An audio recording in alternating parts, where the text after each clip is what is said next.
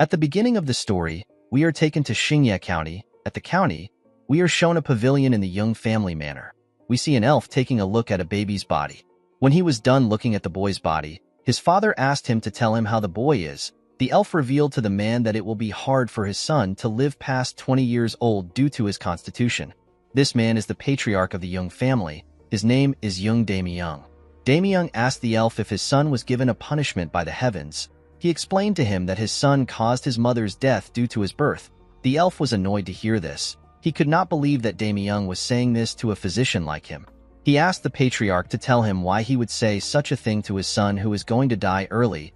Damyung glared at his child when he heard this. He watched him as he played alone. According to the elf, the boy has something similar to the 9 severed meridians. The elf had never seen anyone with their Baihui acupoint open to such an extreme. Damyung asked the elf if the Baihui acupoint is the acupoint on top of the head. The physician told him that he is correct. He explained to the patriarch that a person will die if their Baihui acupoint is too open. Most people call this the deity ascension. Damyung reminded the elf that deity ascension is something very powerful Taoists do when they depart for the heavenly realm. The physician was surprised to hear this. He asked the patriarch if he truly believes in such nonsense. He placed his hand on his head and asked the man if he has heard about absolute martial masters using the upper meridians of their heads. The masters are actually using the Baihui acupoint. According to the elf, the so-called deity ascension is when someone gets too drunk on the energy of the great nature that came from the heavens and earth and dies because they cannot withstand it. Damyung stood up after he heard this. He turned to the elf and told him that he was correct about his son receiving a punishment from the heavens.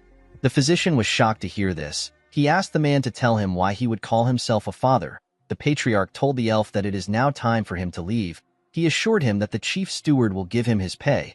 The elf told the man that he does not need the pay. He stood up and left the pavilion out of anger. As he walked away, the elf wondered how our protagonist's life could have been different if he was born in a different place. If the boy was born in the demonic cult, he could have become the heavenly demon.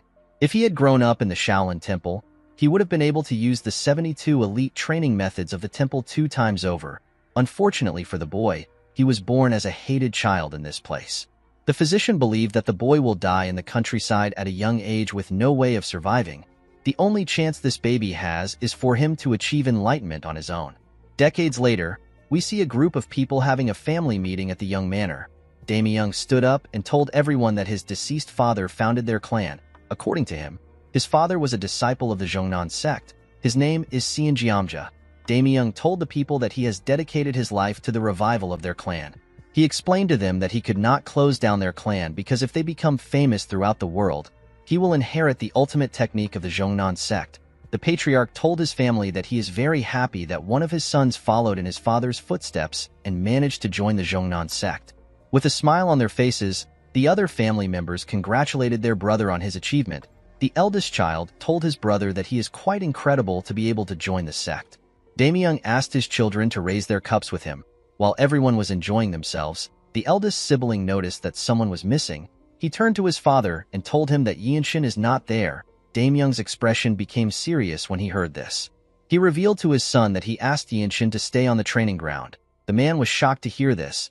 Damyung told his son that it is better for our boy to not be there on such a joyous occasion. He told him that Yinshin would bring them bad luck.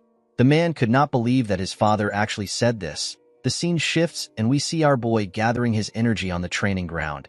He carefully circulated his energy throughout his body.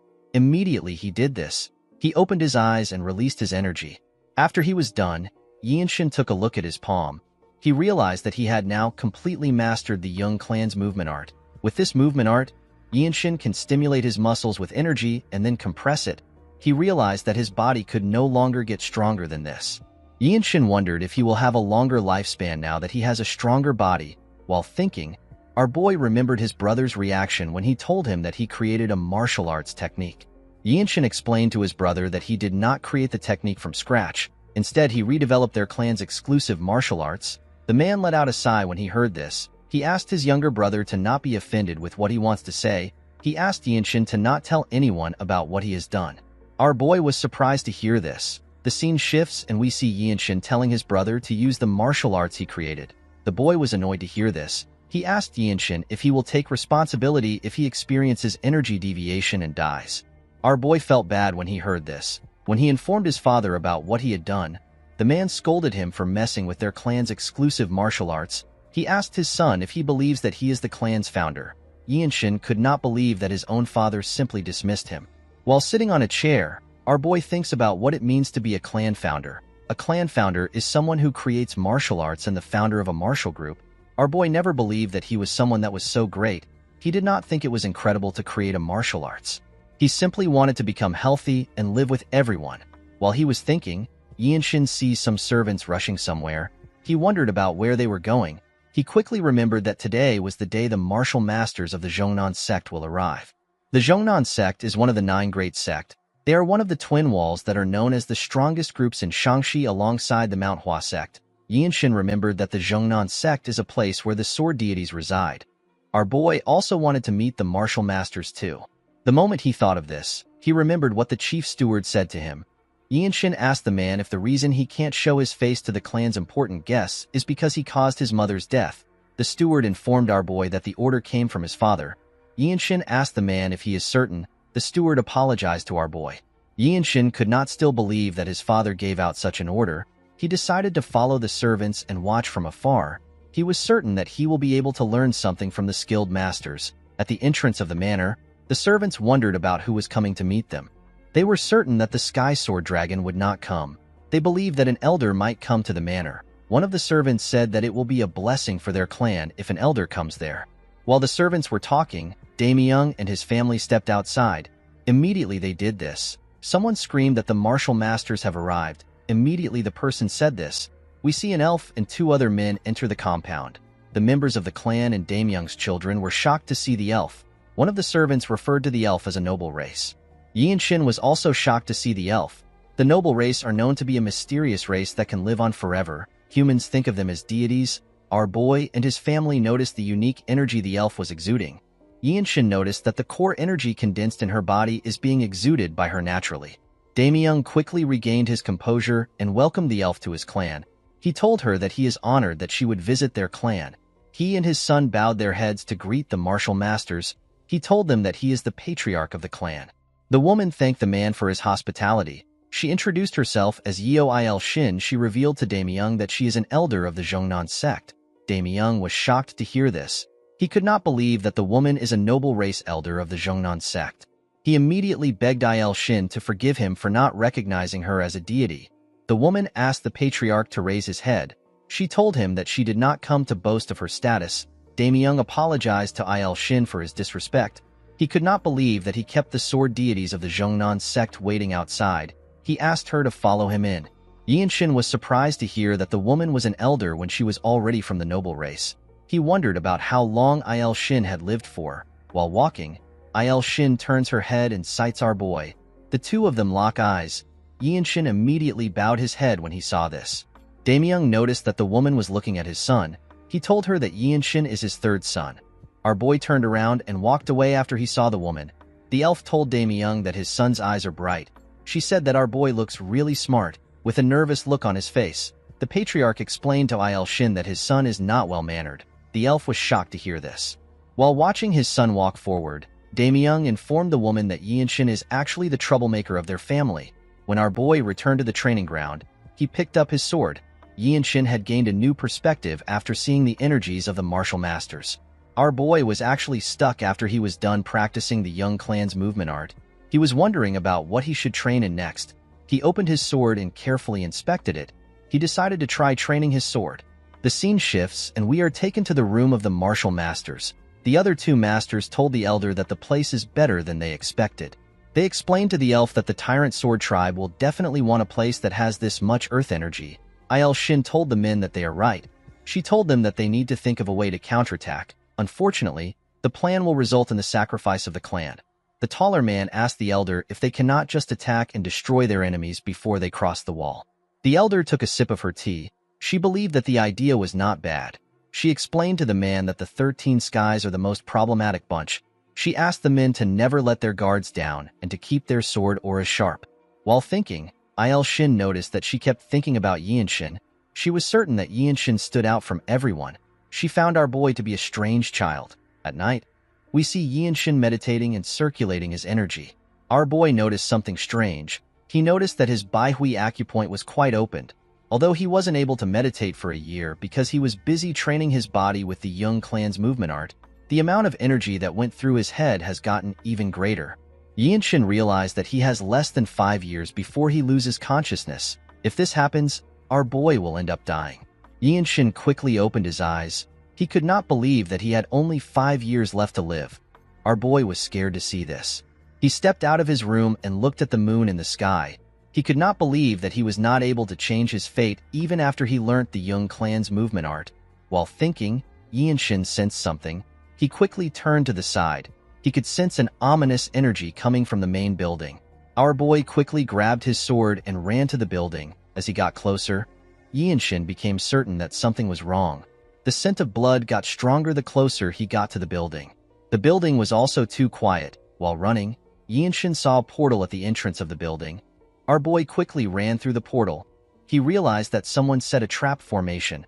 When he arrived into the main building, Yinshin saw something shocking. He saw the dead bodies of the servants and the guards lying on the ground. Our boy could not believe that he just noticed that something was happening in the manor. He realized that this might have happened because of the trap formation.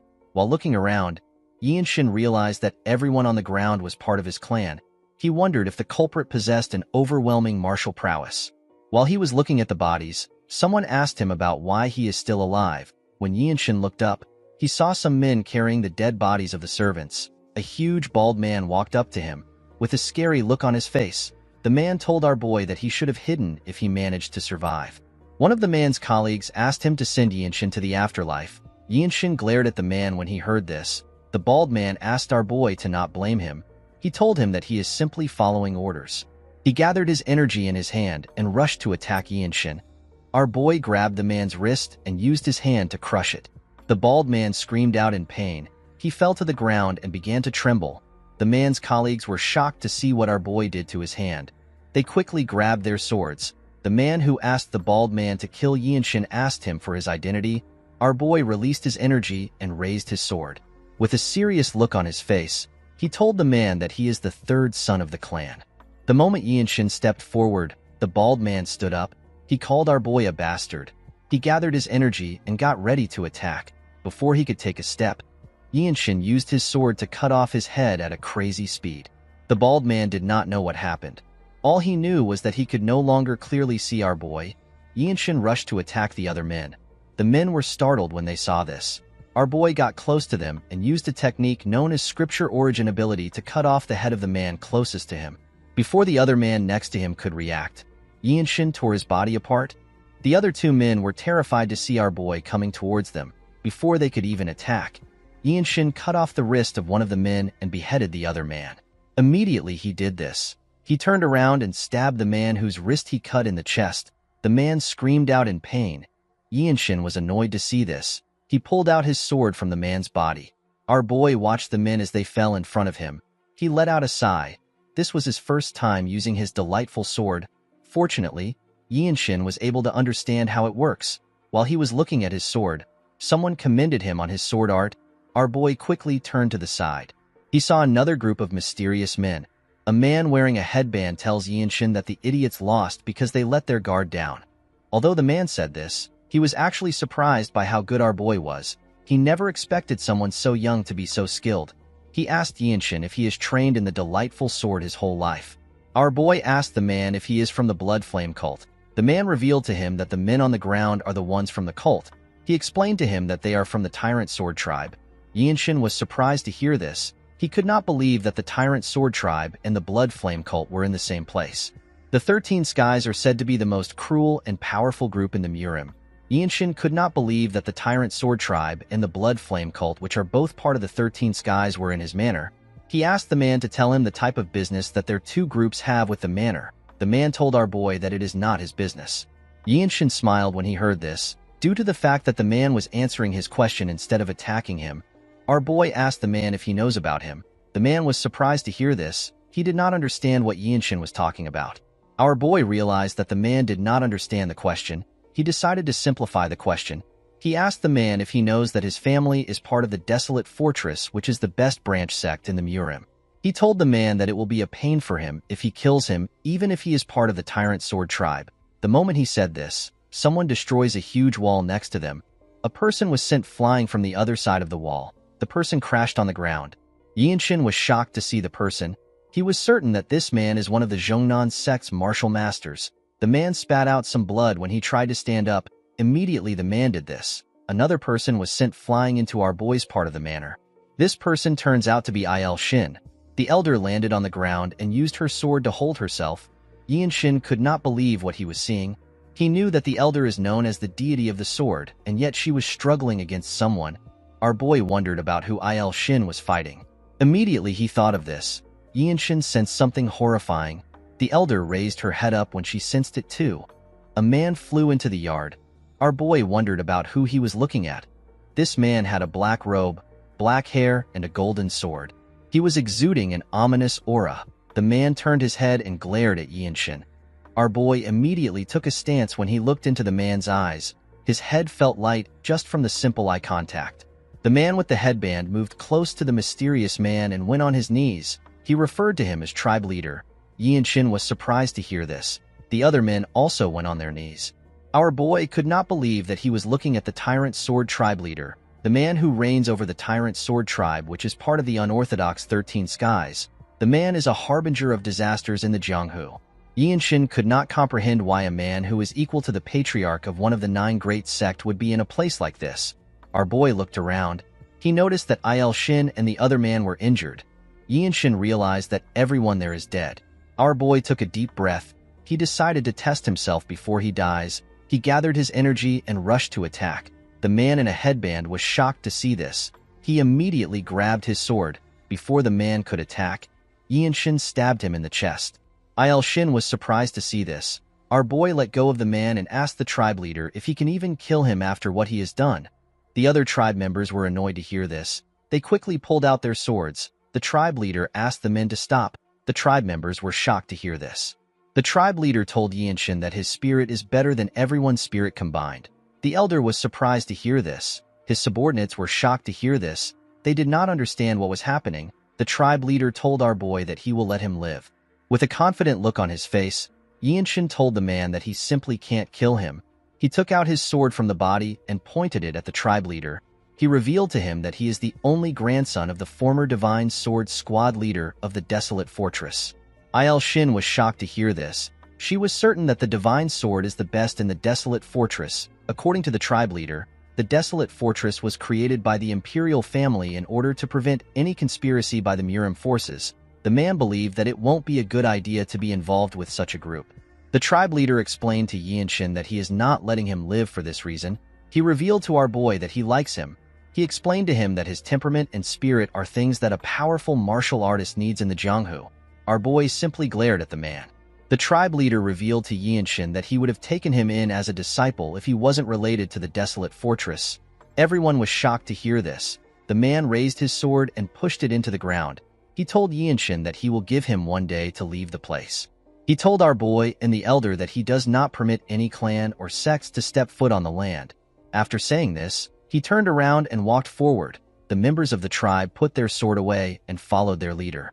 Before leaving the building, the leader informed Yinshin that he will always be open to have a duel with him. He asked him to come find him when he is ready to get revenge. Yinshin glared at the man when he heard this. After saying this, the leader left the building. Our boy kept the image of the leader in his head. He etched it into his mind. In the next scene, we see Yinshin staring at his father's body. He saw his father coughing. He told the man that he is right next to him. Damyung reached out his hand and touched his son. With a shaky tone in his voice, he asked Yinshin to tell him why he is so strong. Our boy explained to his father that he used the Young Clan's movement art which he created. Damyung was shocked to hear this. He could not believe that his son created a martial art. He remembered when Yinshin told him that he created a martial art using their clan's technique. At this time, Damyung turned around and asked his son to repeat what he said. With a look of anger on his face, the man asked our boy to tell him what gave him the right to mess with their clan's exclusive martial arts. The patriarch asked our boy if he is referring to the martial arts he told him about. He referred to the martial arts as the sacred art created by their clan. With tears in his eyes, Damyung told his son that he was too stupid and ignorant. He could not believe that his third son improved their clan's martial arts. The patriarch told Yinshin that he has the qualities of a founder. The man could not believe that someone as skilled as Yinshin was his son. The moment he thought of this, he lost consciousness. Our boy held his father's hand tightly. The second son called out to his father. Our boy stood up and turned to the chief steward. He asked him to tell him how Haya is doing. The man assured Yinshin that his niece is safe. He told him that the girl is simply sleeping because her acupoint has been blocked. According to the steward, Haya's acupoint was blocked to knock her out, and then she was hidden so that the killers wouldn't find her. Our boy called out to his elder brother. He asked him to raise Haya in the Zhongnan sect. He explained to him that the little girl has an exceptional affinity with the 5 elements. He assured him that the sect will take her in. The boy asked Yinshin about what he is going to do. Our boy told his elder brother that he will look after himself. The moment he said this, Shin comes to look for him. Yinshin asked the woman if she is already leaving. The elder explained to our boy that she needs to report the situation to the Zhongnan sect now that the tyrant sword tribe leader has gotten involved. Shin asked Yinshin if he is going to the desolate fortress to meet his mother's family. With a sad look in his eyes, our boy told the elder that she is correct. He revealed to her that he does not have anywhere else he can go to become stronger. Upon hearing this, Shin offered to bring Yinshin to the Zhongnan mountain. Our boy thanked the woman for giving him an offer. He told her that he is quite honored. Shin revealed to Yinshin that she plans to recommend him as the sect leader's disciple. Our boy and the other 2 men were shocked to hear this. The elder assured Yinshin that it is possible for someone like him. Yinshin knew that the direct disciple of the Zhongnan sect would be able to learn the absolute sacred art. The best part is that the Zhongnan sect leader is one of the few martial artists that is among the top 10 swordsmen in the world. Even though our boy knew this fact, he still declined the offer. He apologized to the elder. Shin smiled when she heard this. She told our boy that she simply wanted someone as talented as him. Yinshin asked her to forgive him. The elder assured him that it is fine. She told him that the doors of their sect will always be open for him.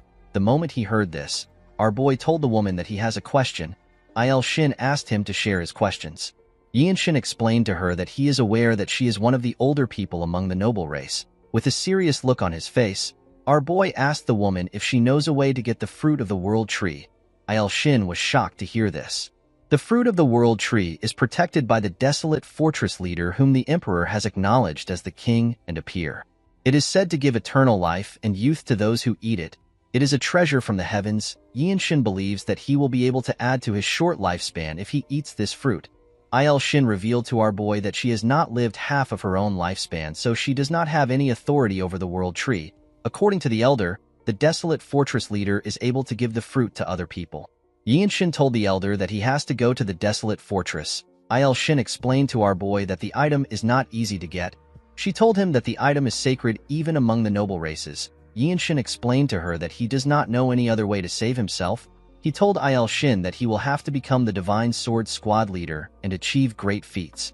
The elder bowed her head and assured our boy that she will cheer him on from afar. After saying this, she turned around and told Yinshin that she needs to leave to take the updates to the sect. She referred to the tall man as Cliff Swordsman and the short man as Neutral Spirit Fist. She told our boy that the men will stay to clean up the place. The men put their hand together and accepted the order. After saying this, she left. The scene shifts and we see our boy and his family leaving their manor. Yinshin thanked the 2 men for their help. With a sad look on his face, the Neutral Spirit Fist asked our boy to not thank them. He told him that they also played a big part in the tragedy. Before Yinshin left, his elder brother called out to him. While holding Haya, the man told his little brother that an apology is not enough to console him for everything that has happened to him within the clan. He promised Yinshin that he will be a better older brother the next time they meet. He asked our boy to survive at all cost. Yinshin revealed to his brother that he is not talented. He told him that he has to train like his life depends on it. The man assured our boy that he will do his best. Haya raised her head up to see our boy. She referred to him as uncle. Yinshin asked his elder brother to protect their niece. He turned to the steward and asked him about what he plans to do now. The steward revealed to Yinshin that there are smaller branches of their family all over Nanyang. He told him that he will look after the remaining assets since the bloodline of the family is still alive. Our boy told the man that he is heading to the desolate fortress. He told him that he hopes they can meet from time to time. Yinshin was certain that the chief steward will be of help since he knows martial arts. Before leaving, our boy asked the steward to live a comfortable life. He asked the man to take care of himself. The steward was surprised to hear this. After saying this, Yinshin walked forward. The steward watched as our boy walked away. He could not believe that Yinshin asked him to leave a comfortable life.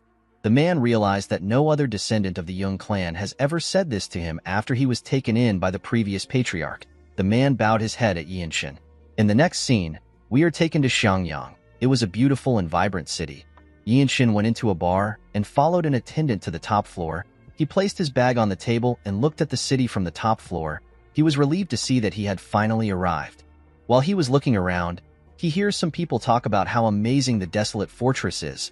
A chubby man tells his friends that people all over the Central Plains gather there with big dreams because of the desolate fortress. According to the man, the owner of the bar told him that he is out of liquor. The man's friend told him that it is really chaotic in restaurants these days. This is because the martial artists who came to take the entrance test are always drunk. Yinshin was shocked to hear that there is an entrance test in the desolate fortress. The moment he thought of this, someone asked him if he is also there to take the entrance test. Our boy quickly raised his head up when he heard this. He saw a martial artist in front of him. The boy's name is Hien Wenchang. Yinshin asked the boy to tell him why he is here. Wenchang apologized to Yinshin for rushing into things. He told him that he was simply fascinated to see a challenger that is younger than him. He introduced himself to our boy and told him that he came from Shangxi. He called the place a really far place. Our boy also introduced himself to Wenchang. He told him that he is from Xingye County. Wenchang was surprised to hear this. He could not believe that our boy came from somewhere nearby. He told Yinshin that his journey must have been easy. He revealed to our boy that he had to fight the Green Forest bandits and swim against the pirates of the Pirates' Fortress. He told Yinshin that the water martial arts of the pirates was really vicious. Yinshin also faced some bandits when he was traveling. However, our boy easily cut them down. He told Wenchang that his journey was quite easy.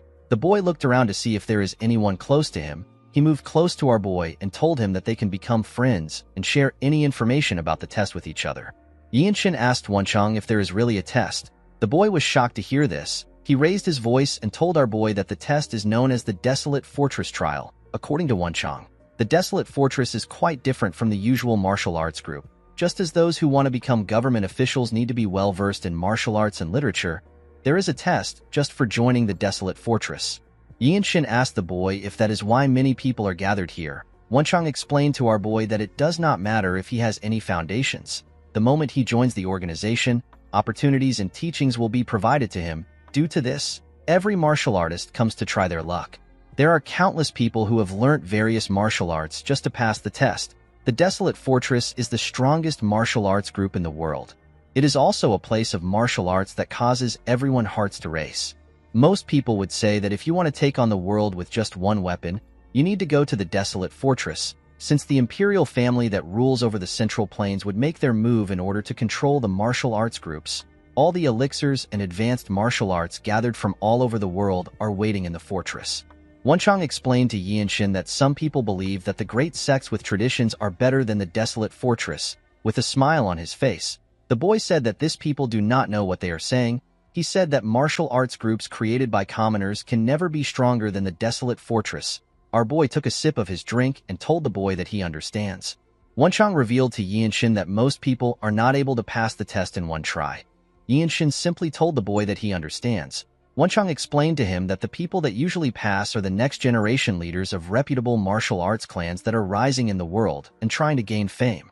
With a smile on his face, Wenchang asked our boy if he will take the test with him tomorrow. Without making a single reaction, Yinshin told the boy that he accepts his offer.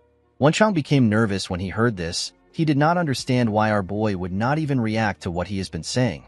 Wenchang told Yinshin that he is quite easygoing. As he continued talking, our boy stopped listening. Yinshin was happy to hear that he can join the group as long as he can pass the test. He did not want to ask his mother's family for help because he did not know where they live or what they look like. The next day, we see Yinshin and Wenchang walking into the fortress to take their test. The participants were given a tag containing a number. Our boy was given number 13. After accepting his tag, Yinshin looked around. He was in a ring with other participants and 2 examiners. According to Wenchang, the participants will pass the exam if the supervisor accepts their plaque. However, if he tells you to return it to the reception, you will fail. The second exam is a tournament. Our boy asked Wenchang if there is a third exam.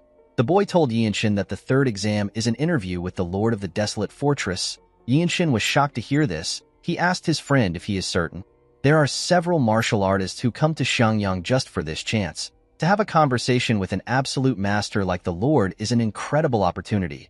This martial artist hoped to receive some kind of profound understanding. Yinshin told the boy that he understands. Immediately he said this.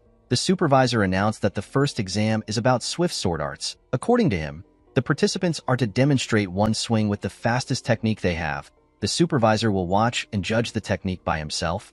Wenchang raised his hand and offered to go first. The supervisor accepted his request. The idiot actually volunteered because he was nervous. Yinshin believed that the test was simple since they simply needed to show a fast sword technique to pass. Wenchang took off his robe. The moment he placed his hand on his sword, Yinshin and the people watching the event took a close look at him. Yinshin noticed that Wenchang had a well-polished spirit. He could tell that the boy is strong. He was even stronger than some of the bandits our boy saw on his way here. Wenchang took a stance and released his energy. He took a deep breath and swung his sword. The audience were shocked to see the boy's demonstration. One of them said that the boy feels different. He said that he only saw an apparition. Wenchang stared at the supervisor in fear of his response. The man told him that his technique was not bad. He asked Wenchang to give him his plaque. The boy was happy to hear this. He thanked the man. The supervisor asked the next examinee to step forward. Wenchang walked past Yinshin and wished him good luck.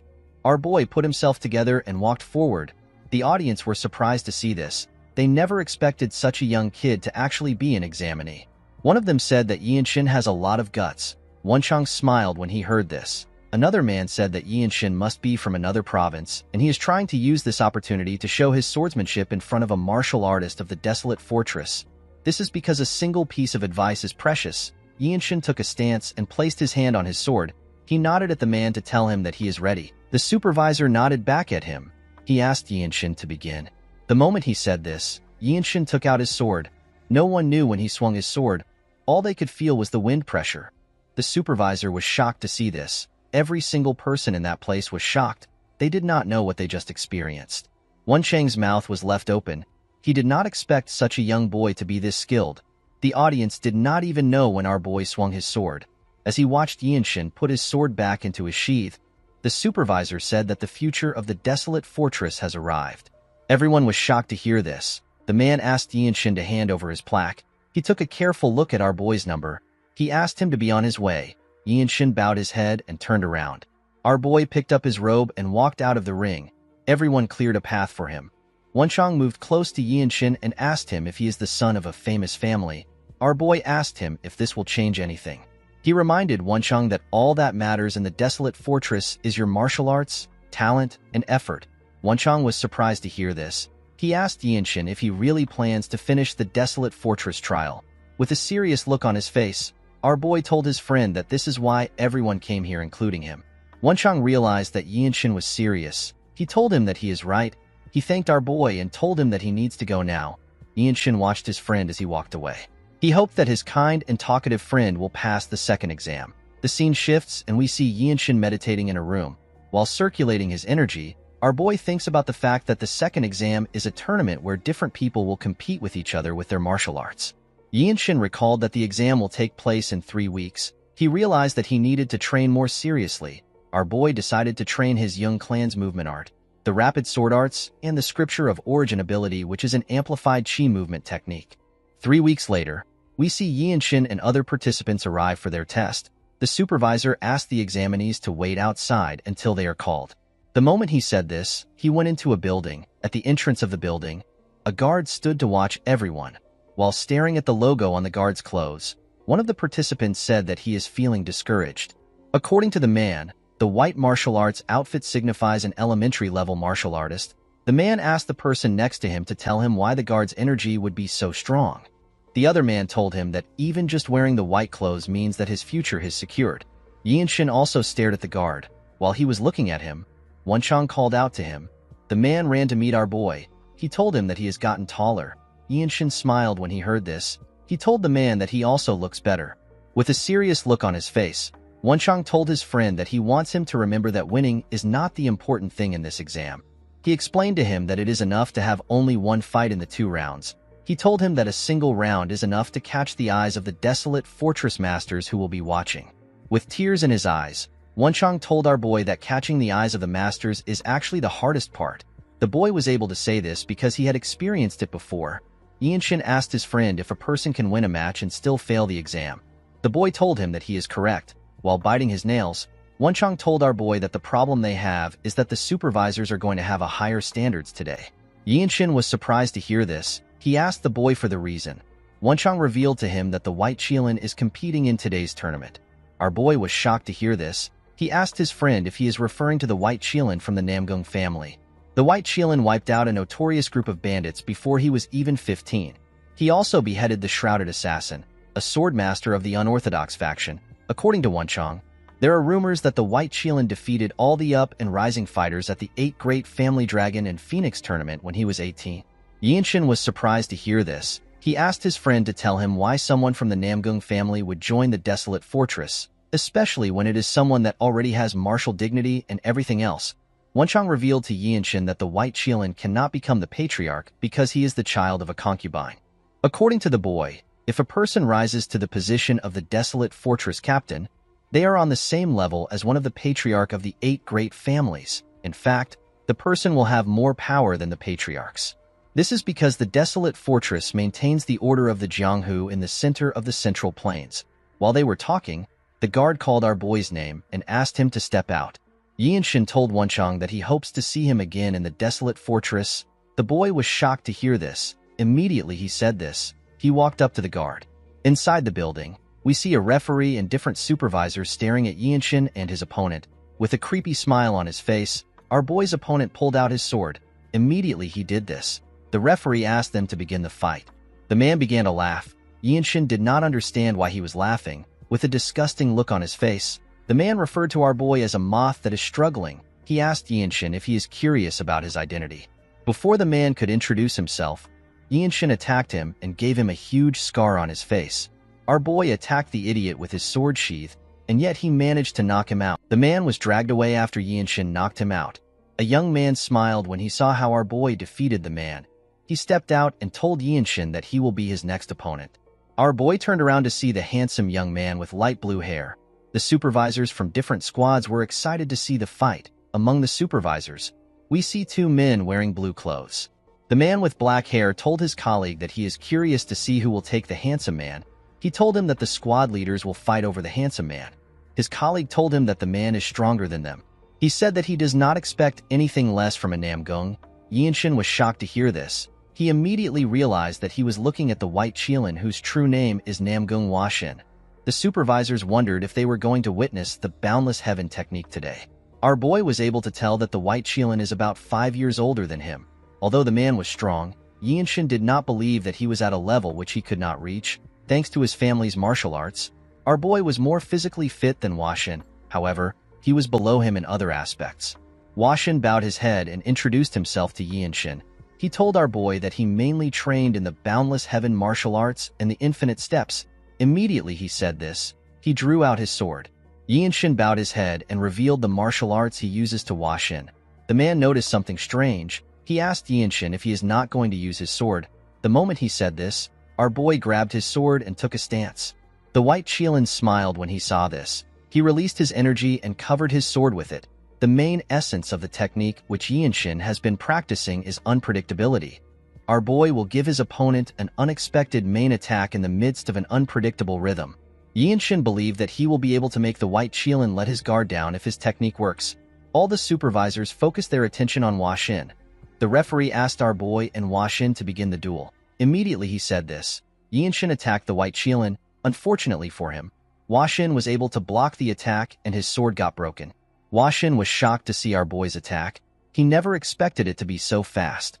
All the supervisors could not understand what they just saw.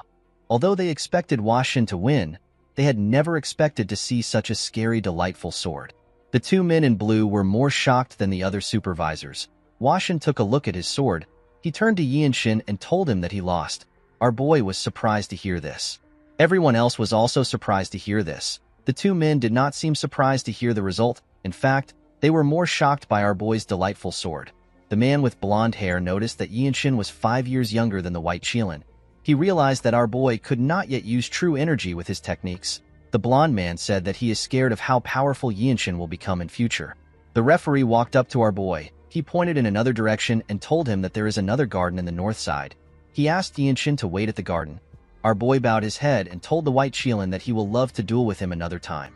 Washin said that he was also about to propose the same thing, with a smile on his face. The man told Yinshin that he is looking forward to their next duel. After hearing this, Yinshin moved to the next garden. Inside the garden, he saw some warriors already waiting there. The martial artists were surprised to see that someone as young as Yinshin passed the tournament. They believed that the white Qilin would have been the next to step into the garden. As he walked forward, Yinshin thought about his fight with the white Qilin. Our boy knew that he had no chance of winning the fight if it was dragged on. This is why he used the most extreme form of delightful sword as soon as the duel began. However, because Washin had imbued his sword with his true energy, our boy's sword broke. Yinshin believed that it was a failure on his end for rashly using delightful sword. Although he believed that this was true, Yinshin never expected the white Qilin to admit defeat. He realized that this is how a noble of a renowned family behaves. Our boy remembered how surprised the two men were when they realized that he could not use true energy with his techniques. The Young clan is a third-rate branch clan. There was no one in Yinshin's household that knew how to use true energy. If such a person existed, our boy would have learnt from the person. Yinshin drew out his sword. Now that our boy had seen it, he understood how it is supposed to be used. While staring at his sword, our boy began to release some energy. Yinshin understood that it wasn't just simple as putting energy into his sword. Instead, true energy is meant to be used as a medium to become one with the sword. The moment he thought of this, his sword began to glow. The other martial artists saw a shining, blinding light in the garden. When they turned, they saw something shocking. They could not believe that Yinshin was experiencing sword resonation. They were more shocked to see that such a young person was experiencing it.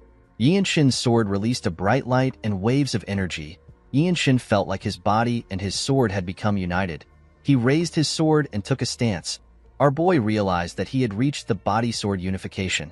After reaching his new state, Yinshin opened his eyes. Our boy smiled when he looked at his sword. Someone congratulated him on his enlightenment. When Yinshin turned to the side, he saw the white Qilin. The man placed his hand on his sword. Yinshin looked around. He noticed that the other martial artists were staring at him. Our boy realized that the white Qilin was protecting him because he was scared that someone might get in the way of his enlightenment. While he was thinking, Wenchang walked up to him. Yinshin put his broken sword away and thanked Washin for protecting him. He also congratulated him on passing the tournament. Washin began to laugh when he heard this. Wenchang reminded his friend that he is also next to him. Our boy smiled and congratulated him. While they were talking, Wenchang remembered something. He told Yinshin that he has gotten a nickname.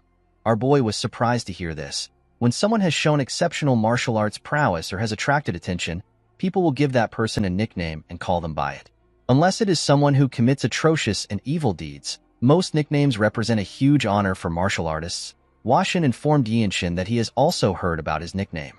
Our boy was surprised to hear this. He was certain that he had not done anything other than pass a trial. Washin revealed to our boy that people call him the Lightning Genius. Yinshin was surprised to hear this. He could not believe that he was now known as the Lightning Genius. According to the white Qilin, people are saying that he has the talent of lightning. The man told Yinshin that this is his new name in the Jianghu since even the desolate fortress martial artists are calling him by this name. Our boy laughed when he heard his new name. He asked the two men if they are certain that people are not just trying to mock him because he is a little fast with his sword. Washin smiled when he heard this. He could not believe that Yinshin thought that he was a little fast. He asked our boy to tell him what he will call someone like him who had a hard time blocking his attack. Our boy looked up to the sky. He could not believe that he was now known as the Lightning Genius. This was a title that he could not even dream of when he was doing the horse stance in the Young Manor. A while later, everyone was asked to gather around. They were told that they are about to go through their last trial. The supervisor told them that they will be able to join the desolate fortress if they pass the trial. Yinshin could not believe that he was about to meet a living piece of history and one of the strongest martial masters in the world who might even be the strongest. After the supervisor explained to them, the first person walked into the building. A little while later, the man came out of the building looking like he had seen something that he should have not seen. Wenchang was surprised to see the look on the man's face. The man did not say anything to anyone. He simply walked past everyone. After the man left, others went in. They all came out looking the same. Due to the fact that everyone came out quickly, Wenchang asked his friend if the leader is simply looking at faces. After a while, Yinshin was asked to step in. Our boy was asked to keep going until he gets to the top floor. When Yinshin arrived at the top, he saw a huge golden door. The door opened and our boy stepped inside. Immediately, he stepped inside. Yinshin noticed that there were some vines tied to a pillar. When he looked up, our boy saw someone sitting on a throne that was surrounded by trees. The person that sat on the throne was a woman who was a member of the noble race. This elf is the leader of the desolate fortress. Yinshin greeted the elf and introduced himself to her. She turned her head to see our boy. Yinshin was surprised to see the elven woman. The leader was a beautiful elven woman with green hair and green eyes. The leader told our boy that he is part of a certain bloodline. With a serious look on his face, Yinshin asked the leader about the bloodline she speaks of. Our boy wondered if the leader knew about his mother's family. The elf glared at Yinshin. She could tell that our boy already knew what she was talking about. She told him that he is quite bold. Upon hearing this, Yinshin admitted to her that he is the grandson of the former Divine Sword Squad leader. The leader revealed to our boy that his grandfather is about to join the Elder Council. She told him that he is a very obstinate man. While looking at Yinshin, the elf told our boy that he has an injury. Yinshin was surprised to hear this. He told her that she does not need to concern herself with it. He assured her that they are nothing but trivial issues. The elf explained to our boy that the issues are not trivial. She told him that he simply covered the wound with his trained body. She told him that he has only lived for 15 years. She apologized to Yinshin for commenting on his issue. She told him that an outsider like herself should not be getting involved in such things. The leader smiled and stood up from her chair. She told Yinshin that she likes him. She explained to him that she finds it interesting that he doesn't bow to anyone even though he came here because he has something he wants. Yinshin was surprised to hear this. He did not know how the leader was able to find out that he wants something. He wondered if she has found out that his Baihui acupoint is abnormally wide open. Yinshin decided to ask her his question. He asked the leader if he will live if he eats the fruit of the world tree. The woman told our boy that it is possible for him to get what he wants. Yinshin asked the leader if he can actually get it. The elf explained to him that it depends on what he does. Yinshin was relieved to hear this. He told her that this is enough for him. He thanked the leader for her response. The moment he bowed his head, our boy remembered something. He asked the leader if he is now a martial artist of the desolate fortress. The elf smiled when she heard this. She told our boy that he is. She told him that he can leave now. She referred to him as the next Divine Sword Squad leader. Yinshin was surprised to hear this. As he walked back downstairs, our boy remembered her words. He wondered if the leader was trying to tease him or if she really sees potential in him. Yinshin realized that the leader might also be telling him that he will be able to get the fruit of the world tree if he becomes the next Divine Sword Squad leader. The scene shifts and we see Yinshin, Wanchong, the White Qilin, and another man. These four were the only people that managed to pass the test. The four of them were being escorted by a staff. While walking, the man asked the group if they know the kind of work that the desolate fortress does. With a confident smile on his face, Wanchong told the man that the desolate fortress stops martial masters from overthrowing the imperial family. The man told Wanchong that he is partly correct. He explained to him that this is actually one of the major things that they do. He revealed to him that they have something else they also take care of. He told him that they prevent a certain size of conflict from happening in the Murim. The group was surprised to hear this. According to the staff, no one knows what would happen when a fight breaks out in the Murim. The man revealed to them that a blood storm swept across the central plains on the day that rumors that the heavenly demon's grave was discovered. Things would have been fine if the fight was between those who coveted manuals of ultimate martial arts or elixirs. Unfortunately, the martial artists did not care. They committed heinous crimes against commoners and other martial artists. The man told them that they will not recognize the Murim after they witness this hellish sight. Wanchong was annoyed to hear this. He recalled the incident which the man was talking about as the disaster of the heavenly demon's grave. The staff told the group that it has been 17 years since the incident took place. He explained to them that the unorthodox sects and the demonic faction are not the only problems they have. All orthodox groups, including the 9 great sects and the 8 great clans, are also a problem. The man told them that the people will suffer if they allow these powers to do as they wish. In other words, if there is unrest among the people and taxes are not paid on time, the reign of the empire will have problems. The staff explained to them that this is the reason why the imperial family provides them with huge amounts of money, elixirs, manuals, and martial masters. The man stopped walking and turned around. With a serious look on his face, he told them that their job is to sever the heads of any martial artist that disrupts the lives of normal people. These words resonated with the group. They each repeated it to themselves. After saying this, the The man moved to the side and showed them a building. He told the group that they will be staying there for now. He explained to them that they will later be assigned to a place and be moved to the accommodations of that place. The man wished the group the best of luck. In the next scene, we see our boy on his bed. Yinshin realized that he had now spent a week in this place. He never expected it to take so much time for him to be assigned to a place. While our boy was thinking, someone knocks on his door and asks him if he can enter. Yinshin asked the person to step in. The person turns out to be Wonchong. The boy seemed to be happy. Yinshin asked him to tell him what happened. Wonchong revealed to our boy that the place they are going has been decided. He told him that they are going to the Radiant Demon Squad, which is a combat squad. Our boy was surprised to hear this. Wonchong sat on his bed and asked him if he has heard about the rumors. Yinshin asked him to share the rumors with him. According to the boy, the 17 combat squad captains under the Divine Sword Squad fought each other in order to take in new warriors. Yinshin was surprised to hear this. He remembered that the combat squad captains are the martial masters that represent the desolate fortress. He asked his friend if the captains really sparred with each other. Wonchong revealed to him that they fought in order to recruit the White Qilin and the Lightning Genius. The next day, we are taken to the arena of the Radiant Demon Squad. We see our boy and Wonchong wearing their brand new uniform. Wonchong seemed to be in love with his clothes. Next to the arena were other squad members wearing the same uniforms as them. Some of them also wore a blue uniform. In front of the two boys was the captain of the Radiant Demon Squad. His name is Ma Jin. The man wore a black uniform. Yinshin had heard that Ma Jin is the strongest among the captains. After seeing him with his own eyes, our boy was able to tell that it was true. Ma Jin moved close to them. With a terrifying look on his face, he called our boy the Lightning Genius. Yinshin answered to the man's call. Ma Jin continued to glare at our boy. However, Yinshin did not falter. He simply looked at his captain. Ma Jin smiled when he saw this. He commended our boy for having a backbone. He told him that people like him do not die easily. According to the captain, the combat squad under the Divine Sword Squad is basically like one of the sects in the Central Plains. He told the boys that they will both learn the martial arts of the Radiant Squad and execute missions. He pointed his hand to the back and told them that the people behind him are their seniors. Wonchong raised his hand and told the captain that he has a question. The captain asked him to speak. Wonchong thanked him for allowing him to ask a question. The boy asked Ma Jin if learning the martial arts of the Radiant Demon Squad means that everyone will be sharing their martial arts with each other. The captain assured the boy that the martial arts they learn belongs to them. He told him that only the Radiant Squad martial arts will be taught. Wonchong was relieved to hear this. He was excited to learn the famous Radiant Demon arts. Ma Jin told the boy that he needs to work hard at learning the martial arts if he wants to survive. Yinshin remembered that he had heard about the Radiant Demon arts. The Radiant Demon Squad is one of the more famous squads amongst the 17 squads. This is because they were able to fight the Plum Blossom Swordsmen. These are the 24 elite swordsmen of the Manhwa sect. The Radiant Demon Squad fought this people without any casualties. This incident gave more credibility to the gossip mongers, saying that the desolate fortress is the strongest in the world.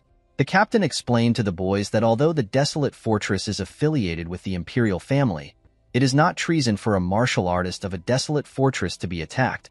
He told them that this is the reason why they must learn whatever they can in the squad and continue to grow stronger. Yinshin asked the man to tell him why it is not treason for them to be attacked by other martial artists.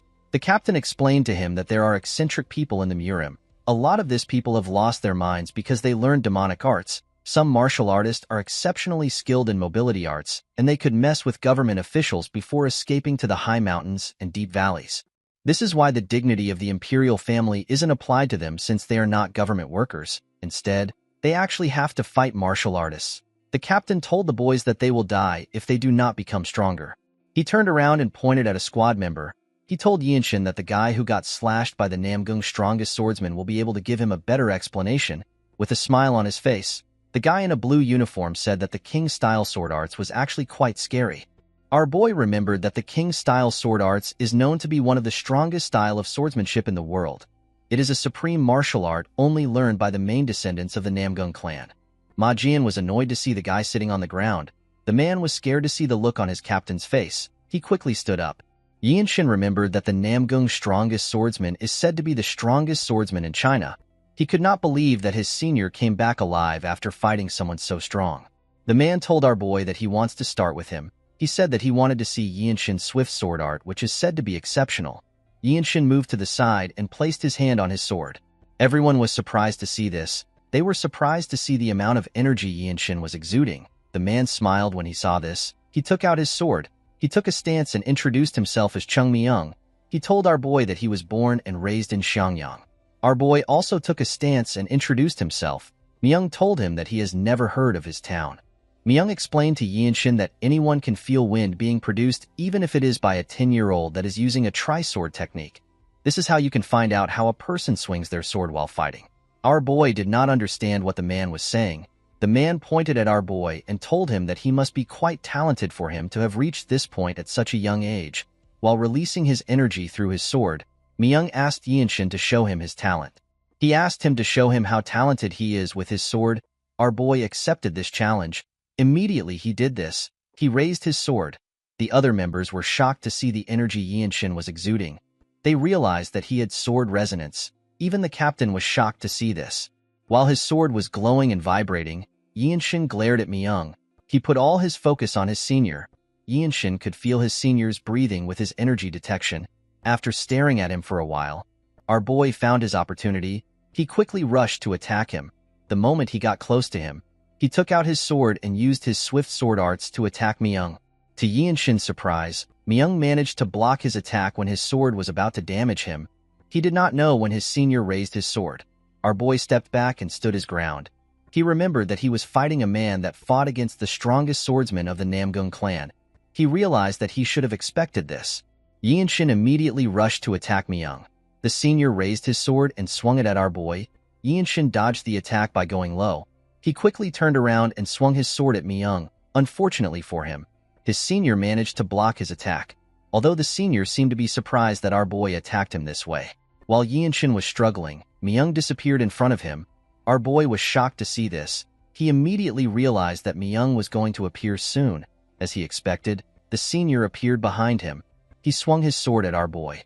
Yinshin managed to dodge the attack by bending his head. The moment he did this, he turned around and swung his sword at his senior's head. Myung managed to dodge the attack by jumping. Unfortunately for him, his headband got cut off. It turns out that Myung is a member of the noble race. He used his energy to land on the floor. He quickly stood up from the floor. Everyone was shocked to see what our boy did. The captain and Wonchong could not believe their eyes. While breathing heavily, Myung glared at Yinshin. Our boy finally understood why Myung was so skilled. He believed that it was expected for a noble race to be skilled. Yinshin took a stance. He decided to use the origin ability, which is also known as the limit releasing technique, on his sword. While he was thinking, he noticed that everyone had a weird look on their faces. He did not understand why everyone was making such weird faces. Even Myung was surprised. Our boy placed his sword down and asked his senior to tell him what he thinks of him. The man was surprised to hear this. Yinshin told his senior that he knows he went easy on him. He asked Myung to be honest with him. Myung did not know how to react to this. He asked Yinshin to tell him how old he is. Our boy was annoyed to hear this question. He revealed to his senior that he is 15 years old. He asked him if his age is important. He reminded him that their enemies won't go easy on them because of their age. He told Myung that their skills are the most important things right now. Our boy believed that age is a useless thing since he already has a short lifespan to begin with. Myung was shocked to hear our boy's age. Everyone else was also shocked to hear this. They could not believe that a 15-year-old boy would be so skilled. One of the seniors in a blue uniform said that this is completely abnormal. He said that Yinshin might be a mistake from the heavens. He revealed to his peers that he has been to the Dragon Phoenix Summit a few times, but he has never seen anything like Yinshin. He told them that it is impossible for anyone to be this skilled, even if they learn the instinct honing arts from birth. Another person in a white uniform said that he was the most talented person in his city. Of course, his talent was nothing compared to our boy's. When Yinshin looked around, he noticed that Wonchong was extremely shocked by what he saw. Ma Jin seemed to be more curious than shocked. Myung laughed and put his sword away. Our boy could not still understand what was happening.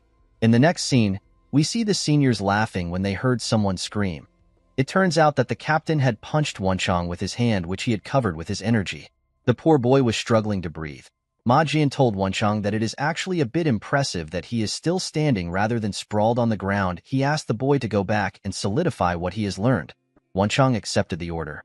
The captain turned to the side. He saw our boy circulating his energy while his eyes were closed. When Yinshin opened his eyes, the captain asked him if he has understood the crux of the steps. Our boy told the man that it is to think and act in a seamless manner.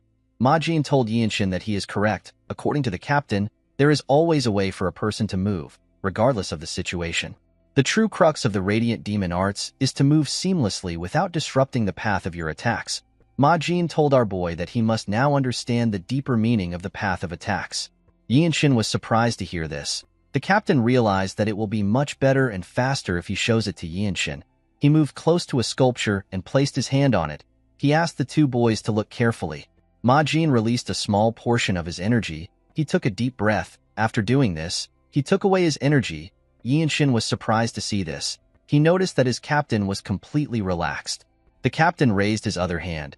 He clenched his fist and used it to destroy the sculpture in one strike. The seniors seemed to be impressed with their captain. Yinshin and Wenchang were shocked to see what he did. Ma Jin explained to the boys that using the strongest attack at the perfect time is the path of attack. He told them that if they follow a path of an attack, the most powerful attack will be unleashed. Yinshin realized that their captain was telling them that they need to grasp the timing of unleashing their strength.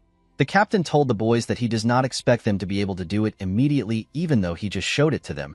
He told them that it is not something a person can master after just seeing it once. He revealed to them that this is a technique that they have to learn throughout their lives. Yinshin was surprised to hear this. He asked his captain if he is certain. His captain's words did not make sense to him because he felt like he could do it right now. Our boy decided to try it out. He walked past his captain. Ma Jin was surprised to see this. He wondered if Yinshin was actually going to try it out. Our boy stood in front of another sculpture. He remembered that the essence of core energy is the great nature. He believed that it would be sufficient for him to follow the lead of nature. Yinshin raised his sword. He entered the state of body-sword unification. He relaxed himself and opened his eyes. He carefully looked at the sculpture. He saw the sculpture in a shiny blue form. While looking at the sculpture, our boy saw a bright light shining in the middle of it. Immediately he saw the light. Yinshin used his sword sheath to hit the spot where the light came from. The moment he did this, the sculpture began to crack. It crumbled apart. Our boy smiled when he saw this. He realized that he had understood the deeper meaning of the path of attacks. Yinshin was quite happy to see that he had learned all of the radiant demon arts. He simply needed to continue training to be able to use it in a real fight. While he was smiling, he turned around. Everyone was completely lost. They could not comprehend what they just witnessed. Yinshin told his captain that he was not quite good since it is his first time. He explained to him that he still needs to experience many more fights before he can use it properly. He told Ma Jin that if he wants to use the martial arts in an instant where life and death is on the line, normal practices like this won't work. Everyone was shocked to hear this. Yinshin bowed his head and thanked his captain for his teachings. Ma Jin did not even know how to react to this. He told our boy that he will need to think about how he should teach him. Yinshin did not understand what his captain was saying. The next day, we see Wenchang next to our boy. He asked Yinshin if he heard that their seniors had a huge fight with the Heavenly Squad. Our boy was surprised to hear this. He reminded Wenchang that the Desolate Fortress is actually quite strict when it comes to their rules. He told him that fighting outside of training grounds is a punishable offense for martial artists of the Desolate Fortress. Yinshin asked his friend to tell him why they fought. Wenchang revealed to him that one of the Heavenly Squad members picked a fight with their squad at a restaurant. He told a member of their squad that our boy's talent won't blossom in their squad. Yinshin could not believe that the men actually fought for this reason. Wenchang told his friend that he does not know what the Murim is like. He explained to him that something that does not seem like a big deal could provoke someone to raise their sword against him. Unfortunately, the streets place great value on the process of defeating your opponent and winning the fight. Wenchang told our boy that the situation is actually not bad. With a weird look on his face, the boy told Yinshin that he never expected the seniors of the Desolate Fortress to get angry over a newbie. He said that he would not know what to do if he was in the same situation. Yinshin did not understand what his friend was saying. He was certain that the seniors were angry because someone insulted their squad. While thinking, our boy realized that he has an opportunity in front of him. Yinshin knew that he needed to accomplish something in order to get the fruit of the world tree which all the noble races of the world worship. He knew that he will definitely need help from others if he wants to get accomplishments. Although the best way to gain the trust of a martial artist is to make the martial artist owe you his life, it will still be good for our boy to leave a good impression on his squad members. Yinshin stood up. He told his friend that he is correct. He told him that he never expected their seniors to be fighting because of him. He assured his friend that he will not let this go. He told him that they need to pay their seniors a visit. Wenchang was surprised to hear this. He commended his friend on his bravery. He told our boy that he is a chivalrous person who knows the code of martial artists. Yinshin wondered if something like this was actually chivalry. The scene shifts and we see our boy and his friend arrive at the training ground. The seniors were surprised to see them. They could not believe that the newbies came to train even though there are no lessons today. They believed that the boys were hardworking. A senior wearing a blue uniform told the boys that they do not need to train so hard while they are wearing the white uniform. Another senior wearing blue said that it is actually best for the boys to train while still wearing white. The two boys walked up to the captain and greeted him. Majin asked them if they ran into any problems while training. Yinshin revealed to his captain that he wishes to have a spar. Majin asked our boy to look around and choose someone to spar with. Our boy told the man that he does not want to spar with anyone in their squad. With a serious look on his face, Yinshin told Majin that he wants to spar against the Heavenly Squad. Everyone, including Wenchang, was shocked to hear this. Upon hearing this, Majin realized that our boy has heard about what happened yesterday. The captain told Yinshin that he does not need to get worked up over it. Our boy told his captain that he wants to see the heavenly sword arts which he has admired for a long time. Majin told Yinshin that it is too late for him to say something like this. He believed that our boy was too agitated. The captain actually liked the fact that our boy got worked up because of his seniors. Yinshin bowed his head and explained to his captain that he wants to show everyone that the Radiant Demon Arts is a great martial arts. He begged Majin to give him a chance. Yinshin actually wanted to gain fighting experience with the Radiant Demon Arts. He also wanted to observe and advance martial arts and leave a good impression on his seniors. Our boy wanted to kill 3 birds with 1 stone. Majin reminded Yinshin that he did not learn the same kind of martial arts as the Heavenly Squad, and he has never fought in battle with them before. He told Yinshin that his opponent has no reason to go easy on him, even if it is a spar. With a fired-up look on his face, Yinshin assured his captain that this is exactly what he wants. Everyone was shocked to hear this. The seniors began to praise Yinshin. They told him that he has a spirit that is befitting of a martial artist of the desolate fortress. They told him that he can become the next captain of their squad if he survives this spar. Upon realizing that he could not persuade Yinshin, Majin told him that he will send a message to the Heavenly Squad. Our boy was happy to hear this. In the next scene, we are taken to the arena of the Heavenly Squad. Yinshin stood in front of his opponent who was from the Heavenly Squad. Some of the Heavenly Squad members were shocked to see that a white robe actually challenged a blue robe. A white robe told his seniors that the fight is actually supposed to be a guidance fight for the sake of learning. A blue robe asked his colleague to tell him how long Yinshin will last in the fight. The man told his friend that our boy will last for 10 bouts at best. The man believed that it was impossible for a newly joined white robe to last 10 bouts against a blue robe, while our boy and his opponent were staring at each other. The captains of their squads also stared at them. The captain of the Heavenly Squad is known as Han Chulmak. Chulmak and Majin were not happy to see each other. Chulmak pointed at Yinshin and told Majin that he will give our boy one of the Heavenly Squad's elixirs if he lasts for 10 bouts. Majin was surprised to hear this. He told the man that an elixir might be too much to bet with. Chulmak asked the captain if he is scared that he will lose. Majin asked the man to not provoke him. He reminded him that the desolate fortress's elixirs are valuable and they are not something that should be used frivolously. Chulmak was annoyed to hear this. He explained to Majin that the honor of their squads is on the line. He asked him if this is not important to him. Majin let out a sigh. He decided to accept the deal. Chulmak happily sat down when he heard this. He told Majin that they need to trust their own people as leaders of the group. Majin smiled when he heard this. Yinshin's opponent moved close to him and asked him if he just joined the organization. Our boy bowed his head and introduced himself to the man.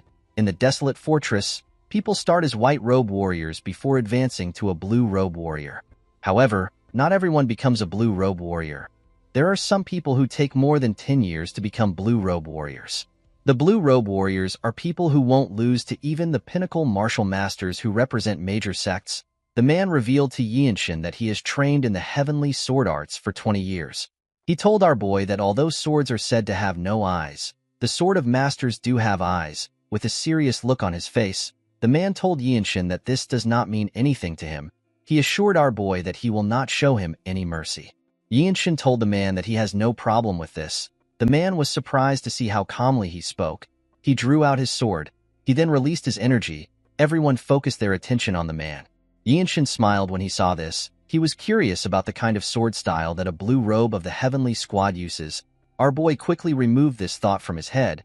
He believed that he did not need any of this unnecessary thoughts. He told himself that the sword style the man used is irrelevant. He said that he will simply use his own style of martial arts. The man covered his sword with his energy. He told our boy that he will let him have the first attack. He asked him to come at him. Yinshin activated the limit-releasing technique. He quickly rushed to attack the man. He swung his sword at him when he got close to him. The man managed to block the attack. He realized that our boy was quite fast.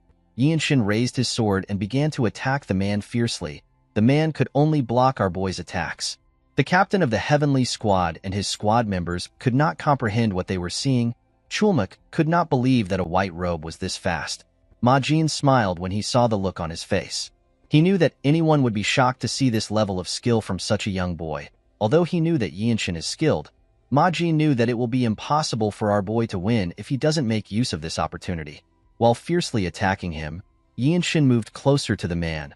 The man was startled when he saw this. Before he could react, our boy continued his rain of attacks. The man could barely keep up with the attacks.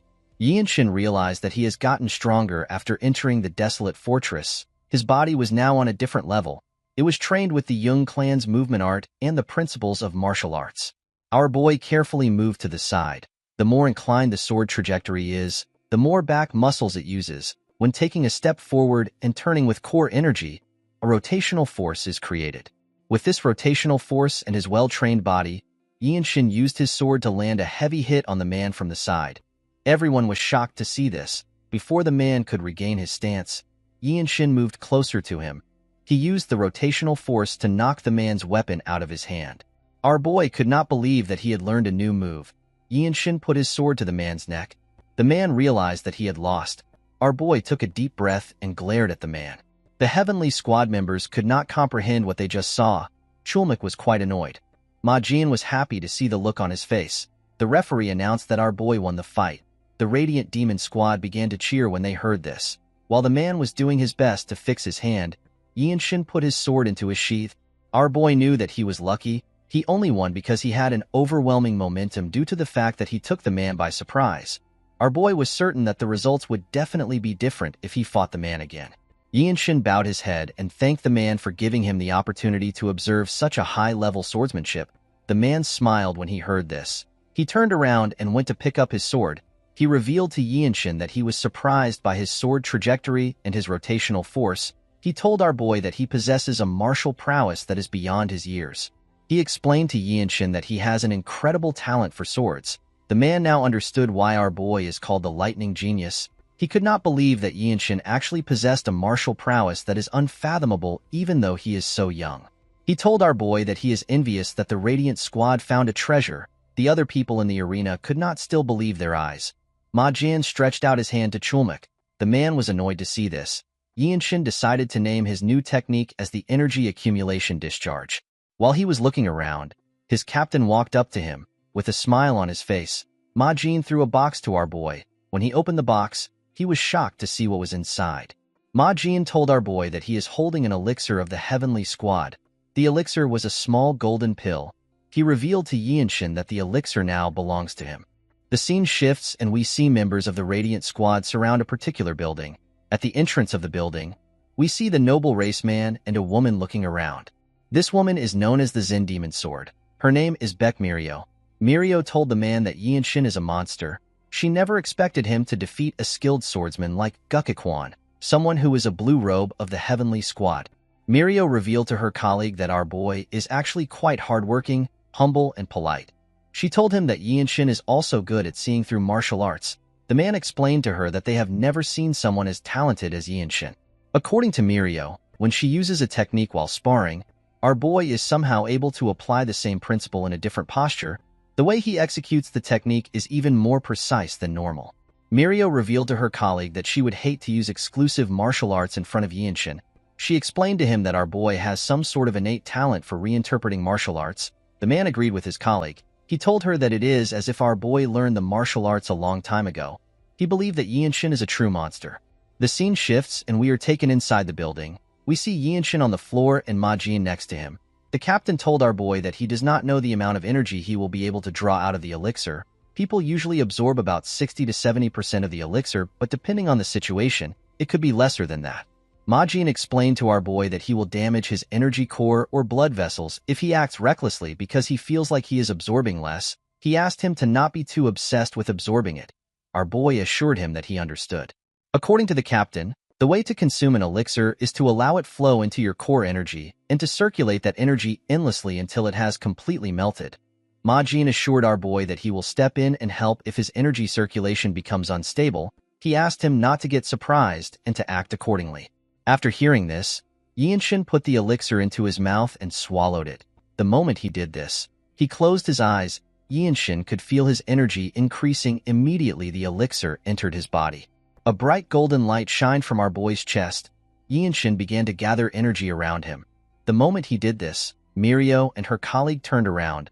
They could feel his energy. They realized that our boy had started to absorb the elixir. Mirio wondered about how strong Yinshin will become after he absorbs the elixir. The elixir shined like the sun in our boy's body. Yinshin carefully circulated its energy around his body. Majin was surprised to see what was happening. He was certain that this was Yinshin's first time absorbing an elixir. He did not understand why the circulation of his energy was extremely natural. The captain could tell that there was no need for him to help our boy. After circulating his energy for a while, the energy around him dissipated. He opened his eyes and looked at his hands. He felt the new energy in his body. With a nervous look on his face, the captain congratulated Yinshin. He told him that he has completely absorbed the elixir. While looking at his hand, our boy revealed to his captain that his new core energy is quite strong. Majin never expected him to completely absorb the elixir. He was more surprised by the fact that our boy did this without his help. While looking at his body, our boy sensed something. Now that Yinshin had more energy, he could detect the presences that he was not able to detect before. He realized that his seniors have surrounded the building.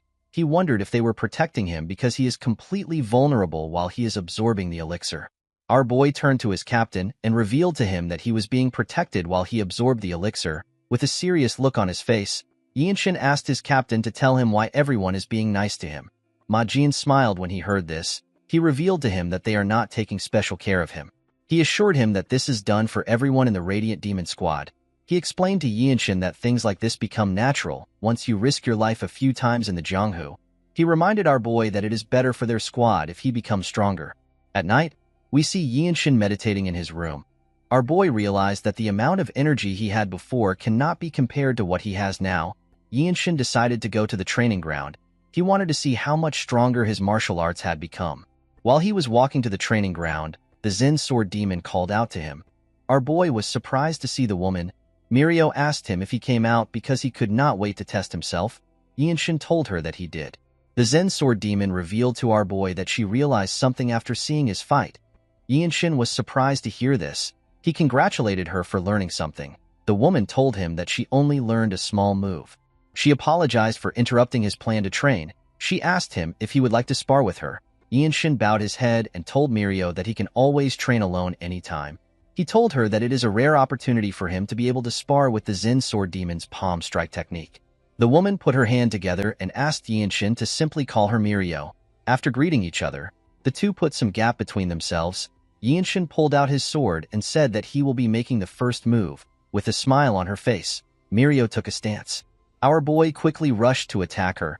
He tried to pierce her with his sword. Mirio dodged the attack and grabbed Yinshin's hand.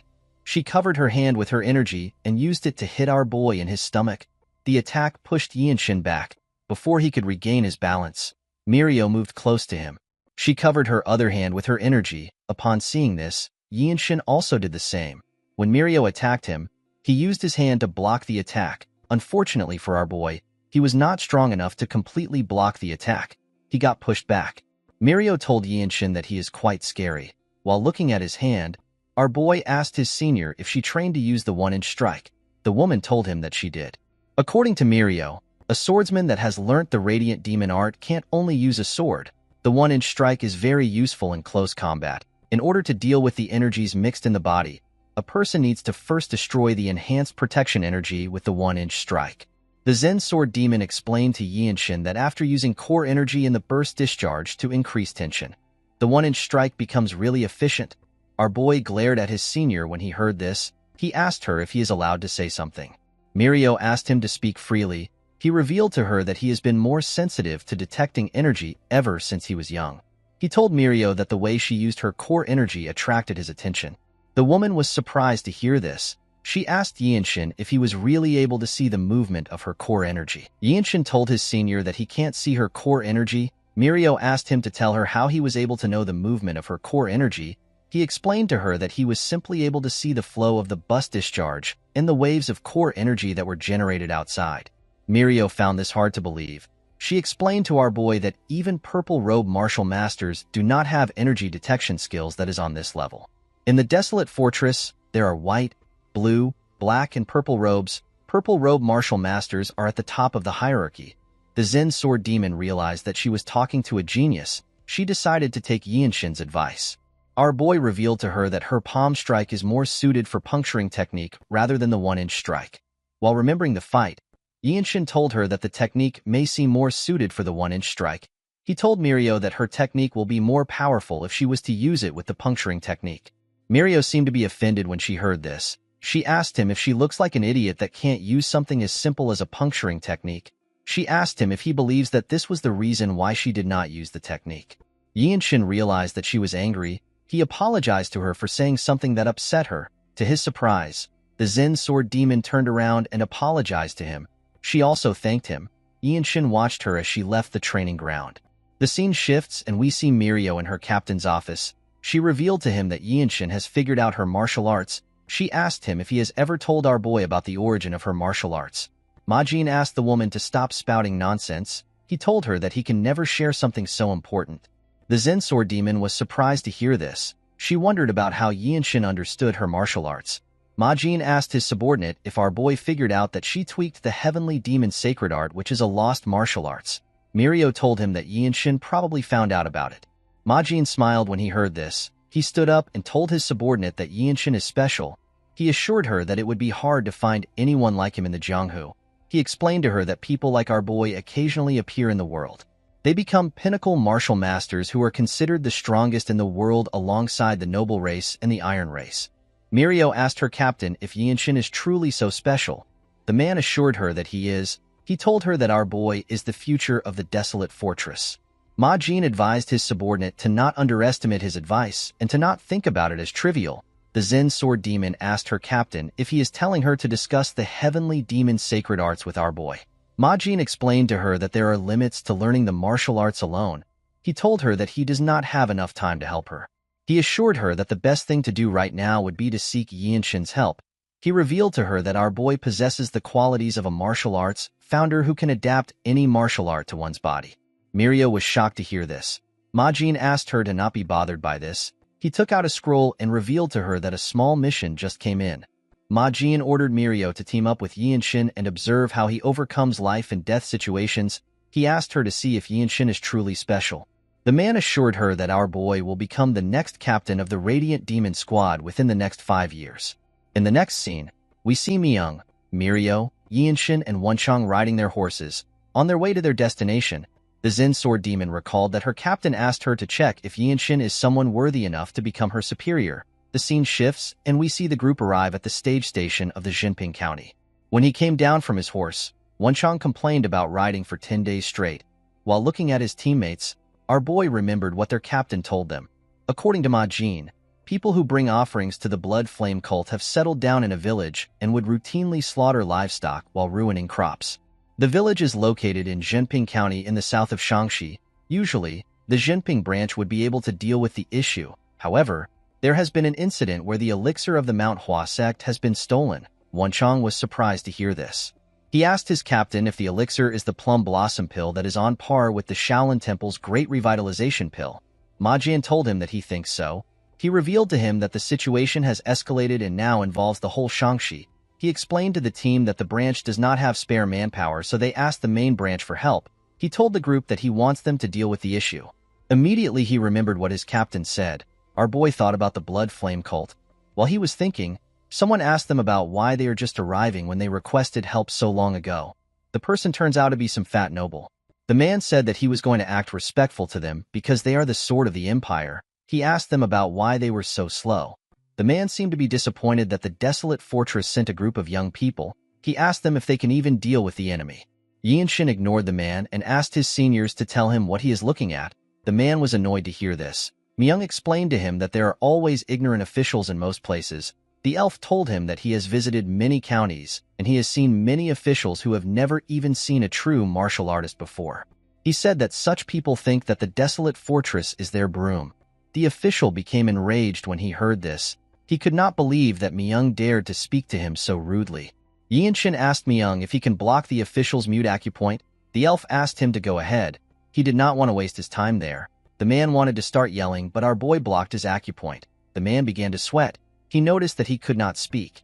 Yinshin told him that they do not take orders from him. While the official was struggling to speak, Yinshin and the rest of the group walked forward. While walking, Wonchang asked his friend if he also learned how to block acupoints. Yinshin told him that he did. Wonchang told our boy that he has realized that it is not respectful to call him by his name. Wonchang told his friend that he will call him Warrior Young. Yinshin referred to him as the Desolate Fortress Sacred Warrior and asked him to do as he pleases. Wonchang was quite proud of his new nickname. While they were talking, Myung placed his hand on our boy's shoulder. He reminded our boy that the Murim and the government doesn't interfere with each other. However, when it comes to the government, the Desolate Fortress gets more freedom than most martial artists because the imperial family allows it. The elf told him that it is fine if they want to mess with idiots who think they have them on a leash. Mirio moved close to them and warned Yinshin to never overdo it. Although she said this, she still commended him on his actions. While they were talking, Wonchang noticed something odd about a village far from them. He told his teammates that something is wrong there. When the group carefully looked at the village, they saw a man with red hair holding a child in one hand and a blood-stained sword in another hand. The villagers seemed to be trying to stop the man. The man raised the child and asked him to be quiet. Yinshin immediately realized that he was looking at a blood-flame cultist. He quickly began to run towards the village. Before he could get far, Myung ran past him. Our boy was surprised to see how fast his senior was. He realized that this is the mobility art of the noble race. It is known as grass flutter. Mirio and Wonchang also ran past Yinshin. He was annoyed to see this. He wasn't able to train much in mobility arts. The lack of a proper mobility arts experience from the young manor is giving him a huge disadvantage. With a smile on his face, the cultist used his sword to cut one of the villagers. The man fell to the ground. Another villager quickly rushed to check on him. Other villagers asked him to hand over the child. The man noticed that the child was crying. He asked him to shut up. He wondered if the child was full of life energy because he is young. While the man was yelling at the child, he heard something behind him. When he turned around, he saw Myung rushing to attack him. The cultist managed to block the elf's attack. He quickly took a defensive position. The moment he took a stance, he noticed that the child was no longer with him. It turns out that Myung took the child when he attacked him. The man took a look at the symbol on Myung's clothes. He realized that he was from the Desolate Fortress. He was quite shocked to see that he was a blue-robe martial master. When the cultist turned to the side, he saw Mirio. He could not believe that there were two blue-robe martial masters next to him. The man grit his teeth out of anger. He began to release a large amount of energy. Myung and Mirio immediately took a stance. To their surprise, the man jumped away after gathering his energy. The two of them did not understand what was happening. They assumed that the cultist was going to fight them. Due to how fast he was, Mirio was able to deduce that he sacrifices his own lifespan in exchange for speed.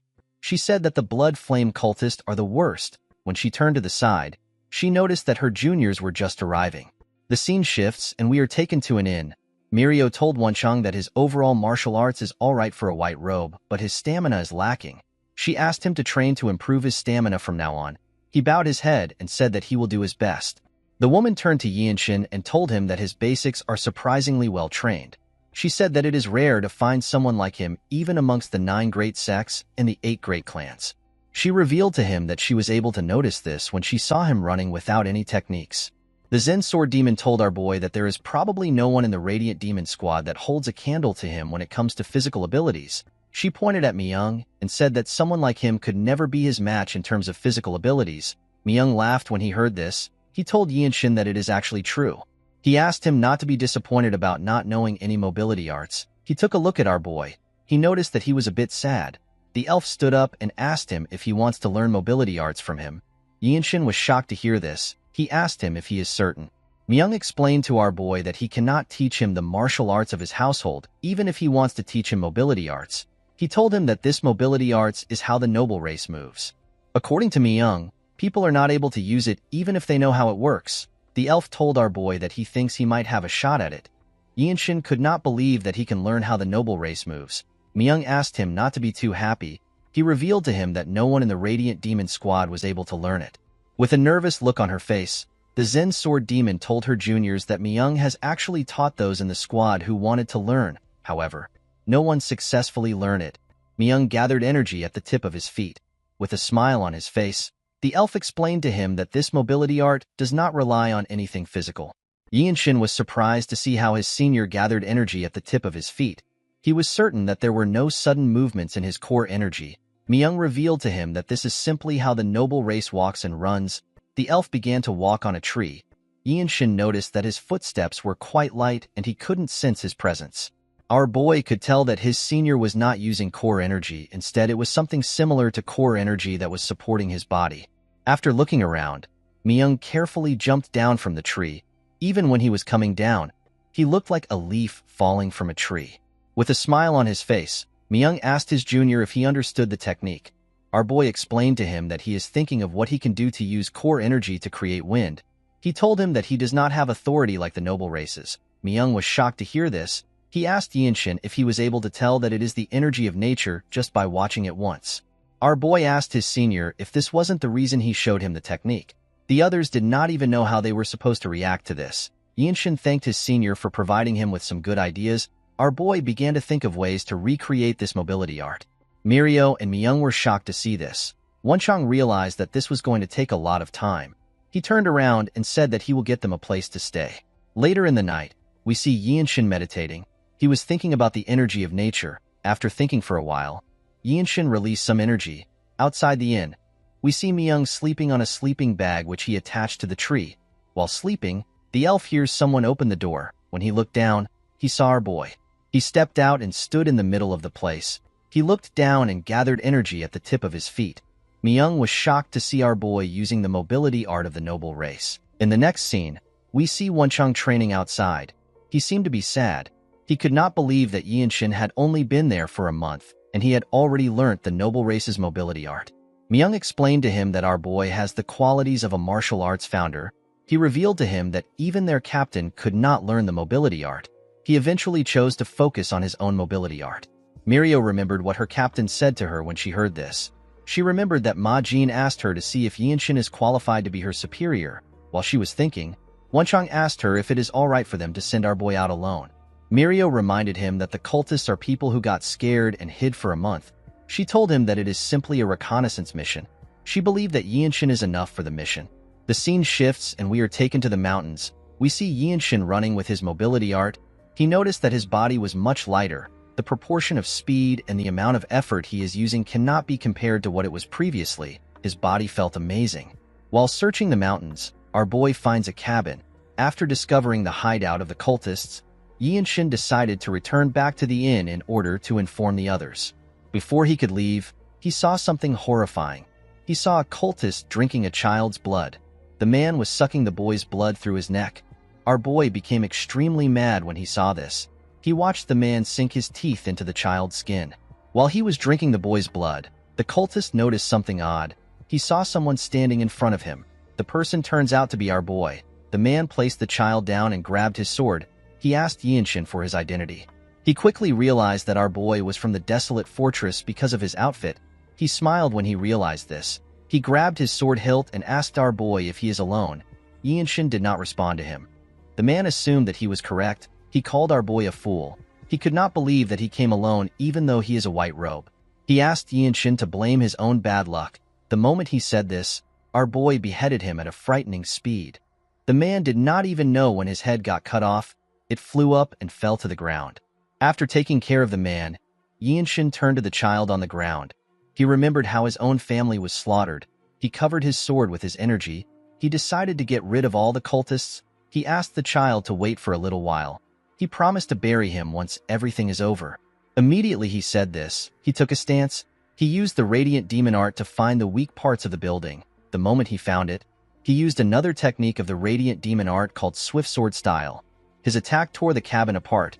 The cultists inside were shocked to see what was happening. Some of them got torn apart by the strike. While the last cultist was trying to understand what was happening, Yinshin rushed to attack him. He stabbed him in the chest. He pinned the man to the ground. Yinshin reminded the cultist that their cult believes that the weak are prey to the strong. He asked him to tell him how it feels to be killed by someone stronger. He took out his sword after saying this.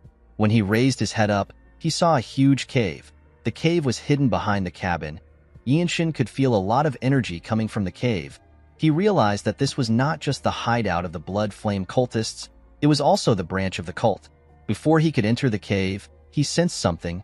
He saw more cultists rushing to attack him. The men could not believe that he would attack their branch carelessly. One of them said that he was going to kill him for the blood he spilled. The poor bastards did not know that they were about to fight an overpowered protagonist. Yinshin noticed that the bastard who said he was going to kill him was the cultist they met when they first arrived. The cultist also recognized our boy. He promised to make him pay with his blood. The moment he heard this, Yinshin rushed to attack the men. He went into their midst. He used his sword to attack them at a speed which they could not react to. The cultists did not even know what happened to them. They all got torn apart without any resistance. Our boy watched their blood splash all over the place. Immediately, he took care of the men. A much more sinister energy was released from the cave.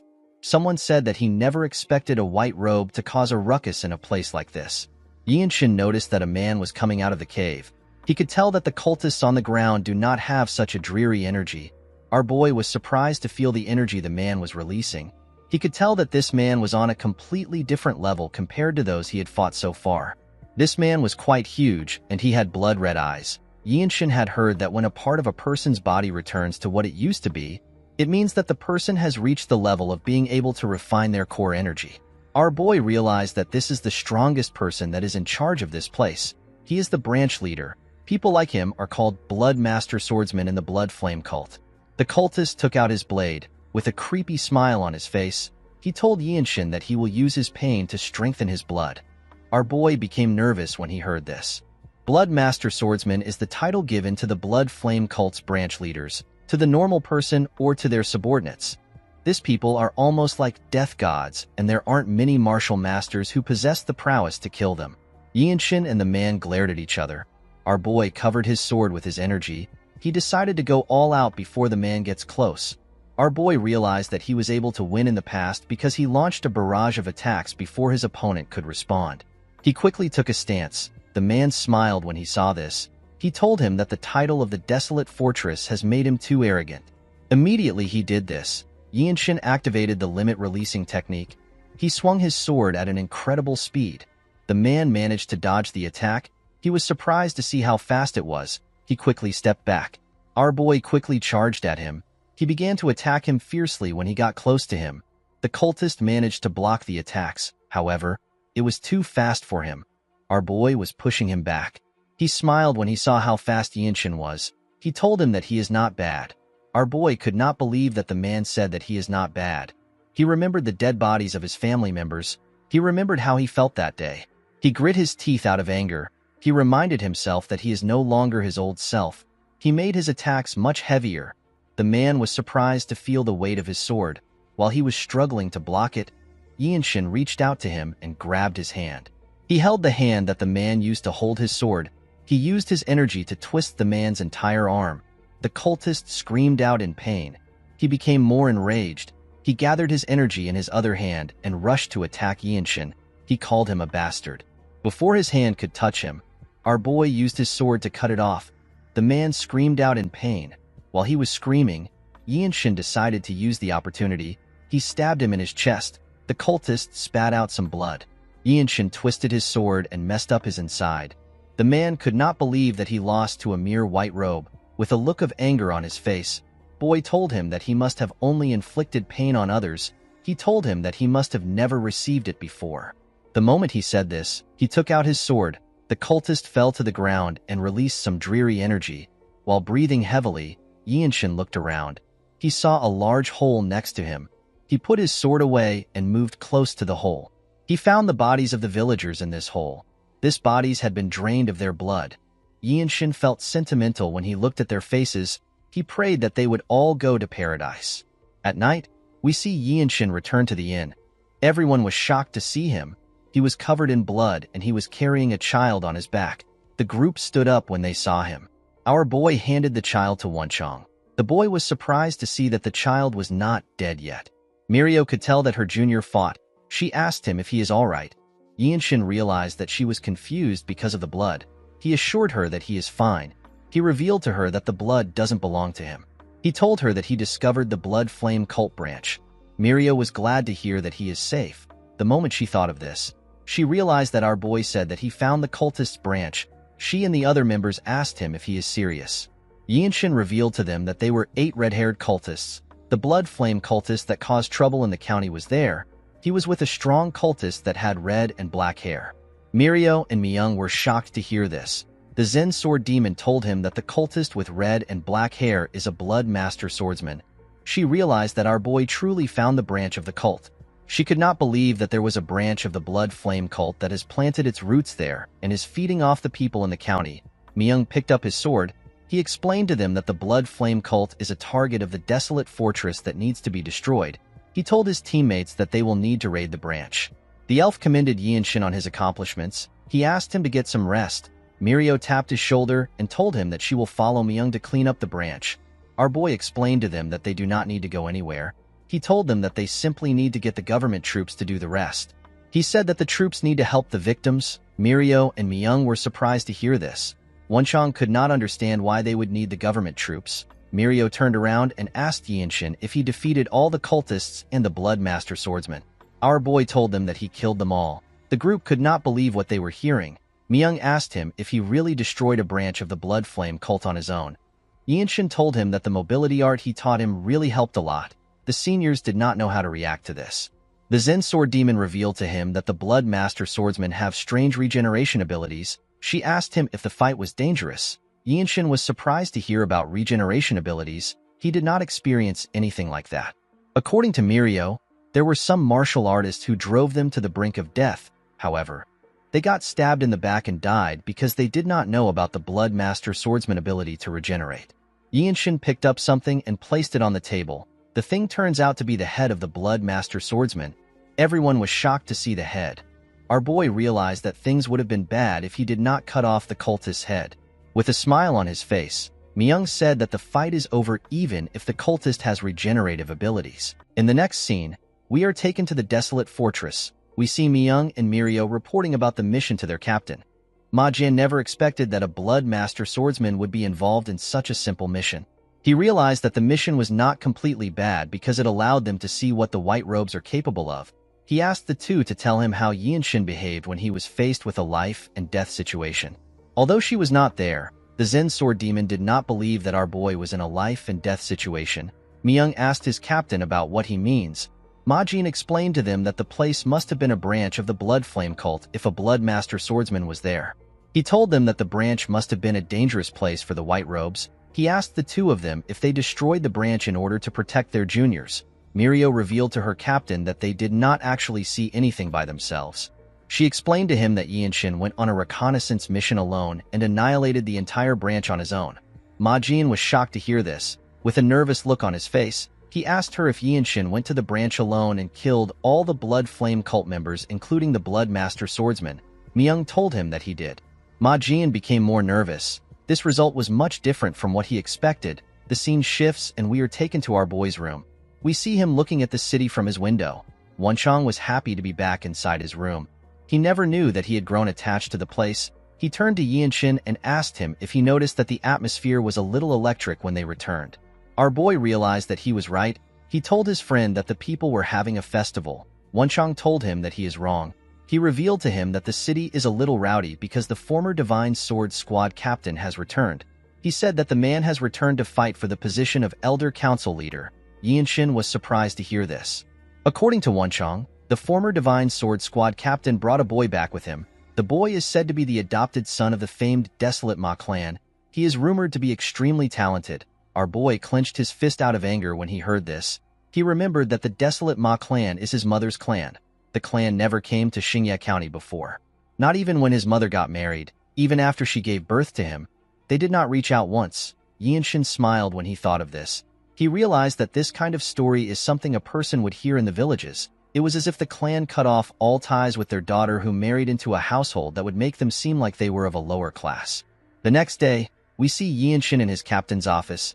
He asked the man if he called for him. Ma Jian stared at our boy. He noticed that his energy was different. He found it amazing that his energy had changed again. He could tell that Yinshin did not annihilate an entire branch of the Blood Flame cult by luck. Our boy did not understand why his captain was just staring at him. Majin stood up. He revealed to him that the fortress master wants to see the two of them. Our boy was surprised to hear that she wanted to see him. He quickly followed his captain. He asked him if there has been any instances where she would ask to meet white robe warriors after their enlistment meeting. Majin told him that it has never happened before. Yinshin did not know how to react to this. When they stepped outside, we see several blue robe warriors greeting Majin. The blue robes noticed that the lightning genius was with Majin. They had heard about how he killed a blood master swordsman.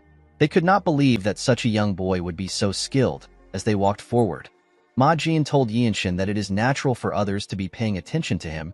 He explained to him that he is now considered a martial master in the desolate fortress because he is able to destroy a blood flame cult branch by himself. Our boy accepted his captain's explanation. Although the blue robes were impressed with his achievement, Yinshin did not think much of it. His concept of time was much different from theirs. He does not have the luxury of time. If he wants to live, he must become as strong as a divine sword captain before he turns 20. He needs to advance from white to blue and surpass black robes like his captain to become someone capable of leading 17 squads like the Radiant Demon Squad as a purple robe divine squad sword captain. The scene shifts and we see Yinshin and Majin arrive at the door of the fortress master. Before his captain knocked on the door, our boy hears the fortress master tell someone that she heard he has a grandchild. The person said that the blood of a lowly place cannot flow far. Majin knocked the door when he heard this. The person said that he will be glad if his grandchild doesn't bring shame to the Ma clan. Yinshin was surprised to hear this. The person said that the child next to him is his successor. Although the boy was not from the main family, he was still exceptionally talented. Immediately the man said this. Yinshin and his captain stepped in. They saw the fortress master, an old man and a young boy.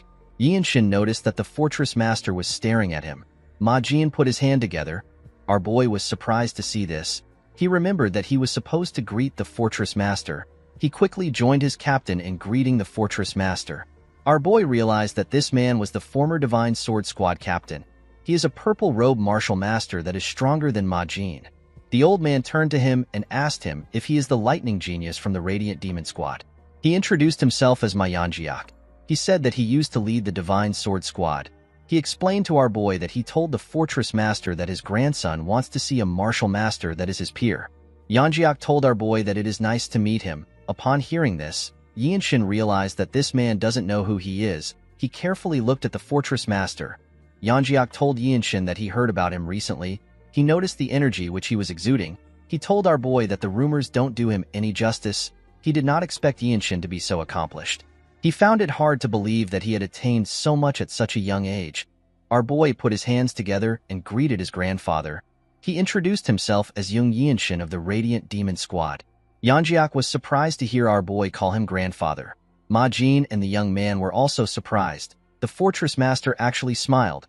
She seemed to be enjoying the show. Yanjiak asked him about what he is talking about. The moment he said this, he realized that our boy said that his surname is Young. He could not believe that he was looking at his grandson. He wanted to ask him again to confirm. Yinshin simply greeted him again. Majin was more shocked than anyone. He asked our boy if he is truly his sister's son. Yinshin did not know what he was talking about. He could not believe that his captain is his mother's brother and his uncle. He apologized to Majin for not greeting him as his nephew. He explained to him that he is not very sure about the clan relations on his mother's side. He revealed to him that even the people in his father's clan which has been destroyed have pretty much given up on him. Majin and Yanjiak were shocked to hear that the young manor has been destroyed. Yanjiak asked him if he is certain about what he is saying. Due to their reactions, Yinshin could tell that they did not know that the young manor has fallen. Yanjiak turned to the fortress master. He asked her if he can speak to his grandson alone. Yinshin was surprised to hear this. Before the fortress master could respond, our boy stepped forward. He told his grandfather that his mother is not a member of their clan. He told him that he does not belong with them. He explained to him that he respects his accomplishments as a warrior of the desolate fortress. He told him that he is uncomfortable with having any other personal conversations. Yanjiak was surprised to hear this. With a smile on her face, the fortress master told the lightning genius that she likes his spirit. The young man said that he will not acknowledge Yinshin. He did not want to acknowledge someone like our boy as a direct descendant of his grandfather. He turned to Yanjiak and told him that Yianshin is not supposed to show such disrespect to the former Divine Sword Squad captain. The old man did not seem to be listening to him. He was still surprised that he was looking at his biological grandson. Yianshin realized that this idiot has forgotten that he is in the presence of the Fortress Master. He told him that he does not need his acknowledgement. He tapped his emblem and told him that he is not from the Ma clan. He said that he is the lightning genius of the Radiant Demon Squad. Our boy smiled when he said this. The idiot was annoyed to hear what he said. He turned to Yanjiak and asked him to allow him to have a duel with Yianshin. He said that he will prove that our boy is not worthy of being his blood relative. With a cold gaze in his eyes, Yianshin told him that he has no reason to agree to a duel. He explained to him that if he requests a duel for learning, he will accede to it. He said that he has no need to prove his value to their clan. The idiot was annoyed to hear this. Yianshin noticed that the idiot has 2 gauntlets tied to his clothes. He realized that the boy learnt the fist strikes of the Ma clan. The Fortress Master asked them to stop talking. She said that Yanjiak is an old-time friend who journeyed with her for a long time and Yianshin is a promising subordinate. She told them that any conflict between the two of them will put her in a tough spot. She asked them to settle the issue like martial artists. She asked them to bet what they want from each other. The Fortress Master knew that the duel was of no benefit to the Lightning Genius. She promised to grant him a request no matter the outcome of the duel. Our boy was surprised to hear this. He asked her if she will even grant him the item he wants. She told him that it is not possible for now. She explained to him that even his grandfather cannot get the item because he has already received a different reward for his contribution as the Divine Sword Squad captain. She revealed to Yianshin that she can actually teach him one of her vital energy techniques. Everyone was shocked to hear this. They could not believe that our boy has the chance to learn martial arts from someone known as the strongest in the world. The young man was also happy to hear this. He also wanted to learn the martial arts of the Fortress Master. Yianshin realized that this boy was going to learn martial arts from the Fortress Master instead of following Yanjiak's will if he wins. He could not believe that his mother's clan would take in this selfish person as a successor. He decided to accept the duel. The scene shifts and we see everyone at a training ground. The Fortress Master told the boys that they have the whole place to themselves. She asked them to do whatever they want. Yianshin noticed that the boy wore his gauntlets. He smiled as he cracked his knuckles. Our boy ignored him and turned to the side. He saw his grandfather and his uncle. He told himself that the Radiant Demon Squad is good enough for him right now. He said that he does not need the Ma clan. He took a stance and stretched out his hand. He asked the boy to bring it on. The boy was annoyed to hear this. He called Yianshin a bastard. He quickly rushed to attack him. Our boy managed to block his attack by gently moving his hand.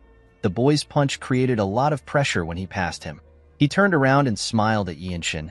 Due to the fact that the boy had more energy than him, our boy was able to deduce that he has consumed a lot of elixir. With a smile on his face, the boy clenched his fist and gathered his energy. Yianshin quickly activated the limit releasing technique. The young man began to attack him more aggressively. Yianshin easily dodged the attacks with one hand at his back. The boy became annoyed. He gathered his energy and attacked again. He asked our boy to tell him why he is not using his sword. Yianshin pushed his hand away. He told him that he is not using his sword because his fist strike techniques are good. The boy became more angry when he heard this. He gathered his energy in his legs. He managed to crush the ground with his energy. He charged at our boy with his hand covered with his energy. Yianshin was not surprised to see the boy close to him. He used his hand to block the attack. The attack only pushed him back slightly. He gently landed on the ground. The young man was shocked to see that his attack did not connect. Yanjiak was also shocked to see how skilled his grandson was. Majin was not surprised at all. The Fortress Master smiled when she saw how the fight was going. Yianshin smiled when he landed. He told the boy that he has thought of a strong fist strike technique. He took a stance and said that the fight will come to an end by the count of 10. The boy was annoyed to hear this. Yanjiak understood that his grandson was talented, but he did not expect him to try to end the fight in 10 moves. Majin explained to his father that he has misunderstood our boy. He told him that Yianshin means that he will create a new martial arts in 10 seconds. Yianshin noticed something odd about the boy. He gathered more energy. He told him that he will do his best in those 10 moves. The boy took a different stance. He said that the technique is known as the fusion fist strike. Yianshin was relieved to see this. Instead of getting riled up by what he said, the boy actually calmed himself. From the waves of the core energy he was feeling, our boy could tell that his grandfather, who is respected by the world, did not teach the young man in a slidshod manner. Yianshin asked the boy to use whatever strike he wants. He told him that he is also allowed to use a palm strike if he wishes. He asked him to simply do his best. He told him that he will be able to show him plenty things regardless of the strike he uses. The boy became angrier. He charged at Yinshin. The moment our boy saw his fist coming closer, he clenched his own fist. He and the boy attacked each other with their fists. Yinshin used a technique known as the energy accumulation discharge. His fist pushed the boy back. The young man was shocked to feel Yinshin's strength. Our boy did not stop. He charged at the boy. Ma Jin noticed something odd about Yinshin. He noticed that our boy accumulated more energy after the first attack. He was expected to have lost a little since he discharged his energy. When Yinshin got close to the boy, he attacked him with his hand, which was covered in his energy. The attack was known as the accumulated energy second strike. The young man put his hand together to block the attack. Unfortunately for him, Yinshin's fist broke through his defense. Ma Jin realized that our boy got an inspiration for this attack from the fusion fist strike. The young man could not believe that he was pushed back. He could not believe that Yinshin was actually getting stronger. He grit his teeth out of anger. He turned to his master to see the look on his face. Yanjiak was not impressed or disappointed. The young man gathered more energy in his fist. Yinshin told him that he is doing well. He asked him to show him more. He told him that he can do anything he wants. The boy was annoyed to see that our boy was treating the duel as a lesson. He told him that he is too arrogant. He charged at him with a palm technique that was quite fast. Yinshin used the accumulated energy third strike. The attack pushed the boy's palm away. Before he could fall to the ground, Yinshin grabbed his clothes. The boy was shocked to see this. Our boy gathered his energy in his palm. He found palm strikes to be interesting. The young man could not believe that Yinshin was about to use a palm strike. Our boy pulled him closer and used the accumulated energy fourth strike. The attack sent the young man flying. Ma Jin and his father were surprised to see that our boy used a palm strike. The fortress master gently smiled. The boy fell to his knees and touched his chest. He coughed out in pain. Yinshin simply glared at him with a cold gaze in his eyes. The young man became scared when he understood how powerful our boy is. Ma Jin and Yanjiak realized that our boy created a fist art that gets stronger the longer the fight lasts. They could not believe that Yinshin actually created a martial art like this in such a short time. Our boy gently circulated his energy around his body. He looked at his hands. He did not expect to create a martial art that can be called a famed ultimate technique. The fortress master told him that the fight was really good. She did not think that she would witness someone creating a martial art. Yinshin said that he is embarrassed. He asked her if he did not waste her time. The fortress master told him that he is being too humble. She asked him if he has decided on a name for his new technique. Yinshin revealed to her that the new martial art will be called the Infinite Blossom Fist Strike. The fortress master smiled when she heard the name. She realized that our boy was trying to say that the martial arts is a fist strike that blooms endlessly. She told him that it is a perfect name. Ma Jin congratulated his subordinate on his achievement. He told him that he created an incredible martial art. Yinshin looked at his hands and said that he only managed to work out the framework. He said that he is still not satisfied with the moves in it. He revealed to his captain that when he uses palm strikes, he is completely relying on the radiant demon arts. Ma Jin smiled when he heard this. He assured Yinshin that there won't be many white robes who can handle his new technique. He told him that he always tries to not be surprised. However, he is always shocked when it comes to him because he is growing stronger at such a rapid pace. Yinshin was aware of the time he had left to live. He told his captain that he is not growing at the best pace. Yanjiak moved closer to our boy. He asked him to tell him what he needs to do to gain his forgiveness. Ma Jin and the adopted grandson were shocked to hear this. Purple-robed martial masters of the desolate fortress are extremely powerful. They are said to be gods who can take away the life of anyone their energy can detect. Yinshin could not believe that someone this powerful was lowering himself to him.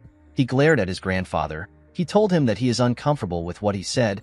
He explained to Yanjiak that they cannot turn back time. He said that members of his mother's clan are no different from strangers to him. He told him that he is now part of the Radiant Demon Squad family. Yanjiak told his grandson that they can start building a relationship now. Our boy told him that he does not have enough time to build up his martial art. The old man was surprised to hear his grandson's excuse. Yinshin explained to him that he won against his adopted grandson in the duel that he requested on impulse. He asked Yanjiak to respect this as a martial artist. The fortress master interrupted them. She told Yanjiak that it is time to give Yinshin his reward since he won. She told our boy that she will teach him a martial arts of his choice anytime he is ready. She told him that he is allowed to make one request from the Ma clan. Yinshin told the fortress master that he will inform the Ma clan about his request through his captain. Ma Jin was shocked to hear this. He could not believe our boy wanted to use him as a messenger. On their way back to the office, Ma Jin called out to Yinshin. He revealed to him that he has a mission that will be of help to him. Yinshin wondered about what his captain was talking about. The scene shifts and we are taken to Xian. We see several people walking on the street. Ma Jin and his squad members were also on the street. Oddly enough, they all wore normal clothes instead of their uniform. Wonchong, Miyang, and Mirio were the ones in the team. While walking with his teammates, Yinshin thinks about what his captain told him. The scene shifts and we are taken to the past. Ma Jin mentioned something about the plum blossom pill. According to him, the pill is an elixir of the Manhwa sect that's considered a treasure in the Murim. The Manhwa sect has lost this pill, so numerous sects and martial artists have started looking for this pill. Yinshin asked his captain if they are all scrambling for the elixir. Ma Jin said that they are. He revealed to our boy that they will be accompanying the Manhwa sect to search for the elixir. He said that they actually have an important reason for searching for the elixir with them. He told Yinshin that they are doing it to reduce the number of casualties during the search. Our boy realized that he will be able to use his sword and experience a real fight in this big conflict. Ma Jin told him that he is correct. He assured him that the mission is going to be helpful to him. He explained to our boy that it will be a good opportunity for him to face off against all sorts of famed martial artists. He told him that the amount of things he would learn and grow by fighting will be incomparable to when he trains alone. The scene shifts and we are taken back to the present. Wonchong said that he feels bad. He could not believe that they can't wear their uniform because they cannot reveal that the desolate fortress is helping the Manhwa sect. Ma Jin smiled when he saw the look on the man's face. When they arrived at the entrance of the building, a man and his group stepped out. The men seemed to be leaving. The man seemed to recognize Ma Jin. He realized that this were the martial masters from the desolate fortress. He told them that they had been waiting for them. Wonchong and Yinshin noticed the plum blossom emblem on the man's clothes. They realized that they were looking at the Manhwa sect members. The man greeted Ma Jin. The captain put his hand together and greeted the man known as Sage Cheonju. Yinshin had heard of this man. Sage Cheonju is the leader of the Plum Blossom Swordsmen and one of the top martial masters. In order to match his status, a black robe like Ma Jin had to be involved in the mission. Just by looking at him, Yinshin was getting the same feeling he had when he first met his captain. Cheonju greeted the Zen Sword Demon.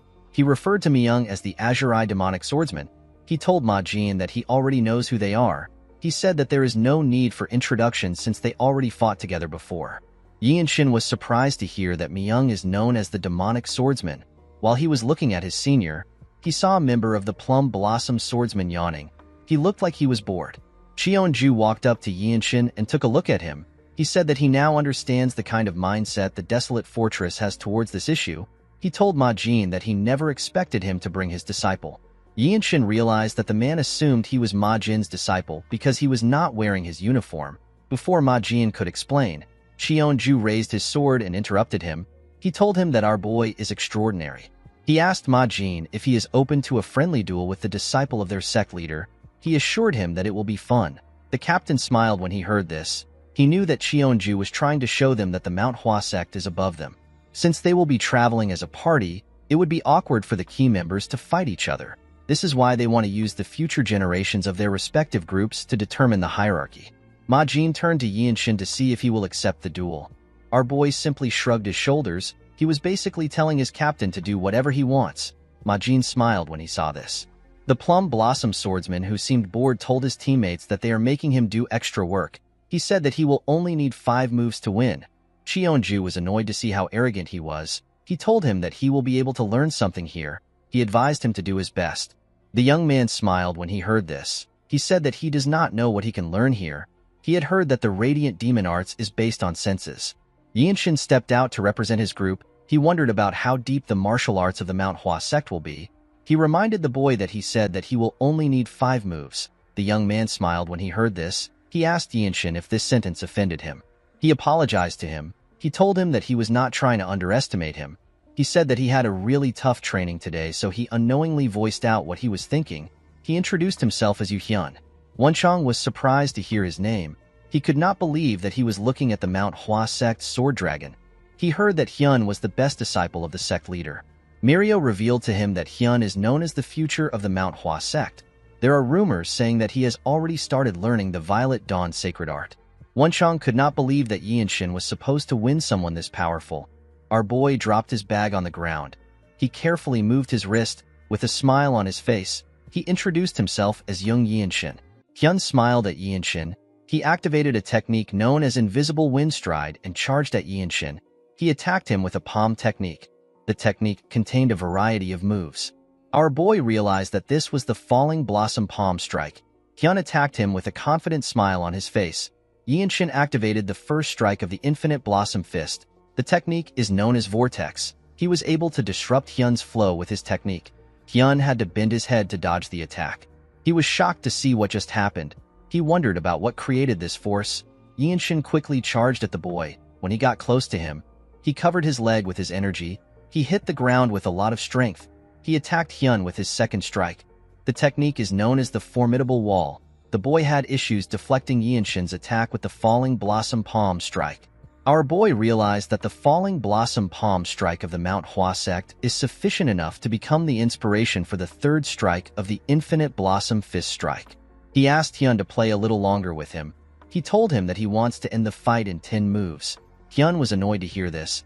Our boy took another step forward. He clenched his fist and gave Hyun a punch that sent him flying. Yinshin did not give the boy the time to rest. He closed the gap between himself and Hyun. He gathered a large amount of energy in his fist. His energy looked like a flower that was about to blossom. He landed multiple punches all over Hyun's body. The boy screamed out in pain. He fell to the ground and rolled over. The members of the Manhwa sect were shocked to see what happened.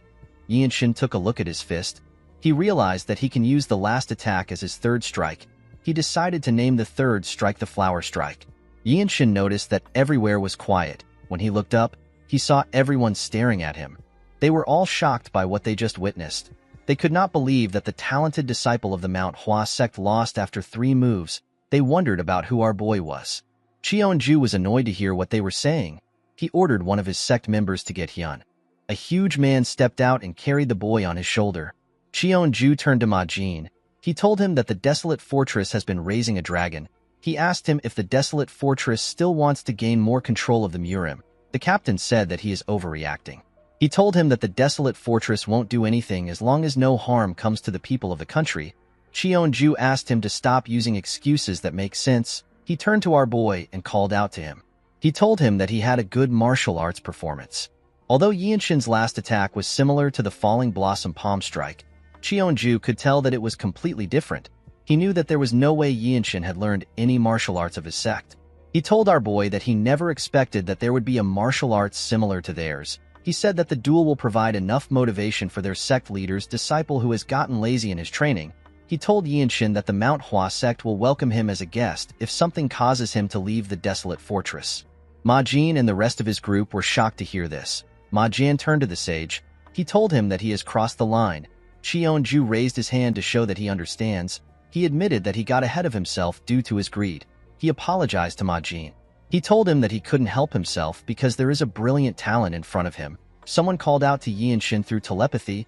Our boy was surprised to hear a voice in his head. The person turned out to be Mirio. The Zen Sword Demon told him that he looks like he is having trouble standing. Yinshin smiled when he heard this. He revealed to her that he used up all his core energy in his last attack. The Infinite Blossom Fist Strike uses burst discharge in all its stances. This is why it consumes a large amount of inner energy. Our boy realized that he still needs to use a sword when fighting for real. The scene shifts and we are taken to an inn. After Yinshin explained the situation to his seniors, Myung told him that he needs to open up his center energy core quickly. Our boy was surprised to hear this. Myung explained to him that he needs to make up for his lack of inner energy with stamina. Yinshin asked him about how this was related to his center energy core. Mirio realized that he did not know that this was the function of the center energy core. According to the Zen Sword Demon, the center energy core possesses an efficacy that even the upper Dantian, which is said to house the divine in the mind, cannot bestow. She told Yinshin that it will give him a more robust inner energy. Our boy found this weird. Mirio explained to him that it simply means that there is higher efficacy. She asked him if he has heard of martial masters who don't get tired even after fighting for 7 days and nights. Yinshin told her that he has. Mirio explained to him that the masters are able to do this because they train their center energy core. It stabilizes the core energy and allows them to use energy draining skills multiple times. Even if they are hit by a powerful attack, Their energy flow will not get disrupted most of the time. She revealed to Yianshin that Myung was able to fight against the Namgung's strongest swordsman because of his center energy core. Yianshin asked the Zen Sword Demon to tell him how he can open up his center energy core. The woman told him that it will naturally open as he trains his lower energy core over a period of time. She advised him to circulate energy revolving around his upper body. Yianshin referred to her as senior and asked her if there is a faster way of getting the center energy core. Mirio was shocked to hear this. She gently smiled. She could not believe that our boy called her his senior. Yianshin did not understand why she was smiling. In the next scene, we are taken to a restaurant. We see everyone turn to Mirio when she screamed the name of the battle maniac. Even Wenchang wondered why she was overreacting. Ma Jin told his squad that the battle maniac is the culprit of this incident. He is a notorious thief based north of the Yangtze River. Ma Jian said that the battle maniac was also the one who stole his martial arts manual. He said that this case actually worked out great for him. Wenchang asked the Zen Sword Demon if a thief stole their martial arts manual, with a serious look on her face. Mirio said that they had a situation in the past. Ma Jian announced to his squad that they will start destroying all the unorthodox factions signboard within Shangxi with any connections to the battle maniac. Wenchang asked his captain about what the Manhwa sect will be doing while they are doing this.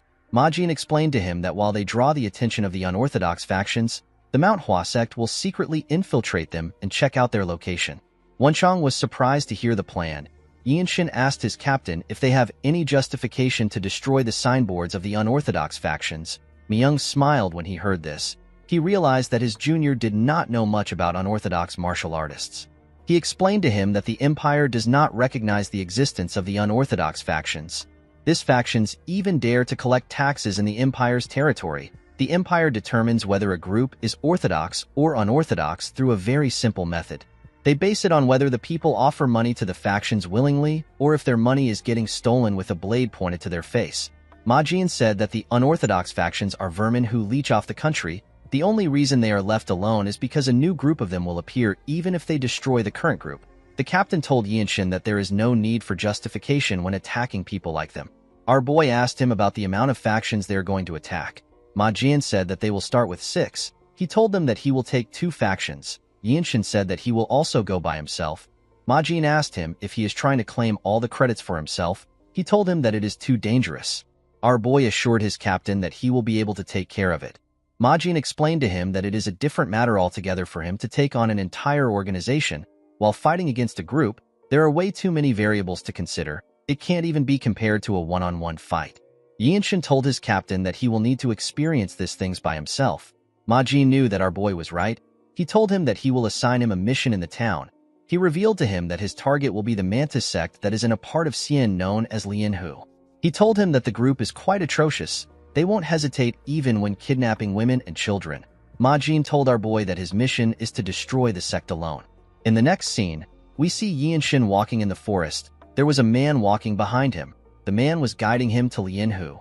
The man told Yianshin that he never expected him to be going alone. He asked our boy to reconsider his decision. He said that the Mantis sect is not to be trifled with. According to the man, the sect has more than 10 men who are well-versed in martial arts. It is said that even a single lower-rank member is enough to defeat a whole alley in Lianhu. Yianshin asked the man to tell him more about the sect. The man revealed to him that the sect took over the streets of Lianhu 3 years ago. They dragged at least a dozen women away to serve them as maids. They are very vicious. They were able to skillfully manipulate the local magistrate. Yianshin asked the man if there is anyone who has seen the sect members use martial arts. The man told him that he heard they use all sorts of weapons. He said that he saw the sect members a few times from afar. They had a few weird curved swords and normal swords. He said that the sect members were so fast that it was hard for people to see everything they were doing. They were able to cut off 2 heads with a single slash. Yianshin realized that these people have learned some martial arts, even though they don't have a developed dantian. He turned around and asked the man about what the government is doing if so many people have been captured. The man revealed to him that the local magistrate makes sure the Mantis sect don't run into any problems since they are in cahoots. When Yianshin arrived at the county, he saw some people gathered somewhere. When he looked in front of them, he saw some young girls tied up. The young girls were being harassed by some men with swords. Yianshin was annoyed to see this. He said that he now understands why the desolate fortress had to come. The men turned to the side when they heard his voice. Our boy stepped out and asked the men if they are government troops. He asked them if these girls are criminals that they tied up. A bald man holding a dagger threw it at Yinshin's head. Our boy caught the dagger. He activated the swift sword style of the radiant demon art. He threw the dagger back at the man. It stabbed him in his head. The man's friends were surprised to see this. They believed that Yinshin was some child who knew martial arts. One of them asked him about where he learned from. He told Yinshin that the way he threw the dagger was weird. He asked him if he learned how to throw it properly. A man in green clothes stepped out. He said that Yinshin was really fast. He asked him for the name of the martial arts he just used. Our boy drew his sword. He told the man that there is no need for him to name such a trivial trick. The man was happy to see Yinshin's sword. He believed that he would get a reward from their sect leader if he was to present the sword to him. The moment he thought of this, Yinshin used his sword to split his head apart. The man's teammates were shocked to see this. Our boy charged at them. He tore all of them apart before they could even draw their swords. Everyone, including the man who brought him there, was shocked to see how he easily took care of them. The men on the other side quickly ran to the girls. They thanked Yinshin for saving the girls. The man who brought our boy was still quite shocked by what he witnessed.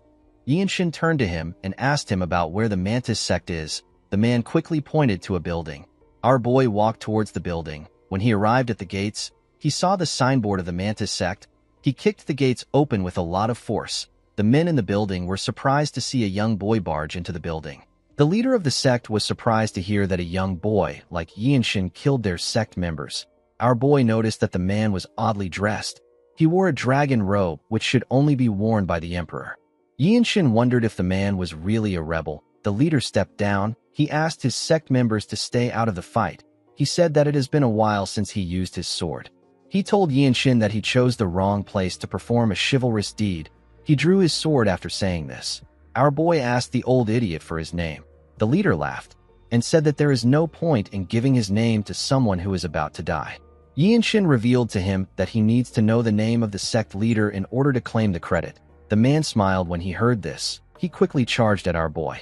Yinshin immediately realized that he was using a swift sword technique. He noticed that he could see the trajectory of the leader's attack. He wondered if it is because he has gotten stronger. He drew his sword and blocked the man's attack. He pushed the leader back when he blocked his attack. The man was shocked to feel the weight of Yinshin's attack. He took a careful look at our boy. He realized that he wouldn't be able to win in a one-on-one match. He ordered his men to attack our boy. They all charged at him. Yinshin carefully looked around to see the amount of men rushing towards him. He did not seem to be bothered. The men attacked him at the same time. Our boy easily dodged their attacks. He cut one of them down and turned around to block an attack. Some men tried to attack him from behind as he did this. Yinshin easily tore the men apart before their swords could touch him. They did not even know when they got cut down. Our boy looked around as he fought. He noticed that he could see the trajectories of all their attacks. He decided to attack them. He moved into their midst and struck them before they could attack him. He moved forward and continued to cut down the people in front of him. He tore apart the people around him and jumped out of their midst. He landed in front of the leader. The man was shocked to see Yinshin. All he could see behind him was the blood of his members everywhere. He was shocked to see the amount of people our boy killed. Yinshin remembered that he was asked to subdue the leader in front of the whole sect. He gathered his energy in his sword. He decided to think of the sword in his hand as a fist. He took a step forward and activated the second step of the Infinite Blossom Fist strike, known as the Formidable Wall. The technique gave him a large amount of force to jump. The sect leader did not know when Yinshin got above him. Before he could make a move, our boy swung his sword and cut him down. His sword literally cut through the man. It split his body apart. The poor bastard fell to the ground. Yinshin announced that he will destroy the Mantis sect signboard. He turned around and glared at the sect members after saying this. The men were horrified to see the look in his eyes. One of them asked his teammate to get the master swordsman. Yinshin was surprised to hear this. He asked the man if he is referring to a blood master swordsman. He asked him if the blood flame cult is the one behind them. The men did not know what to say. Our boy grabbed the man who asked his teammate to call the master swordsman by his neck. He pushed him down and asked him to speak. The man revealed to him that the master swordsman is probably sleeping in the side building. Yinshin found this weird. He knew that a real blood master swordsman would have detected a fight on this scale. While he was thinking, someone threw a sword covered in energy at him. Our boy managed to block the sword. The sword got shoved into the ground. Someone jumped above Yinshin and landed next to the sword. He picked his sword. He told our boy that he is really skilled. He told him that he never expected him to sense his attack. Upon seeing the black and red hair which the man possessed, Yinshin realized that he is a blood master swordsman. The scene shifts, and we are taken to the past. We see our boy talking to his captain. He asked his captain to tell him what he needs to do to become a blue robe warrior. Ma Jin smiled when he heard this. He revealed to Yinshin that he needs 5 of something. He told him that he needs to slay about 5 blood master swordsmen to go up in the ranks. He told him that he can become a blue robe warrior regardless of his age. Yinshin could not believe that another master swordsman was in front of him. He told the man that he is lucky. The cultist did not understand what he was talking about. With a condescending look in his eyes, our boy said that he has 3 left to go. The cultist noticed that Yinshin released his energy. He quickly took a stance. Our boy gathered his energy around his leg. He crushed the ground with his leg. He charged at the man at a crazy speed. The cultist managed to block the attack, but it pushed him back a bit. Yinshin knew that he had to end the fight now. He knew that this cultist was the center of the mantis core. If he lets the fight drag on, his chances of winning will drop. The master swordsman gathered some energy in his hand. He asked Yinshin to die. Before his hand could touch our boy, he activated a technique of the infinite blossom fist strike known as Vortex. A large amount of energy gathered around his sword. The energy was spinning fast. Our boy stabbed the master swordsman in his chest. The master swordsman was annoyed to see this. He tried to move his hand. Yinshin took out his sword from his chest. He told the cultist that he won't be listening to his last words. The moment he said this, he beheaded him with a clean strike. The blood master swordsman did not stand a chance. The rest of the sect members were shocked to see what just happened. They quickly realized that the sect was done for. Yinshin released his energy. He advised them to not try to run away. He glared at them intensely. The men were horrified to see the look in his eyes. In the next scene, we see the people of the town thanking Yinshin. They could not believe that he got revenge for them. The man who guided him to the town was holding a child in his arms. With tears in his eyes, he thanked our boy for his efforts. He told him that he has brought peace to his dead daughter. Yinshin did not expect to see the man holding his dead child. He asked the man about how things got this bad. He said that Xian is the Zhongnan sect's territory. The man put himself together. He explained to our boy that the Zhongnan sect is currently fighting the Tyrant Sword tribe. Our boy was surprised to hear this information. The man revealed to him that all the martial arts schools under the Zhongnan sect have gone up to Mount Zhongnan. In the next scene, we see Yinshin walking back to the inn. He was holding a sack. While walking, he thought about what his guide said. He realized that the Zhongnan sect will need to risk their lives if they are up against the Tyrant Sword tribe. It is not a fight that will end with 1 or 2 martial masters dying. Yinshin thought about his niece and his elder brother who are at the sect. He realized that he needs to go to Zhongnan. The 13 Skies is an unorthodox group that rules over the unorthodox faction. The interference of the Desolate Fortress is a necessity. Our boy told himself that he can get a lot of credits by taking the heads of the martial masters of the Tyrant Sword tribe. He believed that his captain would allow him to go there. While he was thinking, Yinshin stopped walking. He asked someone if they have found traces of the battle maniac. The moment he asked this question, 2 people raised their heads out of the bush. They ran to our boy. The people turned out to be Cheonju and Hyun. Cheonju said that the battle maniac wasn't at the Mantis sect. Yinshin said that it is a pity. Cheonju commended him on his fight. He told him that it was a splendid display of martial arts. He told our boy that he is the future Radiant Demon Squad leader. He disregarded this statement. He told Yinshin that he can even become the Divine Sword Squad leader. He turned to Hyun and said that this will widen their sect's horizon of knowledge. The boy knew that the man was trying to tell him to work harder. He told Yinshin that he feels restless anytime. He remembers that he said that he needed 5 moves to defeat him. He asked our boy if he will like to become his friend. He asked him if he is interested in the Manhwa sect's martial arts. He told Yinshin that the Desolate Fortress isn't very far from the Manhwa sect. Our boy was not very interested in what Hyun was saying. He told the boy that he does not have any matters to attend to at the Manhwa sect. Hyun was shocked to hear our boy's response. Yinshin assured him that he won't refuse to see him if he comes to visit him at the Desolate Fortress. He told him that he must learn a new martial arts before coming each time. Hyun was shocked to hear this. The scene shifts, and we are taken to the inn. The group noticed when Yinshin stepped inside. Myung said that the energy around our boy is a little different. Mirio moved close to him to inspect him. She told him that he received a cut on his back. She asked him to sit down. She told him that she will help him apply some balm. Ma Jin asked Yinshin about how the mission went. Our boy placed the sack on the table. The group was surprised to see what was inside the sack. They could not believe that they were looking at the head of a blood master swordsman. Ma Jin never expected the blood flame cult to have something to do with the issue. He could not believe that they left a blood master swordsman in charge. Myung pat Yinshin on the head. He told him that this proves that what happened at Jinping County wasn't a fluke. The captain could not understand the move of the blood flame cult. He did not know why they were placing blood master swordsmen in places where they are not usually seen. The Zen Sword Demon said that this is not normal. Ma Jin commended Yinshin on accomplishing a great feat. He told him that problems might be following him around. He could not believe that our boy resolved all his problems and returned with information that could be of aid to the Murim. Yinshin told his captain that he has something to say. Ma Jin asked him to tell him. Our boy revealed to him that he wants to go up to Mount Zhongnan. He explained to his captain that he is worried about his niece. Ma Jin told him that they were also just informed about the situation. He told our boy that Mount Zhongnan is currently very dangerous. He explained to Yinshin that the Tyrant Sword Tribe is completely different from the Blood Flame cult. They are not a normal, unorthodox group. Mirio told our boy that the Tyrant Sword Tribe uses both traditional martial arts and sorcery. She asked him to think of them as people who have gone crazy about getting stronger. Ma Jin said that Mirio is right. He told Yinshin that they have not received any missions there. He said that they simply need to focus on what they have been tasked with. Myung decided to interfere. He reminded his captain that captains are allowed to give orders for a mission if they deem it necessary.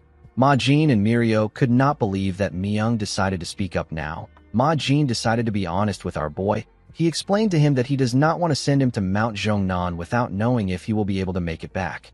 Yinshin was surprised to hear this. His captain explained to him that anyone in the desolate fortress who knows how talented he is will worry about this fact. Myung told our boy that it is natural that people want to recruit him. He reminded him about the incident where he was invited by the Manhwa sect. Both Mirio and Wonchong knew that Myung was right.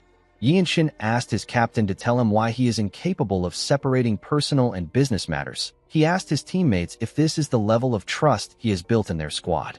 He reminded them that he has shown them what he is capable of. He begged his captain to let him go. He asked him to record the mission as a solo mission. Upon seeing the look on Yinshin's face, Myung told his captain that our boy has made a checkmate move. Mirio hit him in the back when she heard this. After thinking about it, Ma Jin told our boy that he is right. He decided to give Yinshin a condition that would grant him the right to leave. He asked our boy to take on one of his attacks. Mirio and Myung were shocked to hear this. Ma Jin told our boy that it is simply one attack. He told him that he can dodge or block the attack if he wants. He assured him that he will let him go if he is able to do this. The Zen Sword Demon believed that this was a bit too much. She called out to her captain. Ma Jin told her that one must be at least this competent in order to stand at the top of the martial arts world. He promised to give Yinshin a separate reward if he is able to handle one of his attacks. Our boy accepted his offer. The scene shifts, and we are taken outside the inn. We see the members of the Mount Hua sect standing together. Cheonju thanked Ma Jin for granting them permission to witness his duel. After thanking him, he moved close to his team. He told Hyun that it is a precious opportunity to see the technique of the Radiant Demon Squad captain. Hyun found this to be weird. He reminded Cheonju that a black robe warrior of the desolate fortress should be on the same level as him. Cheonju told him that he is right. He explained to him that Ma Jin is very strong when it comes to close combat. He told him that the captain is even stronger than him. Hyun was shocked to hear this. Cheonju told him that Ma Jin's nickname is Hell Slaughterer. It means that he completely rules the battlefield. According to Cheonju, there is a large amount of reputable clan elders who were killed by Ma Jin after committing hypocritical atrocities. For someone as skilled as the captain, even a slight movement in his hand has great meaning, because that single attack could end a life instantly. Hyun could not believe what he was hearing. Unlike the martial artists of the 9 sects who seek the ultimate principle of swordsmanship, Ma Jin's martial arts were trained for the sake of fighting. Cheonju admitted that even our boy will have a hard time in this fight.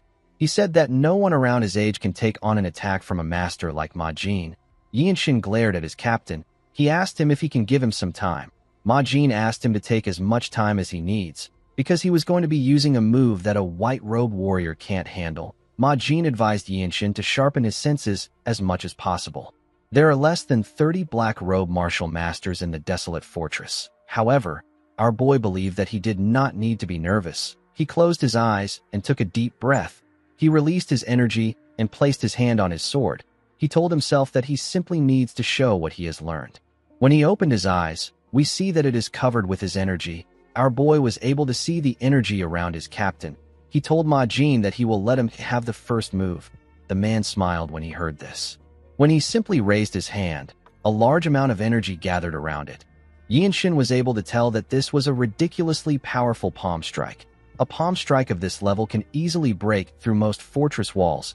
Our boy realized that he could not block such an attack. He needed to dodge it. He quickly let go of his sword. The moment he let go of his sword, Majin charged at him like a lion going after its prey. He swung his palm at him when he got close to him. Immediately our boy saw his palm. He realized that he couldn't get away with any of the mobility arts he has learned so far. The moment he thought of this, an idea came to his head. He realized that he could take a single step. He focused his eyes on Majin's palm. While looking at his palm, Yinshin carefully took a step and got behind his captain. Majin's attack destroyed the ground. Everyone was shocked to see that our boy actually dodged the attack. Majin was not fazed. He asked Yinshin about the mobility art he just used. Our boy revealed to his captain that he simply walked because he saw a way to survive. He told Majin that he will name the technique the evading swift step. Majin smiled when he heard this. He stood up straight and announced that he will permit Yinshin to travel to Mount Zhongnan. In the next scene, we are taken to a forest. We see Yinshin wearing a blue robe over his white robe. He was walking with Wenchang. As they walked through the forest, our boy remembered what happened at the inn. Myung took off his robe and gave it to him. He told him that he is lending him. Yinshin was surprised to see this.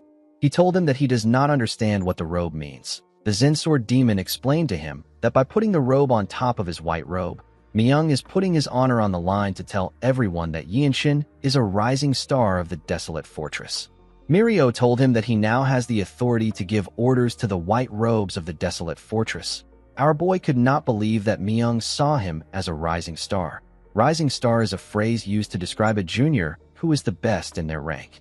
Myung told our boy that he should tell anyone who questions him that the Azure Eye demonic swordsman recognizes his abilities. He assured Yinshin that no one will pick a fight with him if he says this. Mirio told Yinshin that he can also use her name. She told him that she also wanted to put her robe on him. Our boy did not expect this. The scene shifts, and we are taken to the present. Wenchang commented on the fact that there is a blue robe on a white robe warrior. He told Yinshin that it suits him. Our boy told him that it feels a little out of place. Wenchang assured him that he will get used to it soon. Our boy thanked him for encouraging him. Wenchang did not know why he was thanking him. He told Yinshin that he was actually sincerely complimenting him. In the next scene, we see the boys arrive at the entrance of Mount Zhongnan. Some martial artists were guarding the entrance. Wenchang realized that the rumor about them fighting with the Tyrant Sword Tribe was true. He never expected to meet martial artists at this point of the mountain. He believed that they would be at the entrance of the sect. He and Yinshin moved close to the men. They were asked to stop. One of them asked them about where they are from, their names, and the reason why they are there. Wenchang showed them the logo on his shoulders. He told them that they are from the desolate fortress.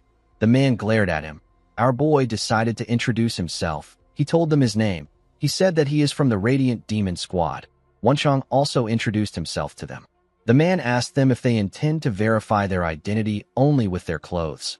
Wenchang put his hand into his pocket and brought out a tag of the desolate fortress. The man said that no one will believe that the desolate fortress allowed two young martial artists to come there alone.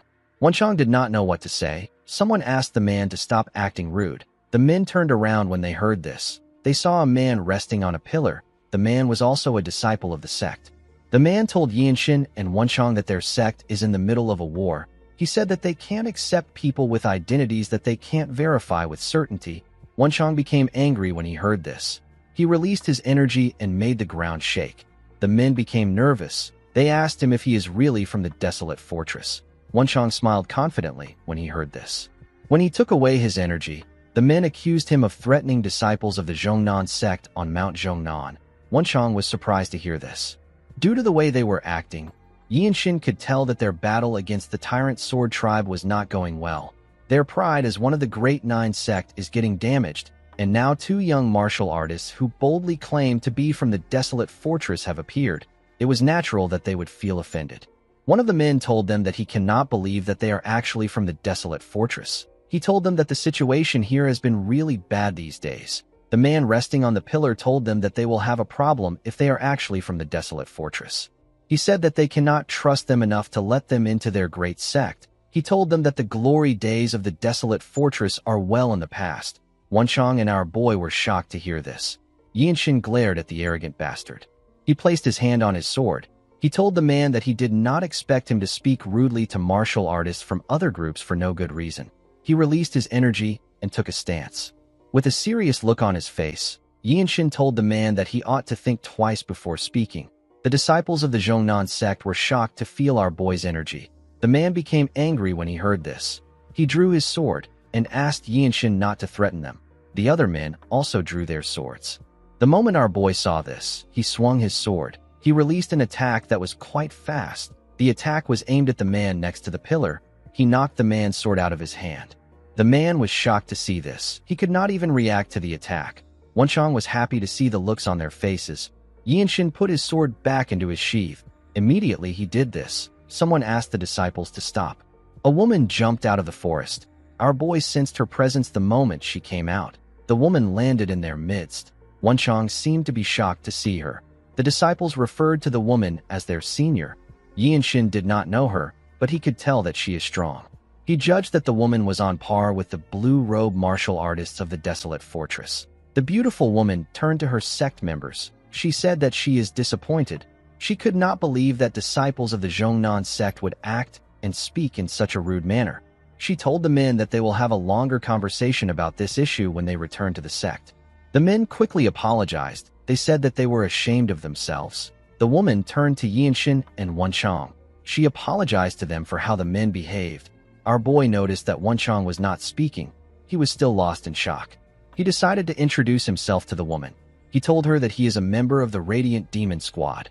Wenchang also introduced himself. He said that he is part of the same squad as Yinshin. With a smile on her face, the lady introduced herself as Weiji Manhwa. Wenchang was surprised to hear her name.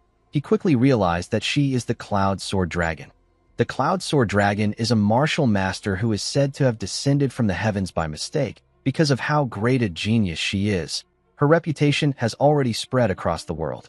Wenchang said that it is an honor for him to meet a sword dragon who is famed throughout the world. Yinshin said that he acted rudely by drawing out his sword in their territory. He apologized to her for his behavior. Manhwa told our boy that she saw her juniors ready to attack him first. She apologized on behalf of her juniors. She said that they have kept them waiting for too long. She told them that she will take them to the main sect's location. She said that she will hear the details of their visit when they get there. While she was talking, a disciple walked down the stairs. The person called out to Yinshin. Our boy quickly raised his head up. He saw his elder brother. The boy was shocked to see Yinshin. Manhwa did not understand what was going on. In the next scene, we see Yinshin's niece run to him. She was very happy to see her uncle. She quickly hugged him. Our boy asked Haya if she has been well. The girl could not believe that her uncle was in front of her. She hugged him tightly. Wenchang had to look away because he did not want the atmosphere to be awkward. An old man and Manhwa moved close to our boy. Yinshin let go of his niece and stood up. The Cloud Sword Dragon explained to him that the sect leader and the Supreme Elder have gone out to deal with the leader of the Tyrant Sword Tribe. Because Yinshin and Wenchang were guests from the desolate fortress, Manhwa had to bring the person with the highest seniority in place of the sect leader. Our boy and Wenchang put their hands together and introduced themselves to the man. The man introduced himself as Zhang Yahello. Wenchang was shocked to hear the man's name. He could not believe that he was looking at the Zhongnan Sword Immortal. He bowed his head to pay his respects to the Sword Immortal. Yinshin could tell that this old man was stronger than Elder Yahello Shin. He believed that the elder might even be stronger than his grandfather. The Sword Immortal asked him for his age. Our boy told him that he is 16 years old. Yahello seemed to have noticed something about Yinshin. He asked our boy to take a look at something. When Yinshin turned, he saw a cliff. There were some sword marks on the cliff. Our boy carefully looked at it. Manhwa asked the elder to tell her what he wants an outsider to do about the sword marks. She reminded him that it has been the long-time wish of their sect to restore the lost martial arts known as the Eclipse of the Nine Suns. Yahello revealed to her that the Sword Ancestor wasn't from their sect. He said that the Sword Ancestor was invited as a guest by the Ancestral Grandmaster to stay there with them after they became friends. In his old age, the Sword Ancestor carved the steps of his own martial arts onto Mount Zhongnan. The Sword Immortal said that they cannot call the Eclipse of the Nine Suns the ultimate martial arts of the Zhongnan sect. He told the woman that his days are numbered. He said that he will do anything to see the sword arts of his benefactor again. He told Manhwa that she is the only one talented enough with a chance of restoring the Eclipse of the Nine Suns. He told her that he does not want to burden her with his last lingering regret. Manhwa reminded Yahello that even she was not able to understand the sword arts. She asked the elder to tell her what he sees in Yinshin when he just met him. Yahello turned to our boy. He asked Manhwa to take a good look at him. Yinshin was not hearing anything they were saying. He was completely focused on the cliff. Manhwa was surprised to see that our boy has gone into a transcendent trance. She did not expect him to fall into this state after looking at the slashes on the cliff. A small blue circle appeared above Yinshin's head. He had entered his state of comprehension. Although he did not know about the Sword Ancestor, Yinshin was able to immediately tell that the slashes on the cliff were sword slashes. He was certain that the multiple traces carved into the cliff are the remnants of sword strikes. He didn't believe that this was a technique performed by a human. Wenchang and the others moved close to Yinshin. Yahello revealed to Wenchang that the Sword Ancestor, who passed away 50 years ago, carved the strikes onto the cliff. Wenchang remembered that the Sword Ancestor is Ouyang Qian. The Sword Immortal revealed to Wenchang that the Sword Ancestor was a disciple of the Tyrant Sword tribe. He was later expelled from the group. He told Wenchang that this sword strikes contained the very essence of all the Tyrant Sword tribe sword technique. He said that the only person who can match this is the Fortress Master of the Desolate Fortress. Wenchang could not believe that Ouyang Qian could be compared with the Fortress Master. Yahello revealed to him that he was an orphan dying of starvation and begging on the streets. However, the Sword Ancestor carried him on his back and raised him on Mount Zhongnan. Wenchang found this odd. He asked the Sword Immortal about why he did not learn the Sword Ancestor's martial arts when he was the one who helped him enter the Zhongnan sect. Yahello said that it is the extent of his fate with his benefactor. He told Wenchang that it is life. He said that he was not talented enough to learn the sword techniques. It wasn't just him. Numerous martial artists from the sect also tried to learn it. Unfortunately, the techniques of the Sword Ancestor could not be learned simply with a great amount of knowledge or experience. Wenchang took a look at the cliff. He noticed something at the top. He squinted his eyes to see what was written. Someone wrote that if you respond appropriately, you will gain what is deserved. Yahello said that everything depends on how talented a person is. The hopes of their sect was all placed on Manhwa. Although she doesn't express it, she feels a lot of pressure. Manhwa carefully observed our boy. While she was looking at him, the small blue circle disappeared from his head. The moment it disappeared, Yinshin returned back to normal. He took a deep breath. Yahello called out to him. He asked him about what he saw. Our boy smiled when he heard this. He placed his hand on his sword. Manhwa was surprised to see this. Yinshin drew out his sword and took a stance. Wenchang smiled when he saw Yinshin take out his sword. The Sword Immortal was eager to see what he will do. Before Yinshin could do anything, they heard a bell ring. Our boy had to put down his sword. The bell was ringing loudly. Manhwa said that it is the Tyrant Sword tribe. Wenchang was surprised to hear this. He could not believe that the Tyrant Sword tribe is on Mount Zhongnan. The elder asked them to wait there. Manhwa turned to our boy's older brother. She asked him to protect Haya. The boy said that he will. The moment she said this, Manhwa moved together with the Sword Immortal. Yinshin asked his brother if this has happened before. He asked him if the elder and Manhwa are just going to fight like that. His brother explained to him that they do not know where the fight will take place or how they will fight. He revealed to him that there has been a lot of instances where the martial masters will split up to fend off the attacks. Yinshin realized that the situation was much worse than he expected. He could not believe that the Sword Immortal, who is one of the strongest martial masters within the 9 great sects, was left to protect the base of the Zhongnan sect. Wenchang told our boy that an unexpected incident occurred when they arrived. Yinshin asked him if they should help out. Wenchang explained to him that it will make things complicated. Messing with the pride of a martial artist from the 9 great sects can cost someone their life. Wenchang reminded Yinshin about what happened earlier. He told him that the fight would have escalated if the Cloud Sword Dragon did not interfere. Our boy told his friend that the Zhongnan sect doesn't have much of a choice in their current situation. Someone asked Yinshin not to speak thoughtlessly about the Zhongnan sect. Our boy and Wenchang quickly raised their heads up when they heard this. They saw the disciples of the sect looking at them. The men did not seem happy. Yinshin told the man who asked him not to speak thoughtlessly that he was not being rude. The man said that things are interpreted depending on who interprets it. He asked our boy if he really doesn't know that the desolate fortress will never be a welcome guest of any martial group. Yinshin realized that the desolate fortress has a lot of enemies. Wenchang reminded the man that the core martial masters of their sect are absent. He told him that they should accept all the help they can get. The man and the other disciples were annoyed to hear this. He asked Wenchang not to insult their sect. The moment he said this, everyone sensed the presence of something. When they turned to the side, they saw some martial artists who were dressed differently. Yinshin noticed that this men possessed a stronger energy than the Zhongnan sect's disciples. The disciples were shocked to see the Tyrant Sword tribe. Our boy remembered that they passed by a few pavilions on their way to the sect. He did not expect to see members of the Tyrant Sword tribe inside the sect. The men from the Tyrant Sword tribe took a look around. Their leader stared at Haya. He quickly ordered his men to kill the girl. He said that she inherited the teachings of the Sword Immortal. The men quickly charged at the girl. The disciples of the Zhongnan sect drew their swords and stopped the men in their tracks. Since his men were preoccupied, the leader walked past them. He went to meet the girl. Our boy and Wenchang stood in front of Haya. The man was surprised to see people from the desolate fortress. He asked them about what they are doing in one of the 9 great sects. With a smile on his face, he asked the boys if they are here to try and balance things out now that the Tyrant Sword tribe has the upper hand. Yinshin did not expect these men to start a fight to create an opening to harm his niece. He turned around and asked Wenchang to assist him.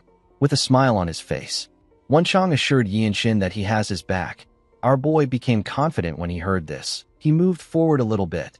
The man smiled when he saw him moving closer to him. Yinshin took a stance and charged at him at a crazy speed. The man managed to block his attack, but he was pushed back. The martial artists who were fighting could feel the weight of Yinshin's pressure. The man did not expect our boy's attack to be so heavy. His subordinates quickly ran to help him. They wanted to attack our boy from the side. Unfortunately for them, they didn't know that another martial artist was guiding that part. Wenchang moved past Yinshin and drew his sword to attack one of them. The person managed to block the attack, but he left himself open.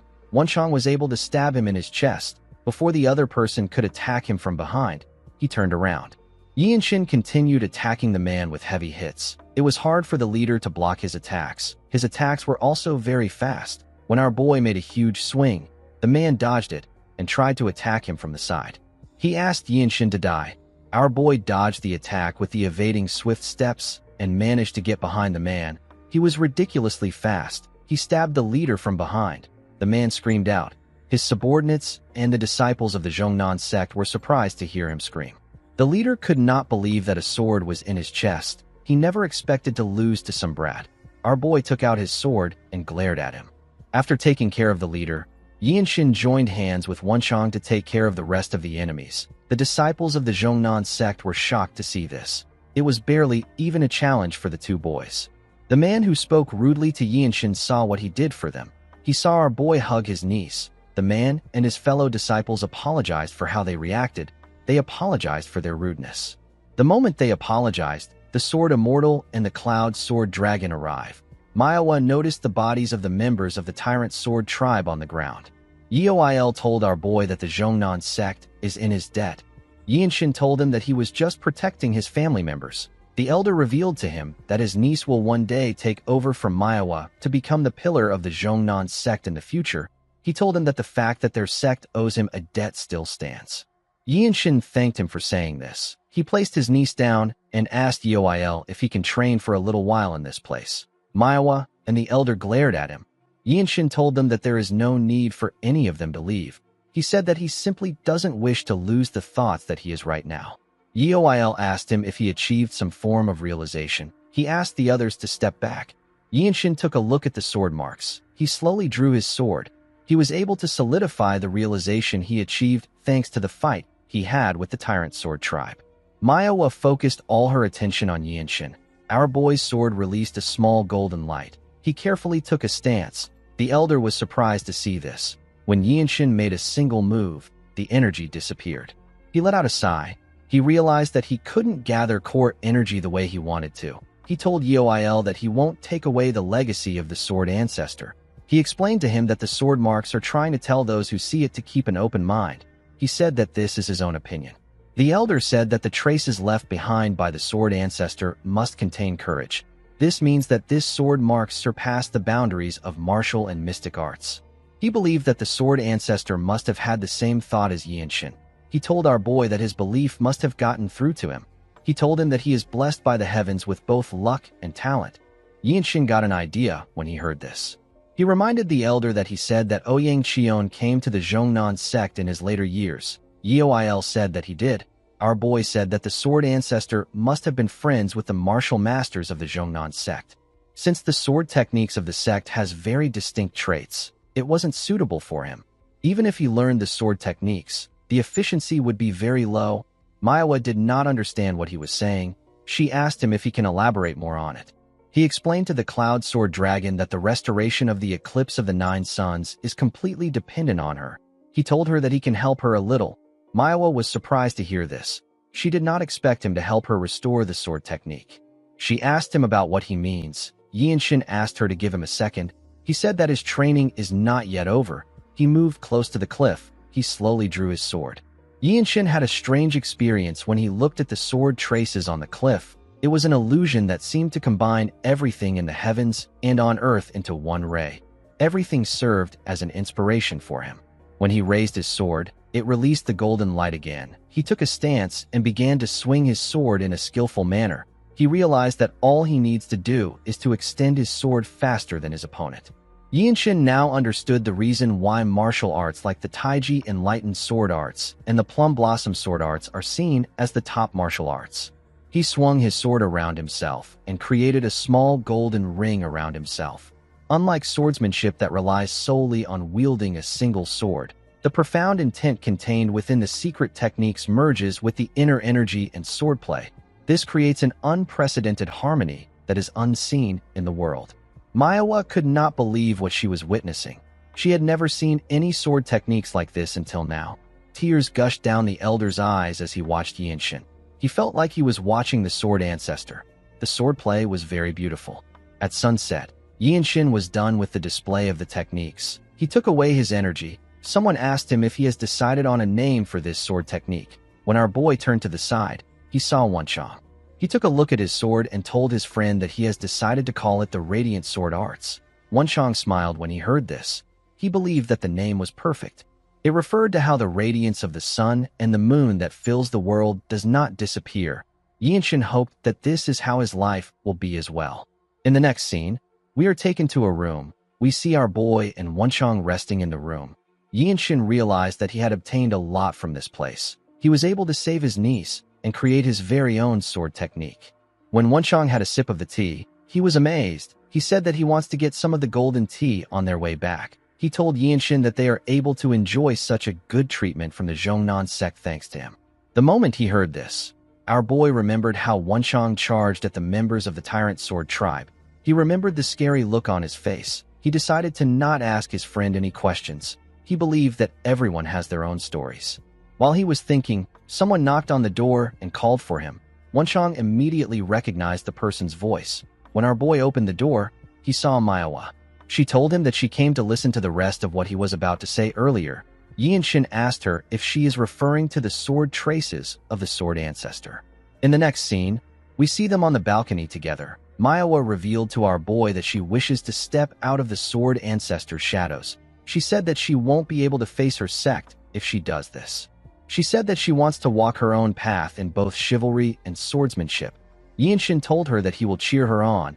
He gently smiled at her after saying this. Manhwa felt comforted. The woman realized that she was being too shameless by asking for Yinshin's help casually. She cleared her throat and put her hands together. She told our boy that she wants him to help her restore the eclipse of the 9 suns. She promised to never forget the favor till she dies. Yinshin did not know what to say to her. Manhwa asked him if he will help her.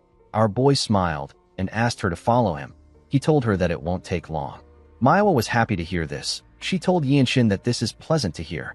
On their way to their destination, the sword immortals saw them walking together. He watched the two of them closely as they spoke to each other. Yinshin took Manhwa to the cliff. He told her that he will teach her the steps first. Manhwa asked him about which steps he is referring to. She could not believe that our boy was able to find clues to restore the technique, and he even figured out the steps.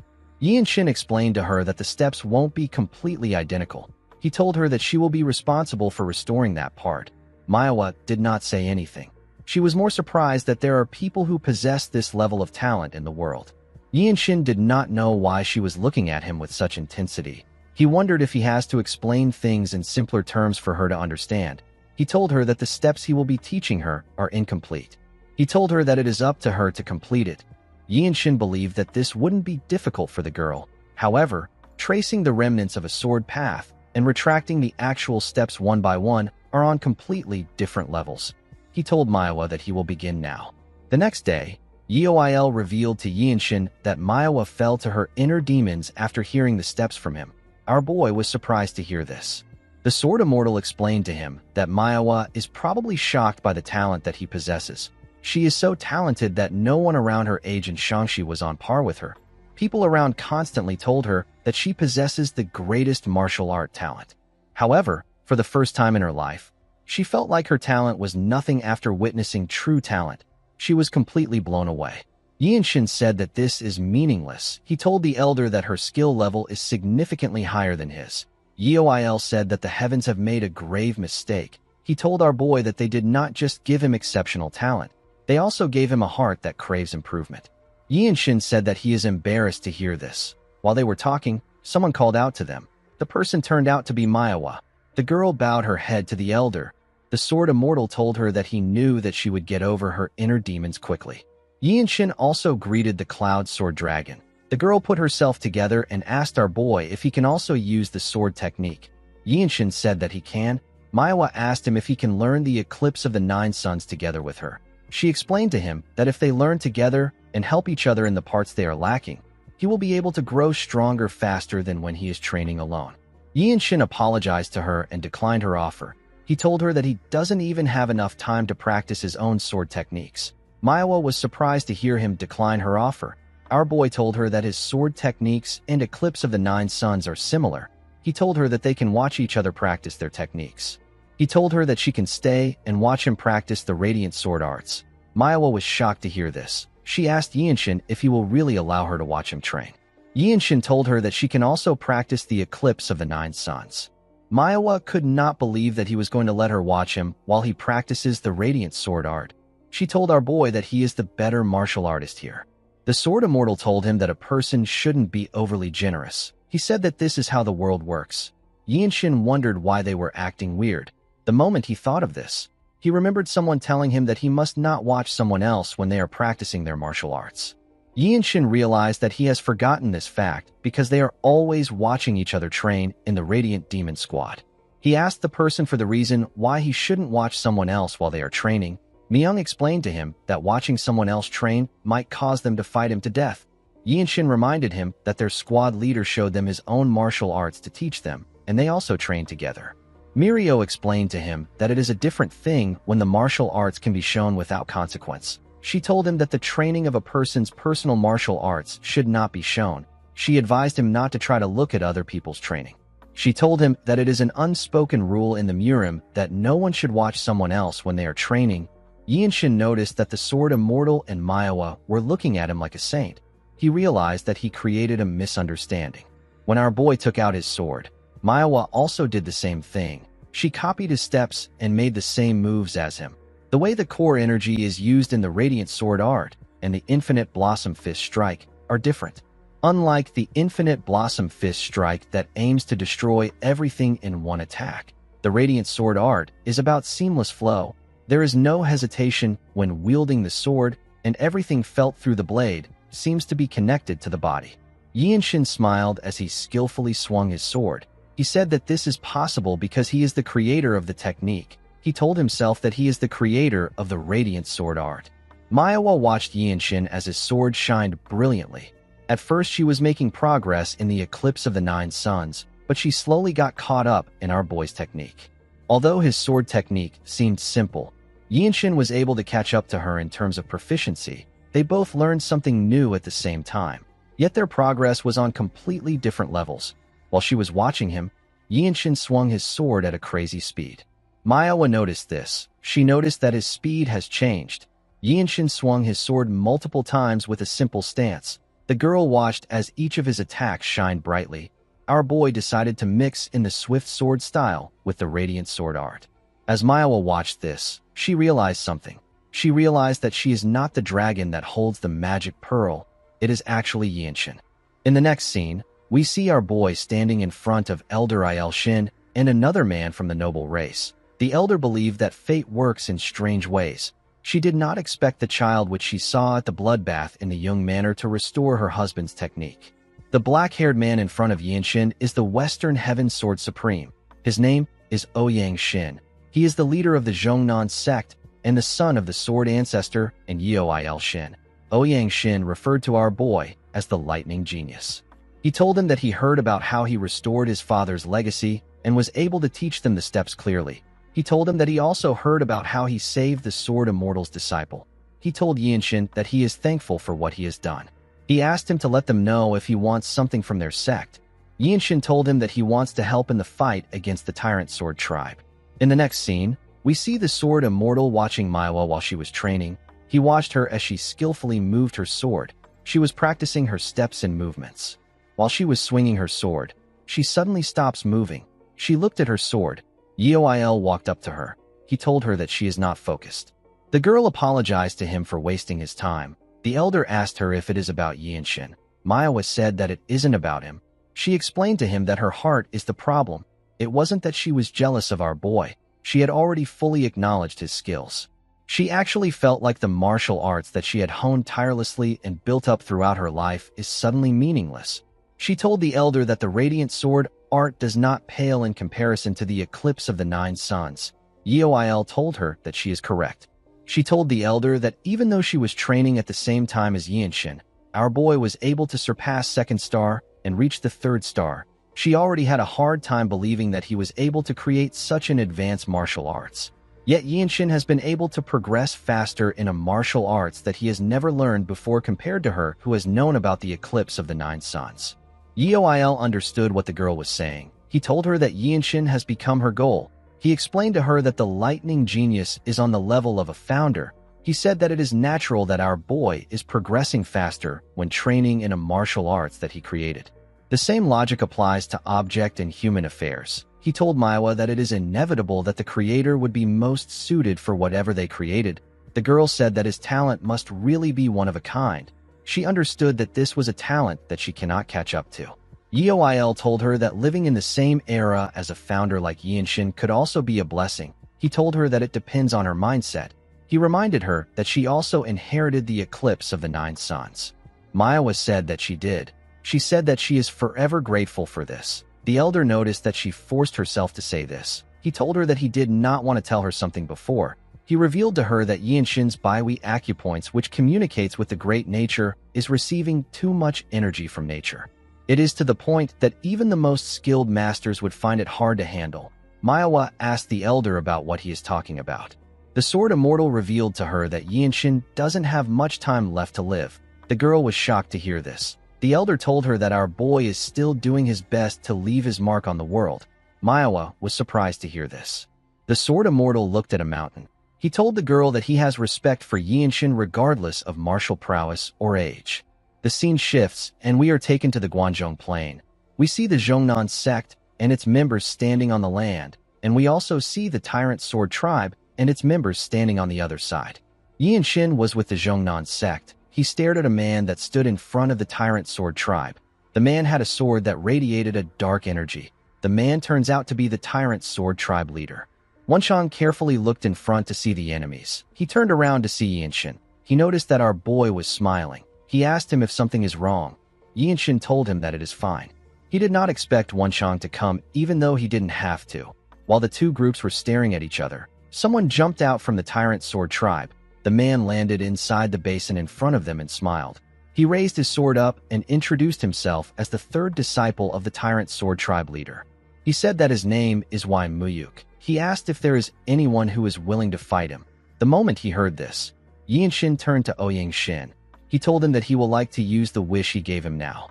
He said that he wants to respectfully make a request in his capacity as the one who retrieved the legacy of the Sword Master, esteemed predecessor and husband of the Grand Elder. He told the sect leader that he will like to fight on their behalf as a guest of the Zhongnan sect. Manhwa was surprised to hear this. She quickly realized that Yinshin is trying to leave his mark on the world. The sect leader granted our boy's request. Our boy put his hand together and thanked him. He went to meet Muyuk. Everyone watched him as he did this. The Sword Immortal saw Yinshin as a martial arts founder who is trying to leave a mark in history as his life burns away. He believed that Yinshin was already a magnificent young man. As our boy walked towards him, Muyuk said that the Zhongnan sect must have run out of luck. The moment he said this, he recognized our boy. He asked him if he is from the Young Manor. He drew his sword and told Yinshin that he should have killed him back then. With a smile on his face, he told our boy that he is glad to see him again. He told him that he is confused if he thinks that things will go the same as last time. Yinshin simply glared at him. Muyuk said that he wants to know the kind of excuse that his grandfather, who is the former Divine Sword Squad leader, will make to interfere in a life-and-death match. Yinshin ignored the idiot and turned to the group behind him. He looked at the leader of the Tyrant Sword Tribe. He drew his sword and glared at the man. Muyuk noticed that Yinshin wasn't looking at him. He was annoyed to see this. He charged at him out of anger. He called him a bastard and asked him not to be distracted when he is in front of him. Our boy easily blocked his attack. When their swords clashed, a small amount of energy got released around them. Yinshin held his ground and didn't get pushed back. Muyuk told him that he is not too bad. Yinshin did not care for his compliment. He told him that someone from the noble race once told him that he can tell the disposition of another person by the wind that their sword technique produces. Now that he had learned proper sword technique, our boy understood what the person was talking about. Muyuk was annoyed to hear this. Yinshin decided to use the radiant sword art. His sword shined brightly. He pushed Muyuk back and charged at him. Muyuk managed to gain some balance. Before he could attack our boy again, he charged at him at a crazy speed and made a clean cut on his neck. Manhwa and the sect leader were surprised to see this. Muyuk turned around to see Yinshin. He did not know when his head got cut off. He simply fell to the ground. Yinshin raised his head up to see the Tyrant Sword Tribe leader. He pointed his sword at him and told him that he will take one of his arms. The leader simply smiled when he heard this. The Zhongnan disciples began to scream when they heard this. Their morale got boosted by the death of Muyuk. They told Yinshin that he deserves the title of Lightning Genius. They were all amazed by the radiant sword art. It was as beautiful and mysterious as they had heard. The members of the Tyrant Sword Tribe were shocked to see what happened. They couldn't believe that Muyuk was defeated without any resistance. While they were in shock, their leader ordered them to kill everyone. The members quickly charged at the Zhongnan disciples.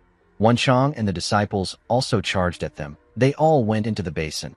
Among the members of the Tyrant Sword Tribe, a huge man called our boy a bastard. He seemed like he was very interested in killing him. Yinshin drew his sword. He could tell that the old man was very strong. He knew that this is a martial master that he couldn't handle. He wondered if this man is Muyuk's grandfather. The old man told him that he will kill him. Yinshin told the man that his grandson wouldn't have died so fast if he taught him well. The man was annoyed to hear this. He jumped to charge at our boy. Before he landed on the ground, the Sword Immortal moved past Yinshin and charged at him.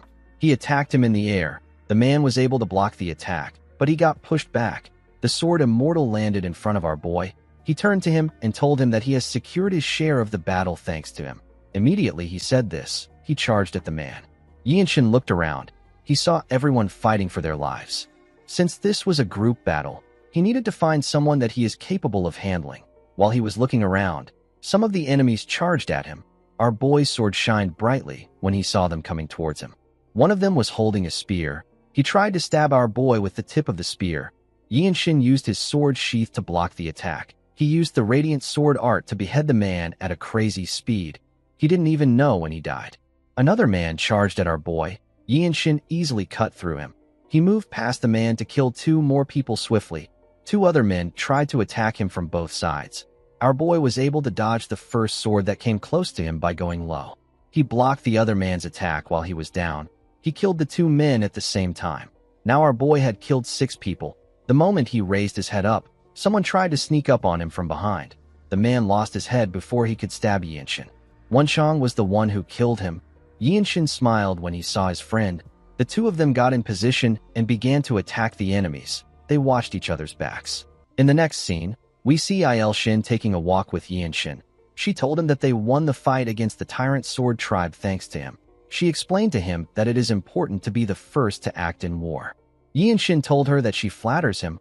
Yaelshin heard that several martial masters in their sect want to talk to our boy. She asked him if it is hard for him to handle all of them. Yinshin recalled when one of Yaelshin's men came to greet him. He told him that it has been a while since they met. The man revealed to our boy that he secretly hid some grain tea from his master and his seniors. He asked Yinshin if he would like to have some with him. Another martial master came to meet Yinshin later in the day. He was annoyed to find out that our boy has already received a large amount of duel requests. He did not expect that he would be too late. Another martial master met with Yinshin. He told him that his juniors in the enforcement pavilion are interested in him. He said that he blocked them off for our boy. He asked Yinshin if he can discuss sword techniques with him. Wanchong was surprised to see the amount of martial masters that came to visit Yinshin. While they were walking, the elder revealed to Yinshin that she can tell him why his clan was destroyed if he wants to know. She told him that his second brother already knows about it. She told him that it will be better for him to hear about it after the big fight is over. Yaelshin noticed that Yinshin's mood didn't change. She assumed that he wasn't affected by the issue. Our boy told her that he will go with her suggestion. The scene shifts, and we are taken to Guangzhong Plains. We see the Tyrant Sword Tribe leader and his forces on one side. The men stared at their enemies who were on the other side. The Sword Immortal told Manhwa that this fight won't be easy. He said that all the old birds in the small elder council of the Tyrant Sword Tribe are there. Manhwa realized that the war will be over if they win this fight. The Sword Immortal asked Manhwa to look after the disciples. She accepted his order. She turned to Yinshin and wished him good luck. Our boy asked her to stay safe. The Sword Immortal turned to Yinshin. He advised him to be careful of the vicious Rakshasa swordsman. He is the grandfather of Miyuk. Yinshin asked the elder if he is referring to the elder of the Tyrant Sword Tribe from last time. The Sword Immortal revealed to him that the vicious Rakshasa swordsman kept glancing at him while they were fighting. While he ranks higher in seniority than the Tyrant Sword Tribe leader, the vicious Rakshasa swordsman is said to be like the leader's limbs while on the battlefield. He is basically the leader's right-hand man. Yinshin thanked the Sword Immortal for his concern. While the two groups were staring at each other, their leaders raised their swords and ordered them to attack. The two groups quickly charged at each other. A disciple from the enforcement pavilion ordered the other disciples to deploy their sword formation now. The other disciples quickly began to attack the Tyrant Sword Tribe. Yinshin easily took care of the people that came close to him. While he was fighting, he felt someone coming towards him. He quickly turned around. He saw the vicious Rakshasa swordsman walking towards him. With a smile on his face, he told Yinshin that he won't survive today. He told him that he will cut off his head and offer it to his grandson's grave. Our boy asked the man if this is how all the unorthodox martial artists act. He could not believe that the man came to look for him even though all his subordinates are dying at the hands of the Zhongnan sect's martial masters. Yinshin told the man that he is shameless. The vicious Rakshasa swordsman was annoyed to hear this. He charged at our boy. He told him that he will tear him apart. He swung his sword at Yinshin. Our boy was able to block the attack, but the impact was crazy. The vicious Rakshasa swordsman charged at Yinshin with his palm. Our boy was surprised to see his hand coming towards him. He quickly raised his palm. He was able to block the attack, but he got pushed back. He could not believe that he could not gather his energy after having one clash with the vicious Rakshasa swordsman. He realized that this was a martial master that he couldn't handle at his current level. The vicious Rakshasa swordsman smiled at Yinshin as if he knew what he was thinking about. Before he could attack him, the Cloud Sword Dragon charged at him from behind. The vicious Rakshasa swordsman was able to block the attack. Another disciple charged at him. He was still able to block the attack. He was being attacked by 3 disciples. Yinshin watched them as they fought. The blue circle of comprehension appeared above his head. He decided to analyze the techniques of the vicious Rakshasa swordsman, the way he holds his sword, the way his muscles move when he puts energy into his sword. Yinshin slowly analyzed the way he behaves and the habits that he displays when using burst discharge. He wanted to see the way the man moves when he is defending Yinshin promised himself that he will figure out everything he does. While they were fighting, Manhwa charged at him from above. The vicious Rakshasa swordsman grit his teeth out of anger. Yinshin immediately realized that Manhwa was making a suicide attack. Before her sword could touch the vicious Rakshasa swordsman, he used his palm to hit her stomach. Manhwa forcefully used her sword to cut off his arm. She fell to the ground after doing this. The vicious Rakshasa swordsman quickly made a huge swing to push anyone around him back. He watched as his hand fell to the ground. He told the Cloud Sword Dragon that she lives up to her reputation. Manhwa was not ready to give up. She grabbed her sword. When she raised her head up, she saw that the vicious Rakshasa swordsman was about to cut her down. Before he could do anything, Yinshin charged at him from behind. The vicious Rakshasa swordsman sensed his presence. With a smile on his face, he asked Manhwa to wait right there. He turned around and swung his sword at Yinshin. Our boy already knew the move he will make from that position. He used his sword to brush it aside and landed a huge cut on the vicious Rakshasa swordsman. The vicious Rakshasa swordsman was shocked to see what happened. A large amount of blood gushed out of his body. Manhwa and Shin's disciples who fought him were shocked to see what happened. The vicious Rakshasa swordsman's head fell to the ground. Immediately this happened. Yinshin's blue circle of comprehension disappeared from his head. While the Tyrant Sword Tribe leader was fighting Shin, he sensed that something had happened to his right-hand man. Yinshin pointed his sword at the Tyrant Sword Tribe leader. He reminded him that he said that he will take his arm. The Tyrant Sword Tribe leader glared at our boy. Wenshang walked up to his friend. He was surprised to see the body of the vicious Rakshasa swordsman on the ground. He took a deep breath and announced that the guest of the Zhongnan sect, whose name is the Lightning Genius, has beheaded an elder of the Tyrant Sword Tribe. The martial masters of the Zhongnan sect were shocked to find out that our boy took out the vicious Rakshasa swordsman. The members of the Tyrant Sword Tribe could not believe that such a thing actually happened. They could not believe that the vicious Rakshasa swordsman was killed by a child. Shin could not believe what she was hearing. She did not expect Yinshin to be the one who took out the vicious Rakshasa swordsman. Her disciple raised his hand up and announced that the vicious Rakshasa swordsman is dead. The members of the Zhongnan sect screamed out in excitement when they heard this. Their morale was boosted. They charged at the Tyrant Sword Tribe members without any fear. They tore them apart easily. Some of them began to run. The Sword Immortal turned around to see Yinshin. He did not expect our boy to kill the enemy that he warned him about. He watched as his sect members charged at the Tyrant Sword Tribe members. Shin pushed the leader of the Tyrant Sword Tribe back with his sword. The moment he did this, one of the members of the tribe charged at him and pushed him back. The man told the tribe leader that the momentum of the Zhongnan sect is no joke. He informed him that the situation is dangerous. He said that they must retreat for now and prepare for what's to come. The tribe leader did not like this at all.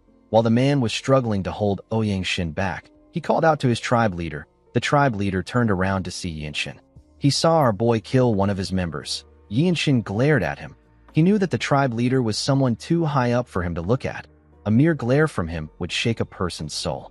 Yinshin watched the tribe leader as he ran away. He told himself that he will defeat him in 4 years' time. The tribe leader ordered his men to retreat. The scene shifts, and we are taken to the Zhongnan sect. We see the leader of the sect give Yinshin a plaque. The plaque is known as the Floating Cloud Token. If this token is shown to the groups affiliated to the Zhongnan sect, they will treat the person with utmost respect. Shin asked Yinshin to let him know if he ever needs his sword to fight for him. He told him that he will help him out once to resolve any issues, even if it involves political issues in the desolate fortress. Yinshin put away the token and thanked the sect leader. He told Shin that it is time she told him why his clan was wiped out. Shin revealed to our boy that everything began with the World Tree. Yinshin did not know what the World Tree had to do with this. The elder explained to him that it is a divine tree that sustains the world. All the laws of creations and existence are firmly anchored by the mystical energy of the World Tree. The land of the Jung clan was extremely fertile. The World Tree's roots spread far enough to stretch beneath the Jung estate. There is even a saying that the formidable martial power of the desolate fortress leader is maintained because she consumes the fruits of the World Tree. Yinshin asked the elder to tell him the reason why the Jung clan was annihilated. She explained to him that the Tyrant Sword Tribe and the Blood Flame Cult are both factions that are completely opposed to the desolate fortress.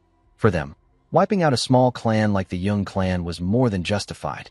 Coincidentally, Il Shin and her disciples were nearby when they received a letter from the desolate fortress lord. They got a request to protect the Jung clan. Unfortunately, they ended up failing. Now, Xingye County had become a wasteland at the hands of the two groups. Il Shin told our boy that she feels immense guilt towards him, his brother and his niece. Our boy did not know what to say. The scene shifts, and we see Yinshin and Wenchang outside with everyone. Our boy pat his niece on her head. The girl began to cry. Yinshin asked her to grow stronger and come find him. He told her that she will be able to visit the desolate fortress when she becomes a martial master. Manhwa asked our boy if she is also allowed to visit him. Yinshin told her that she can come if she is not on a mission. He told her that he would also like to learn martial arts with her. The Sword Immortal said that the downstream water of the Yangtze River has finally come together. He said that this is heartening. He told Yinshin that this brings joy to an old man like him who should be thinking about retirement. Our boy told the man that he looks like he will live for another 100 years. The elder told Yinshin that he hopes his wishes come true. Our boy gently smiled when he heard this. He and Wenchang bowed together. They said their goodbyes and began their journey. The scene shifts, and we are taken to an inn. We see a man telling everyone that the Mount Hua sect received secret aid from the desolate fortress. He said that the 9 great sects in the desolate fortress are fading away like the setting sun. He said that only the Zhongnan sect who defeated the tyrant sword tribe hold influence in Shaanxi. A martial artist sitting across the man poured himself a liquor and asked him to listen. He told him that he will give him a tip because it is his first time in the Murim. He told the man that keeping his mouth shut is the key to survival in the Murim. The man was annoyed to hear this. He stood up and asked the martial artist if he is calling him a first-timer. He picked up his sword and asked his friend if he said anything wrong. He said that the desolate fortress must be weak since they were unable to defeat the battle maniac.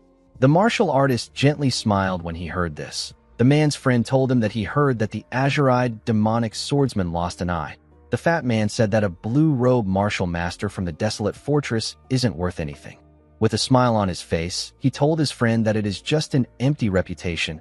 Immediately he said this. Someone threw a chopstick on his table. The man was shocked to see the chopsticks. The martial artist and the women with him quickly raised their heads up. With a serious look on his face, Yinshin asked the idiot to tell him more of what he just said. Wenchang raised our boy's robe to show the man the symbol of the desolate fortress that was on it. The man was shocked to see that our boy came from the desolate fortress. The martial artist and the women stared at Yinshin.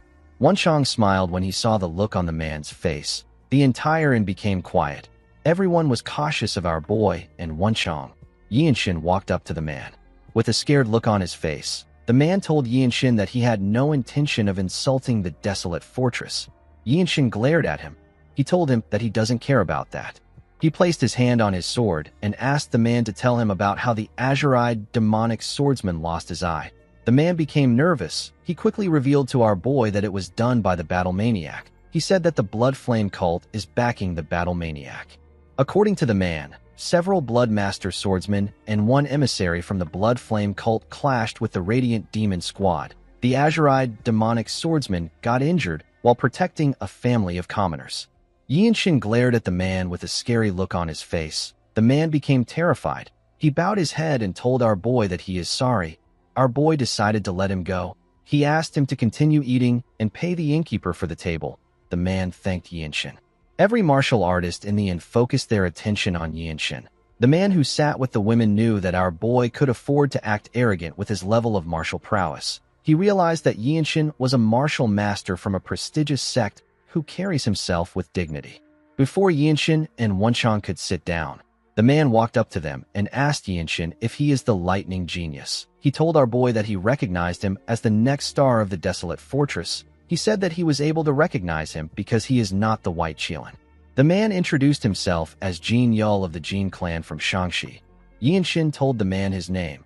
Jin Yul told him that he has heard about the rising star of the desolate fortress who is known for his exceptional martial arts prowess. He told Yinshin that he heard that he was active in Shaanxi. The two women smiled at our boy when they heard this. Wenchang told Jin Yul that he has sharp ears. Jin Yul believed that Yinshin and Wenchang were heading to Xian because they belonged to the Radiant Demon Squad. He asked the boys if he can move with them. Yinshin did not expect this. Jin Yul explained to them that he truly wishes to form a friendship with the martial masters of the desolate fortress. He apologized to them for being too forward on their first meeting. Yinshin asked him about how he knew where they were headed. Jin Yul explained to him that after the clash between the Zhongnan sect and the Tyrant Sword Tribe, the Radiant Demon Squad and the Manhwa sect have become the hottest topic in the Xian Murim. He told Yinshin that everyone's attention is on them. Even the small and mid-tier martial artists know about what is happening. Yinshin glared at the man. Jin Yul simply smiled at him. Our boy poured himself a drink and told Jin Yul that they will move out after a quick bite. Jin Yul and the two women bowed their heads to thank Yinshin. The scene shifts, and we are taken to the forest. We see Wenchang telling the women about how he announced that Yinshin beheaded the vicious Rakshasa swordsman. With a proud look on his face, he said that his roar was just as mighty as the Shaolin lion roar martial art. He turned around and told the women that every martial artist on the battlefield turned their heads. He told them that they should have seen it for themselves. Jin Yul told Wenchang that a martial artist of the desolate fortress won't lie. He assured Wenchang that he believes him. One of the women asked Yinshin if he really beheaded the vicious Rakshasa swordsman by himself. Our boy told the woman that they took turns fighting him. He said that the Cloud Sword Dragon, the Neutral Spirit Fist, and the Cliff Swordsman had already weakened him. Wenchang told the woman that he took care of the other warriors. He said that the finishing strike was done by Yinshin's dazzling blade. Jin Yul and the women laughed when they heard this. While they were walking, Yinshin suggested that they take a short break next to a lake. Wenchang said that he is going to look for wild animals. He told them that they will need the meat. The two ladies turned to him. They told him that they will follow him. While Wenchang was out hunting, Yinshin filled his bottle with water. Jin Yul sat behind him. He asked our boy if he uses his left hand. Yinshin told him that he wields his sword with his right hand. He said that he only trained a little in the fist arts. Jin Yul took out a small dagger from his clothes when he heard this. He charged at Yinshin from behind. He said that his left flank must be his weak point. He swung his sword at Yinshin with a confident smile on his face. Before his sword could touch our boy, someone cut his neck from behind. The person turns out to be Wenchang. Jin Yul's head fell into the lake. When the water touched his hair, it revealed his red roots. Wenchang and Yinshin did not seem shocked to see this. Wenchang said that he already expected the man to be an assassin from the Blood Flame cult. Yinshin asked him about Jin Yul's companions. Wenchang revealed to him that the girls are the daughters of an official. He said that they must have already arrived at the afterlife by now. Wenchang slit both their throats. He told our boy that they will arrive at their destination in half a day. The scene shifts, and we are taken to Xian. We see Myung wearing a bandage around his eye. He commended Yinshin for achieving an unbelievable merit. He did not expect Yinshin to slay an elder of the 13 skies. He told our boy that even he has not accomplished something like that. Yinshin and Wenchang were shocked to see that he actually lost one of his eyes. They could not believe that the rumor was true. They asked him about his eye. Myung did not know what to say. Mirio told our boy that Myung is not the only one in trouble. She told him that it was reckless for him to go against an elder of the Tyrant Sword Tribe. She was relieved to see that Yinshin wasn't hurt. Yinshin asked Mirio about what happened.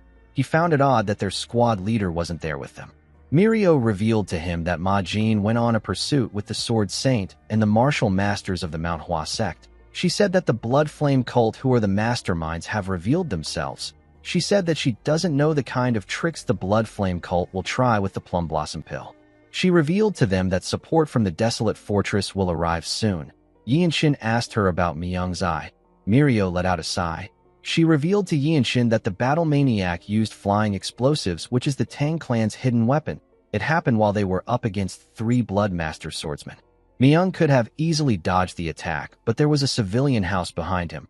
Myung had no choice but to strike the explosive down with his sword. He laughed nervously as Mirio told them about what happened. While they were talking, someone threw an explosive into their room. The group was shocked to see the explosive. It caused a huge explosion in the inn. Myung quickly picked Wenchang up and carried him out in an instant. He took a look at the inn and said that their squad leader isn't working hard enough. When he turned to the side, he saw Yinshin and Mirio land on the ground together. When Yinshin raised his head up, he saw some men coming towards them with their swords. He saw a man with one arm standing while the others charged at them. Yinshin immediately realized that this man is the battle maniac. Our boy asked his teammates to take care of the others. He said that he will handle the battle maniac. Myung and Wenchang were surprised to hear this. The battle maniac smiled when he saw Yinshin coming close to him. He knew that there is only one person wearing a blue outer robe and white on the inside in the Radiant Demon Squad. He knew that he was looking at the lightning genius. He watched Yinshin as he drew his sword.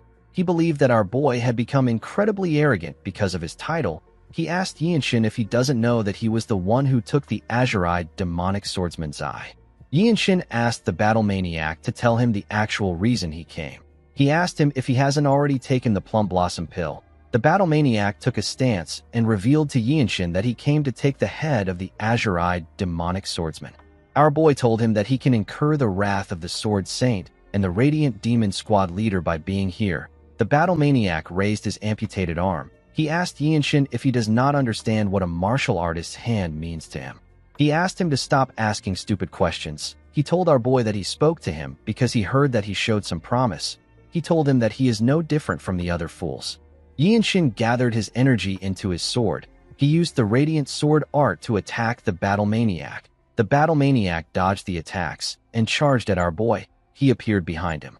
He attacked our boy with a perfect grasp technique. Yinshin turned around and used his sword to block the attack. He moved back a bit. The battle maniac was shocked to see our boy's footwork. He was certain that this was the footwork of the noble race. He quickly realized that he was wrong. He knew that the martial art of the noble race can't be copied. He realized that Yinshin was using a completely different martial art. Our boy told him that he talks too much. The battle maniac smiled when he heard this. He told Yinshin that he heard that his family is buried on the mountain behind their clan's estate. He asked our boy if he has ever wondered about what happened to his land after he left. With a smile on his face, he asked Yinshin if he expected his hometown to be untouched after he made an enemy out of the Blood Flame cult. He revealed to our boy that they dug up the mountain and burned all the corpses. Yinshin was shocked to hear this. He remembered how the maid used to wake him up for breakfast. He remembered his first brother and his wife. He remembered how his father called him his son with his last breath. Yinshin released his energy when he thought of this. With a cocky smile on his face, the battle maniac asked our boy if he believes that he can beat him. Yinshin wondered about what would make a martial artist feel despair. The first thing would be when their masters, seniors, juniors, or they themselves face death. The second would be when they lose the ability to perform martial arts due to their body. Yinshin wondered about which of this situation would best fit a martial arts-obsessed warrior. Our boy didn't believe that cutting off his limbs would be enough. The battle maniac charged at him while he was thinking. Yinshin put away his sword and used his palm to block the battle maniac's attack. The battle maniac was annoyed to see that Yinshin was using a palm technique against him. He attacked our boy faster. Yinshin was able to block each one of his attacks. Before he could make a huge attack, Yinshin caught his wrist. With a look of anger on his face, the battle maniac asked Yinshin to tell him how he knows his technique. Our boy told him that he made his technique better. The battle maniac was annoyed to hear this. He could not believe that our boy stole his secret martial arts technique in an instant, and he even improved it. Yinshin liked the look on his face. He realized that this was the best way to throw the battle maniac into despair. To martial artists, their martial arts is a life that they built up through countless years of dedication. Yinshin basically denied the battle maniac's entire life work. He even showed him a more superior form of his martial arts. Our boy moved close to the battle maniac and asked him if he would like to learn the improved version. The battle maniac was shocked to hear this. Yinshin smiled and said that he cannot teach him. The battle maniac screamed out in pain. Yinshin released some energy and tightened his grip on his wrist. He broke the battle maniac's wrist. The poor bastard screamed out in pain. Yinshin watched him as he suffered. Myung and Mirio couldn't believe their eyes. They couldn't believe that Yinshin subdued the battle maniac. Our boy drew his sword and moved it close to the battle maniac's neck. The man called him a bastard. Yinshin beheaded him when he heard this. Everyone was shocked to see this. When the battle maniac fell to the ground, a small box with a plum blossom symbol on it fell out of his clothes. In the next scene, we see Yinshin present the battle maniac's head and the plum blossom pill to his captain. Majin picked up the box to look at it. He didn't know what to say to our boy. He simply stared at him in silence. He let out a sigh and revealed to Yinshin that he will soon be able to request for a promotion exam to the blue rank. He said that this is the shortest time it has ever taken for a person to reach this rank. He told Yinshin that he will also be the youngest person to ever take the test. Our boy told his captain that he has heard about the promotion exam. He asked him if he can explain it to him in detail later. He said that they have something more urgent to attend to. Ma Jin agreed with Yinshin. He placed the pill down and revealed to the group that the Manhwa sect was attacked. Everyone was shocked to hear this. In the next scene, we are taken to another room. We see Yinshin and his teammates in the room with the Manhwa sect members. We see Hyun lying on the bed. Cheonju was sitting next to him. When he looked at the boy's body, Yinshin remembered when he asked him to become friends with him. Cheonju revealed to the Radiant Demon Squad that Hyun used every last bit of his energy in order to protect his senior brother. The energy core is an organ that contains a trace amount of innate energy from birth. It can get damaged if completely emptied. Some even call this traces of energy innate core energy. Yinshin found the situation to be odd. He told Cheonju that it is simply a depletion of internal energy. He asked the man if it can't be replenished. Cheonju told him that it can. He explained to our boy that the other disciples who showed similar symptoms have already gotten back on their feet. Yinshin asked him about why Hyun isn't better. The man revealed to him that Hyun can't be treated through ordinary means. This is because he learned the Violet Dawn's sacred art as the sect leader's disciple. The boy can't be treated because the others did not learn the same martial arts as him. Yinshin asked him if they can't just use the plum blossom pill. Cheonju said that the energy of the plum blossom pill might be able to substitute for the Violet Dawn sacred art, but a martial master is needed to absorb and transfer the energy in place of the unconscious Hyun. Cheonju revealed to the group that Hyun only has an hour left to live. He said that they don't have enough time to transfer the energy. The moment he said this, Ma Jin told the man something. He quickly raised his head up when he heard what the captain said. Other people couldn't hear what the captain was saying. Yinshin noticed that they were talking. He realized that his captain is using the frequency whispering technique to communicate with Cheonju. While he was looking at them, Cheonju turned to him. He seemed to be shocked about something. He quickly stood up and stretched out his hand to give our boy a pill. He told him that he is counting on him. Yinshin asked him if he believes that he can transfer the energy. Ma Jin told him that he does. He asked our boy to swallow the pill and start immediately. He told him that the pill will also strengthen him. While watching Yinshin circulate his energy, Ma Jin recalled that our boy had previously absorbed an elixir incredibly fast and perfectly integrated it. Yinshin absorbed it before he could help him. With our boy's talent, Ma Jin believes that it will be possible to quickly dissolve the plum blossom pill's energy and transfer it to Hyun within the time limit. After preparing himself, Yinshin collected the pill and swallowed it. Hyun sat in front of him in a lotus position. The moment our boy swallowed it, he felt something within. The plum blossom pill is a special elixir tailored to a specific way of manipulating internal energy. For someone like Yinshin who hasn't learned the internal arts of the Manhwa sect, it would take a whole year to fully settle the plum blossom pill's true energy in his body. Unless a person undergoes a full year of closed-door training, it will have no real value. This is why the battle maniac didn't use the pill immediately he got it. It would be better for a person to focus on developing their own martial arts with such a large amount of time. Yinshin believed that he can absorb this energy and transfer it to Hyun at the same time. His blue circle of comprehension appeared next to his core. Our boy knew that he needed a massive amount of energy. He noticed that the slight opening in the middle energy core started to widen upon receiving the plum blossom pill's energy. Though it didn't fully open, it managed to shorten the time needed to absorb the energy. Cheonju was shocked to see that Yinshin has already dissolved the plum blossom pill's energy. Our boy placed his hand on Hyun's back. He asked the boy to focus. He asked him to use the Violet Dawn's sacred art to absorb all the plum blossom pill's energy that he is transferring. Hyun used his martial arts to slowly absorb the energy. The Manhwa disciples could not believe their eyes. Everyone watched Yinshin transfer the energy to the boy. After a while, Yinshin removed his hand from Hyun's back. The boy regained consciousness. He opened his eyes and looked around. Cheonju asked him if he is conscious. Hyun told him that he is. Cheonju quickly placed his hand on his wrist to check his energy. He was shocked to feel the boy's energy. Hyun's internal energy wasn't just restored, it also grew stronger. Cheonju could not believe that Yinshin completely dissolved the plum blossom pill's energy and infused it into Hyun's body without losing the tiniest amount. The man was shocked to see that Yinshin transferred the powerful energy without keeping any for himself. He told our boy that he is a truly noble man. Yinshin told him that he simply understood the situation. The man could not believe what he was hearing. He put his hand together and bowed his head to thank Yinshin. He told him that he has saved the future of the Manhwa sect. Everyone was surprised to hear this. The man told Yinshin that he has to get a reward because he treated their sect with the dignity of a true hero. He told him that he is not measuring his kindness with material things. He said that it is just a token of gratitude. He asked Yinshin to accept it. Cheonju pat Hyun on the head and told our boy that Hyun will be visiting the desolate fortress soon. He said that he will send the gift when Hyun visits.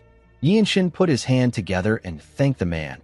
He turned to his captain and asked him if the mission is complete. Ma Jin told our boy that it is. He told him that he did everything. The scene shifts and we are taken to the desolate fortress. We see Yinshin meditating in his room. While meditating, our boy thinks about the fact that he wanted to get martial arts instructions from the desolate fortress master when he returned. However, when Yinshin went to meet her, the fortress master told him that she will teach him the type of martial arts that he needs when the time is right. She told him that there is still room for improvement in the radiant sword art and the evading swift step. Our boy decided to focus on these two arts. He wondered if there is a way to infuse more force into the flow of the radiant sword art. He also thought about how he could take the second step of the invading swift step. Yinshin recalled that he also wanted to invent new forms for the infinite blossom fist strike. Our boy closed his eyes and focused on his energy. After meditating for a while, he let out a sigh.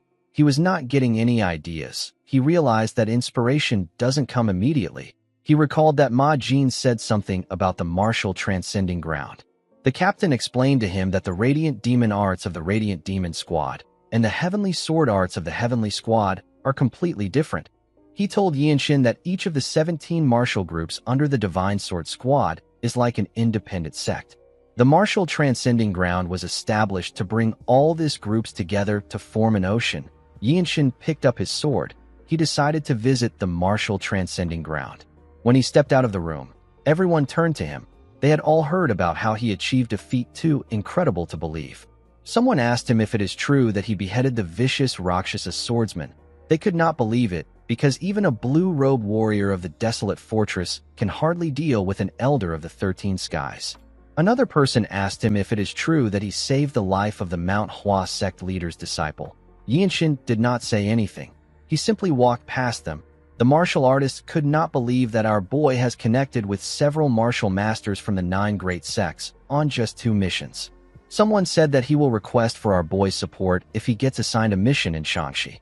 Yinshin walked up some stairs and looked down to see something. He saw different martial artists fighting each other. This place is the martial transcending ground. It is a dueling arena for all martial artists under the Divine Sword Squad to spar freely. It is where 17 martial styles intersect. Each of these styles is comparable to that of an independent sect. While he was looking at the martial artists, someone asked our boy about who he is. When Yinshin turned to the side, he saw a man in a purple robe. He asked the man if this is the martial transcending ground. The man told him that it is. The man had heard about a young swordsman in a long blue robe. He knew that he was looking at the lightning genius. He put his hand together and introduced himself as the Yuan. He said that he is from the command bureau. Our boy also introduced himself to the man. He walked past him after the introduction.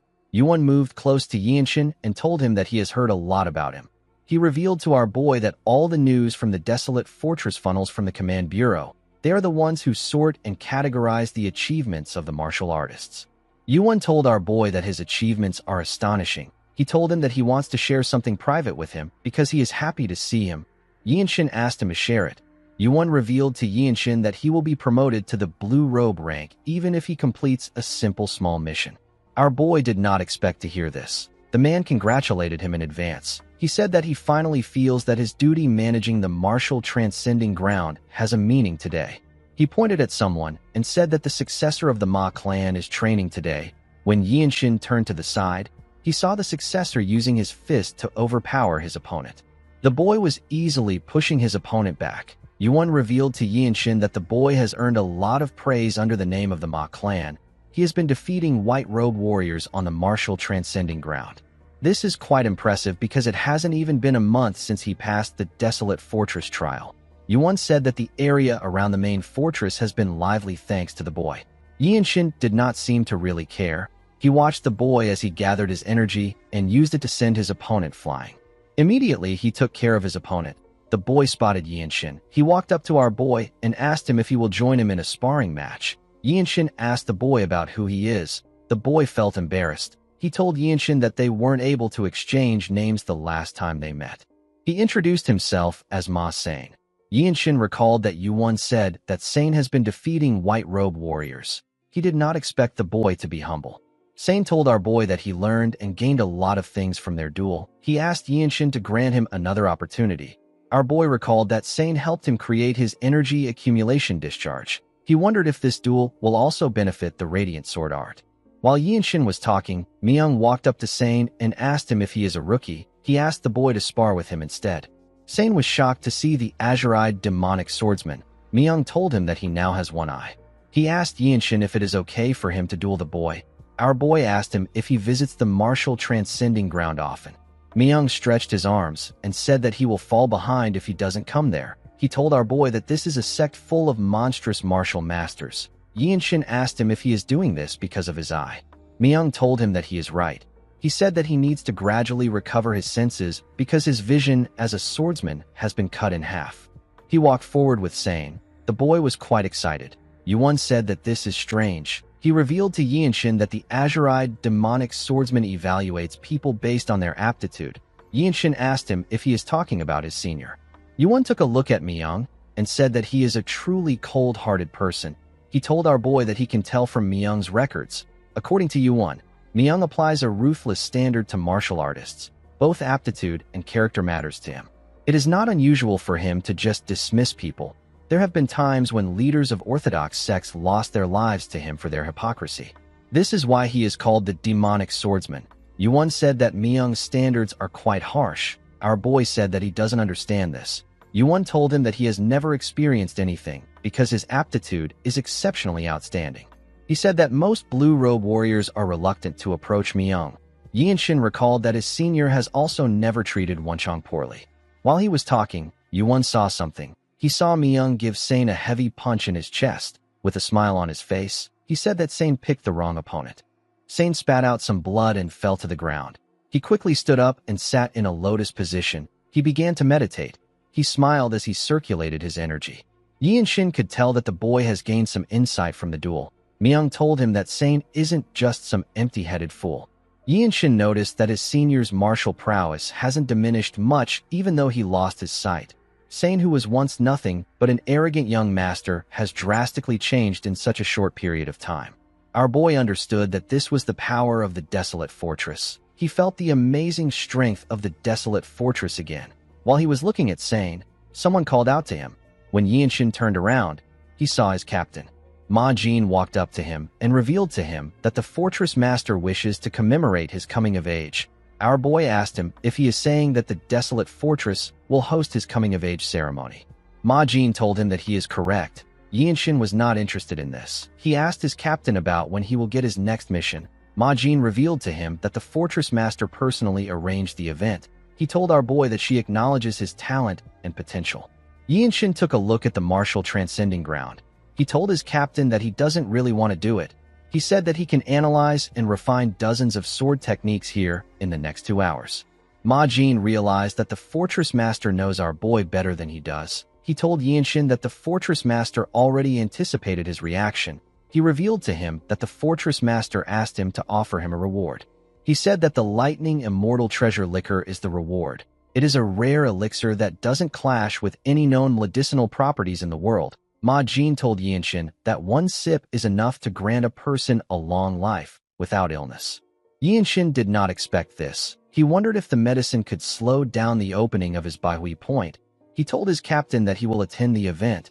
Ma Jin did not think that our boy would do it. He explained to him that among those participating in the coming-of-age rite, only 1 person will get to drink the lightning immortal treasure liquor. In the past, this was decided through a competition between children who could not become a white robe, but it is different this time. Ma Jin revealed to Yinshin that there are several white robes from renowned clans who are aware that he will be participating in the event. Yinshin said that this won't be a problem. A few days later, we are taken to Yanjiak's office. We see him eating with Ma Jin. He told the captain that the fortress master has intervened. Ma Jin asked his father if the main house plans to hold the ceremony. Yeonjiak didn't say anything. The scene shifts, and we see some white-robe warriors and some young warriors gathered outside. They were all wearing their ceremonial caps. Other white robes and blue robes watched the ceremony from the side. The fortress master touched Yinshin's head and congratulated him. She announced that the lightning genius will not take a new name. On some occasions, some people take on a new name upon coming of age. As the fortress master walked forward, a blue-robe warrior said that this is the final step. He was curious to see who will drink the lightning immortal treasure liquor this year. He said that no white robe can compare to Yinshin if they go by achievements. Even Namgung Washin has only just completed his first major mission. The man believed that the great martial clans also possess overwhelming strength in this ceremony. He said that the potential of the heirs of the Ma and Shin clans has far exceeded expectations. The fortress master took out a blue bottle and poured the liquor into a cup. Everyone watched her as she poured the lightning immortal treasure liquor. The fortress master raised her hand and told them that this is a small gift for them. She said that it will belong to whoever takes it first. She released her energy and asked the young warriors to take it if they can. Her energy pushed the warriors back. Most of them were sent flying. Yinshin and the heirs were the only ones pushing back. Sane quickly fell to the ground. The heir of the Shin clan couldn't move forward. While trying to hold on, Yinshin's blue circle of comprehension appeared above his head. He used the evading swift step to push himself forward. Everyone was surprised to see this. This was a footwork that brings about harmony with nature. The fortress master smiled as she watched Yinshin push forward. Our boy used the evading swift steps to charge in with a force that cuts through the crowd. His cap got blown away, but he still kept pushing forward. He was able to reach the fortress master. Everyone couldn't believe their eyes. Sane couldn't accept what he was seeing. The fortress master presented the cup to our boy. She asked him to savor it. Yinshin accepted the cup.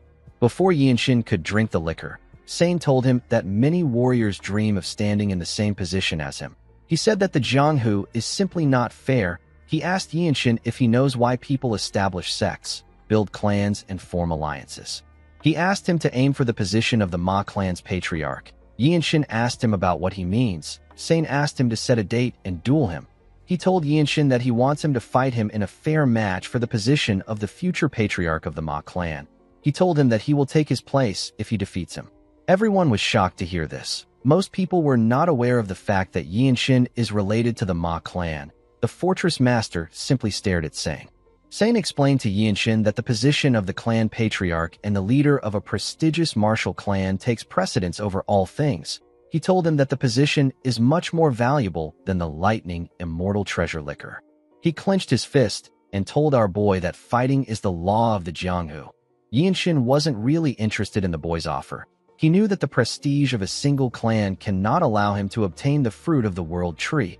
Aside from this, Yinshin didn't want to beg others for his life without offering anything in return. He raised the cup and told Sane that he claimed the liquor with his own efforts. He drank the liquor in front of everyone. His grandfather was surprised to see what he did. With a cold gaze in his eyes, Yinshin told the boy that this is the Jianghu. Everyone understood what he meant. They knew that our boy wanted to stand above everyone as a sovereign martial artist of the Jianghu. Yinshin believed that he needed to be the best in order to be a martial artist of the desolate fortress, the clan that rules the world. He put his hands together and thanked the martial artists who honored their tradition and ceremony. The blue-robe warriors did not expect Yinshin to be part of the noble Ma clan. One of them said that the spirit of a noble bloodline never forsakes its descendants. Another blue-robe warrior said that he did not expect Yinshin to stand alone and not lean on his clan. He said that this is the bearing of a great master. He told his friend that our boy will one day build a clan of his own. The martial artist watched Yinshin as he stepped down from the stage. Sane approached him and asked him about why he turned down the offer. Yinshin told the boy that he will be a great leader of the clan. Sane was shocked to hear this. He didn't know what to say. Our boy simply walked past him. He walked up to his captain. He asked Ma Jin if he isn't married yet. Ma Jin turned to him with a worried look on his face. Yinshin recalled that his captain is the eldest legitimate son of the Ma clan. He asked him about why his clan is so desperate to find a successor when he is still capable and healthy. Ma Jin's expression became grim. It seemed as if Yinshin had brought up a topic he wanted to avoid. Myung moved close to his captain. He told him that our boy deserves to know the truth. He asked him if he can tell him. Ma Jin walked forward and asked him to go ahead. When the captain was no longer close to them, Myung told our boy that he has something to tell him. He revealed to him that their captain brought Mirio back from a mission in the past. He was holding her hand at the time. Our boy asked him if he is talking about his senior. Myung assured him that he is talking about the same Mirio.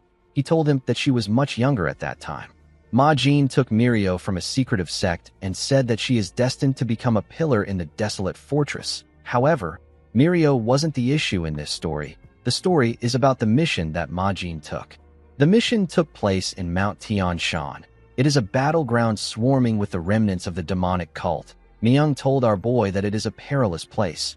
He said that their captain completed the mission, but he got in a fight with a martial master of the demonic path. With a scary look on his face, Myung revealed to Yinshin that their captain was struck in a vital point by a piercing art that damages internal organs. Yinshin was horrified by what he heard. After the incident, their captain has not been able to perform fully as a man. Even the Heavenly Squad captain, who Ma Jin often argues with, never brings up this incident. Yinshin didn't know what to say. Myung asked him if he now understands the situation. Our boy assured him that he does.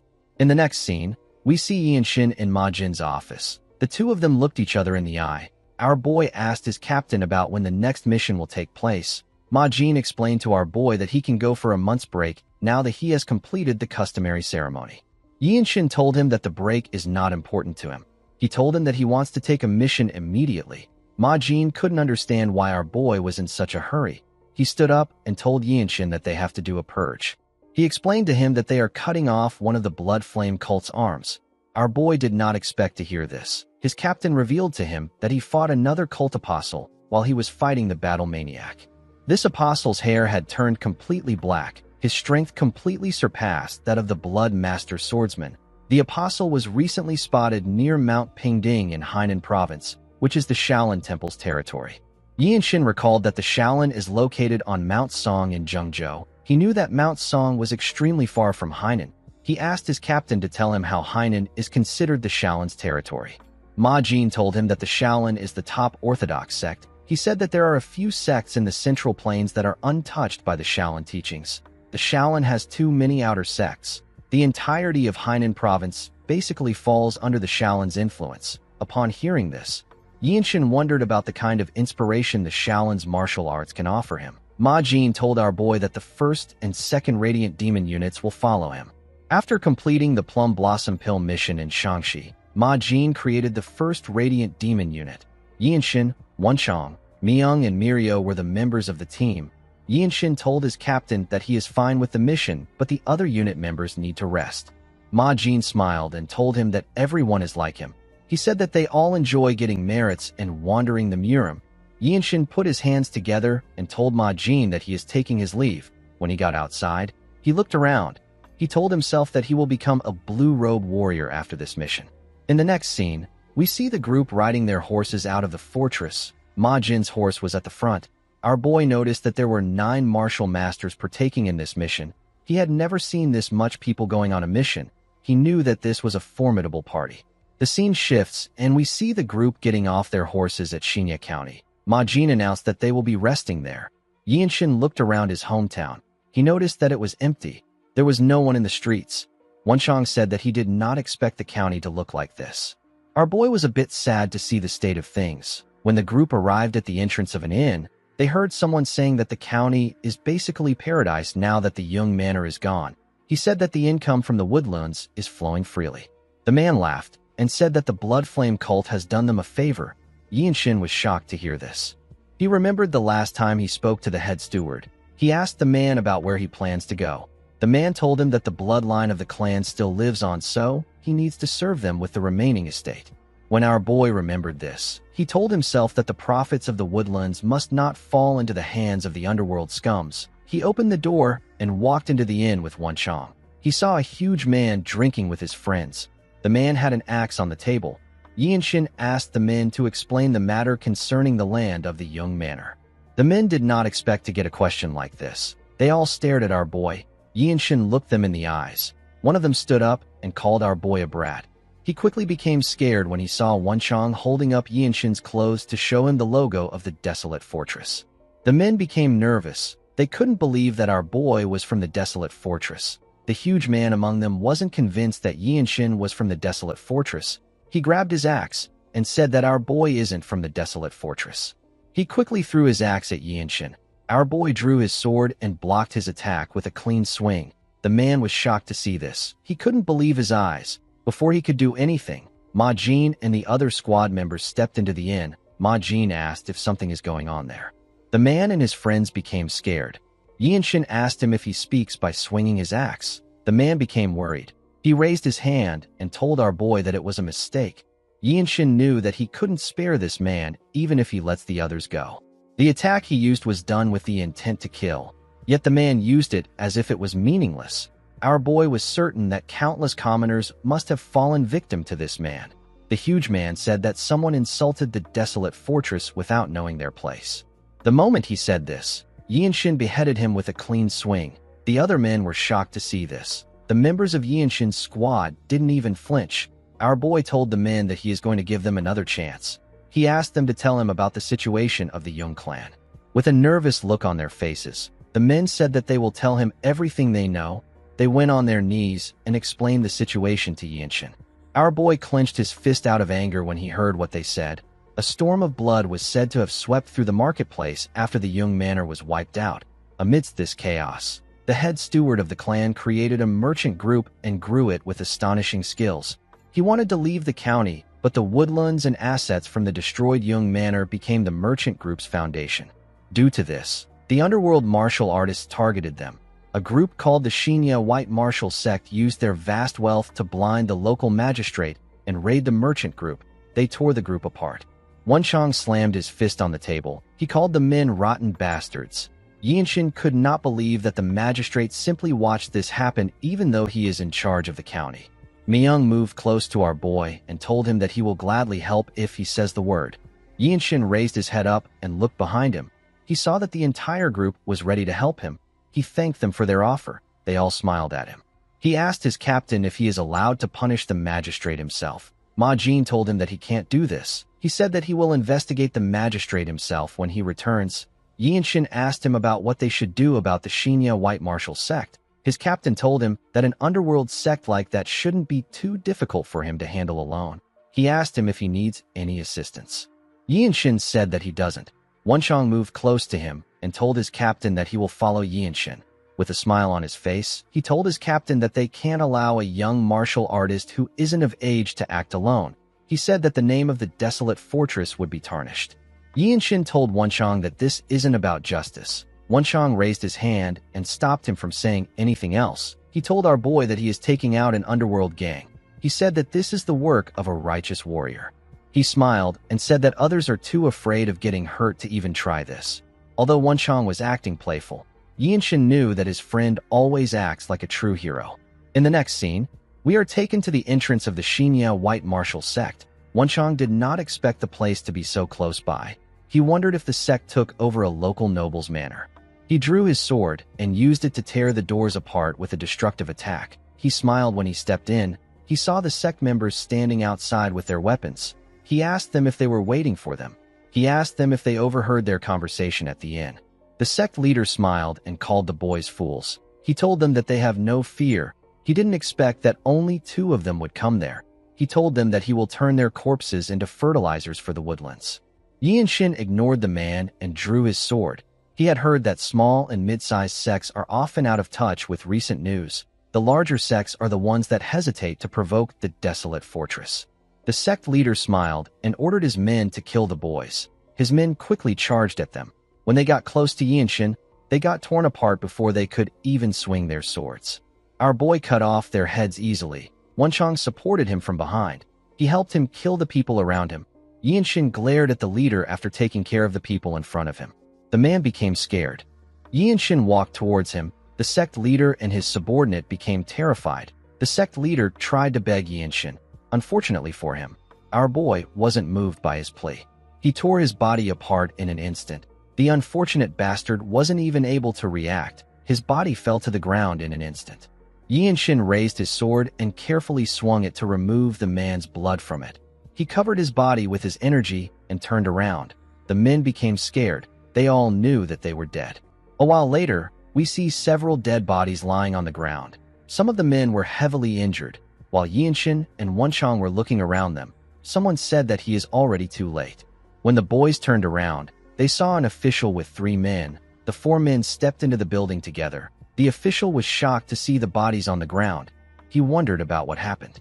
While he was looking around, he saw Yinshin. He recalled that our boy was a child of the Young Manor. He asked him about what he is doing there. Immediately the man said this. He saw the Desolate Fortress logo on Yinshin's clothes. He could not believe that Yinshin was in the Desolate Fortress. One of the men ran past the official and called out to our boy. Yinshin was surprised to see the head steward. The man couldn't believe that our boy became a martial artist of the Desolate Fortress. He was very proud of him. He told Yinshin that this feels like a dream. Our boy told the steward that he heard that things haven't been going well for him. The man gently rubbed his head and said that things were bad for him because he is weak. Yinshin noticed that the energy emanating from the man's body was much different from before. It was now more refined and grounded. Our boy knew that a change like this is basically impossible without having formal martial arts training. He asked the steward if he joined an orthodox sect. The steward smiled and said that he was able to become an outer disciple of the Shaolin through great luck. Our boy did not expect to hear this. The steward pointed at the old bald man behind him. He introduced him as his master. The old monk introduced himself as Wenchang. Yinshin put his hand together and greeted the man. He introduced himself to him. The moment he greeted him, the third man told him that his techniques are astonishing. The man who turns out to be a member of the noble race turned around to see Yinshin. He introduced himself as Gakyung. Gakyung is also known as the Little Divine Monk. He is one of the 18 arhats of the Great Shaolin Temple and a master of the Shaolin Fist Strike. Wenchang turned to Yinshin and asked him if he had some prior connection to their temple. Our boy told him that this is his first time meeting martial masters of the Shaolin. Wenchang told our boy that his physique is really interesting. He said that his body looks like it has been well tempered through the muscle transformation art. The Shaolin's 72 supreme arts are said to begin and end with the Dharma muscle transformation art. It is a very important art to the temple. It is basically a foundation for them. Wenchang told Yinshin that he doesn't suspect that he stole their temple's techniques because this would be impossible. Gakyung called out to Yinshin and told him that his actions are reasonable by worldly standards. However, from the point of view of someone who has lived only for martial arts and the Dharma in the mountains, it seems a bit excessive. Gakyung told Yinshin that he is worried because he will definitely become a top martial master. Our boy asked the monk to tell him what he is trying to say. Gakyung said that a true martial artist speaks through martial arts.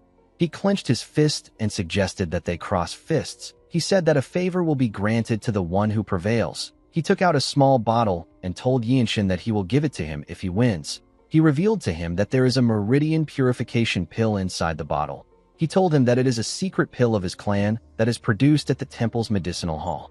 Wenchang was surprised to see the bottle. He asked Gakyung if he is talking about the pill that the Shaolin uses to instantly restore their energy. The monk told him that he is correct.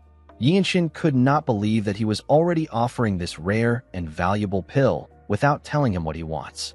He couldn't see through Gakyung's intentions. He decided to accept the duel. He said that he will give it his all. The monk laughed and thanked our boy for allowing him to meddle in his affairs.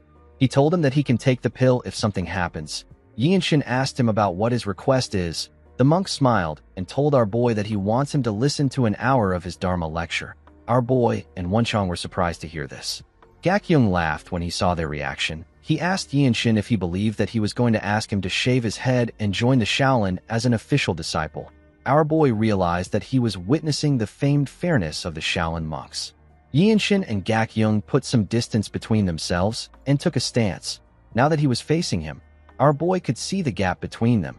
He knew that he would be no match for Gakyung if they faced each other with internal energy. However, when it comes to their physique, Yinshin might stand a chance. The monk charged at our boy and swung his fist at him. Yinshin blocked his attack and got pushed back a little. Gakyung turned around and attacked him with a kick. Yinshin blocked his attack. The monk made his fist faster and attacked our boy with more speed. Yinshin matched his pace and blocked his attacks with a single hand. Gakyung jumped and tried to kick our boy. Yinshin carefully bent his back to dodge the attack. Gakyung moved back and took a stance. He attacked our boy with the Dragon Fist Strike. He used the technique to hit Yinshin's body with a large amount of force. A bright light got released from the attack. When Gak-young stepped back, he saw something odd. Our boy was still standing. It was as if he wasn't even hurt. Wonjong was impressed by Yinshin. He realized that our boy is standing in the exact same position as when the match began. With a cold gaze in his eyes, Yinshin asked the monk if he is done. Gak-young did not expect to hear this. Yinshin and Gak-young carefully looked each other in the eye. Our boy took a step forward and charged at the monk. He easily got close to him and thrust his fist at him. The monk was able to dodge it by moving to the side. He was a bit nervous. He quickly attacked Yinshin with multiple punches. Our boy was not able to dodge them. Fortunately for him, attacks that lack internal energy can't deal significant damage to him thanks to his movement art.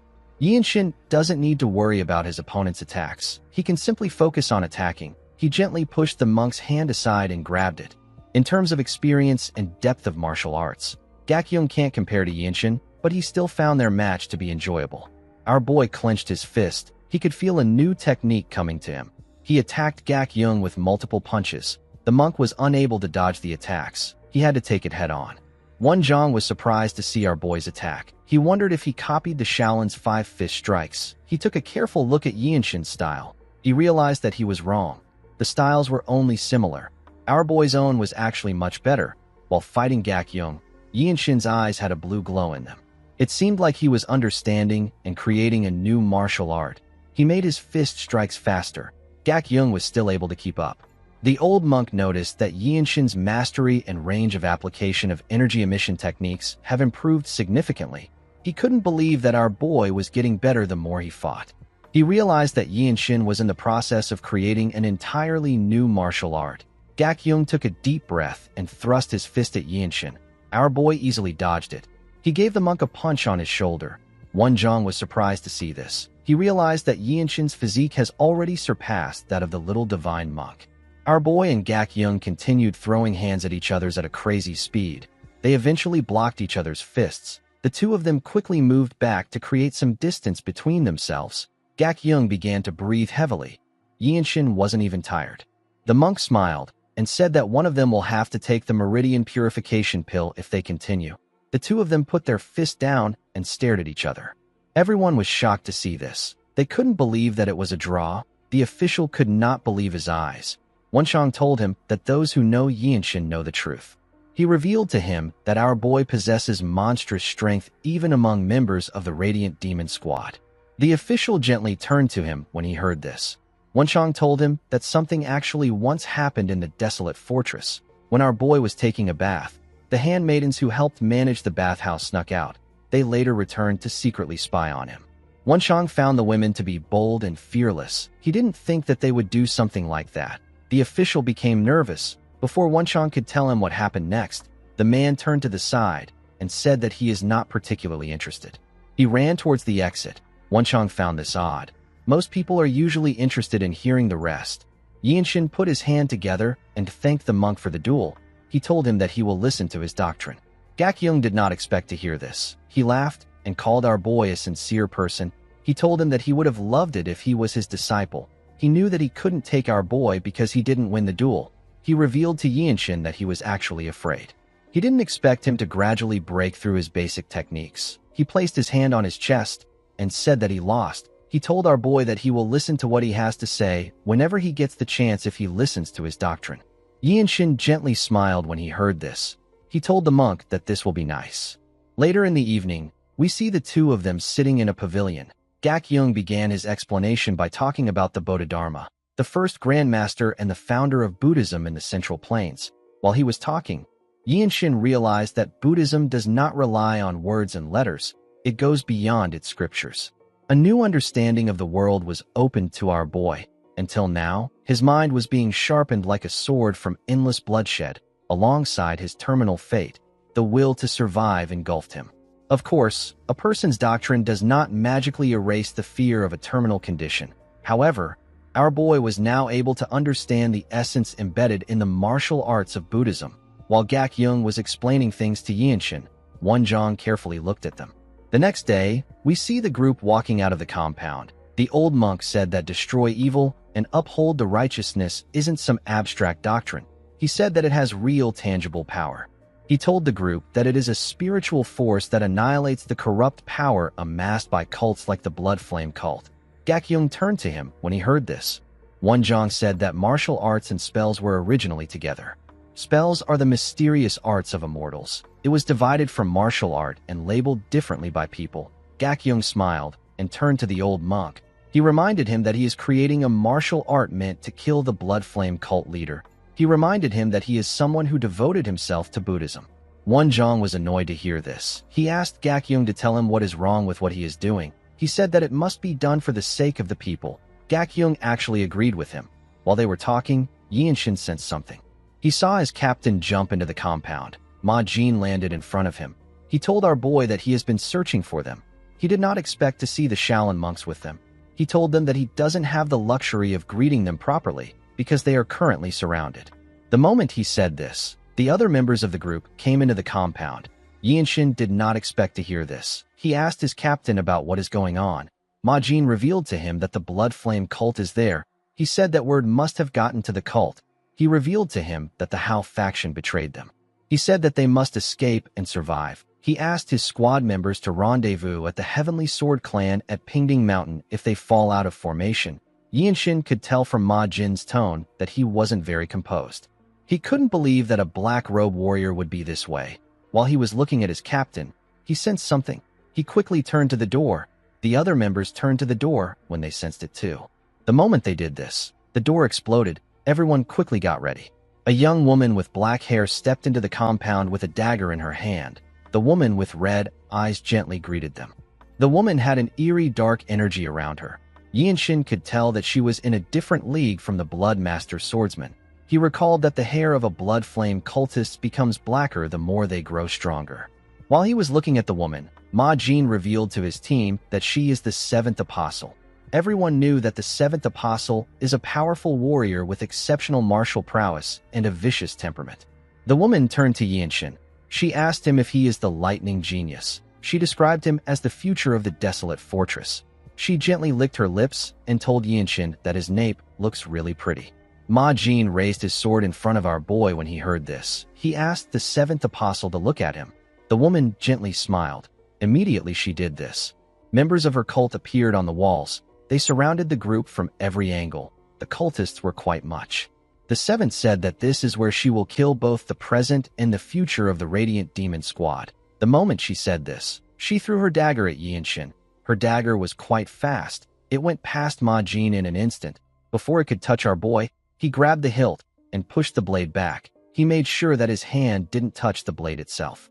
The dagger had an ominous energy around it. When Yinshin tightened his grip around the hilt, the energy on the dagger disappeared. It was as if our boy purified it with his energy.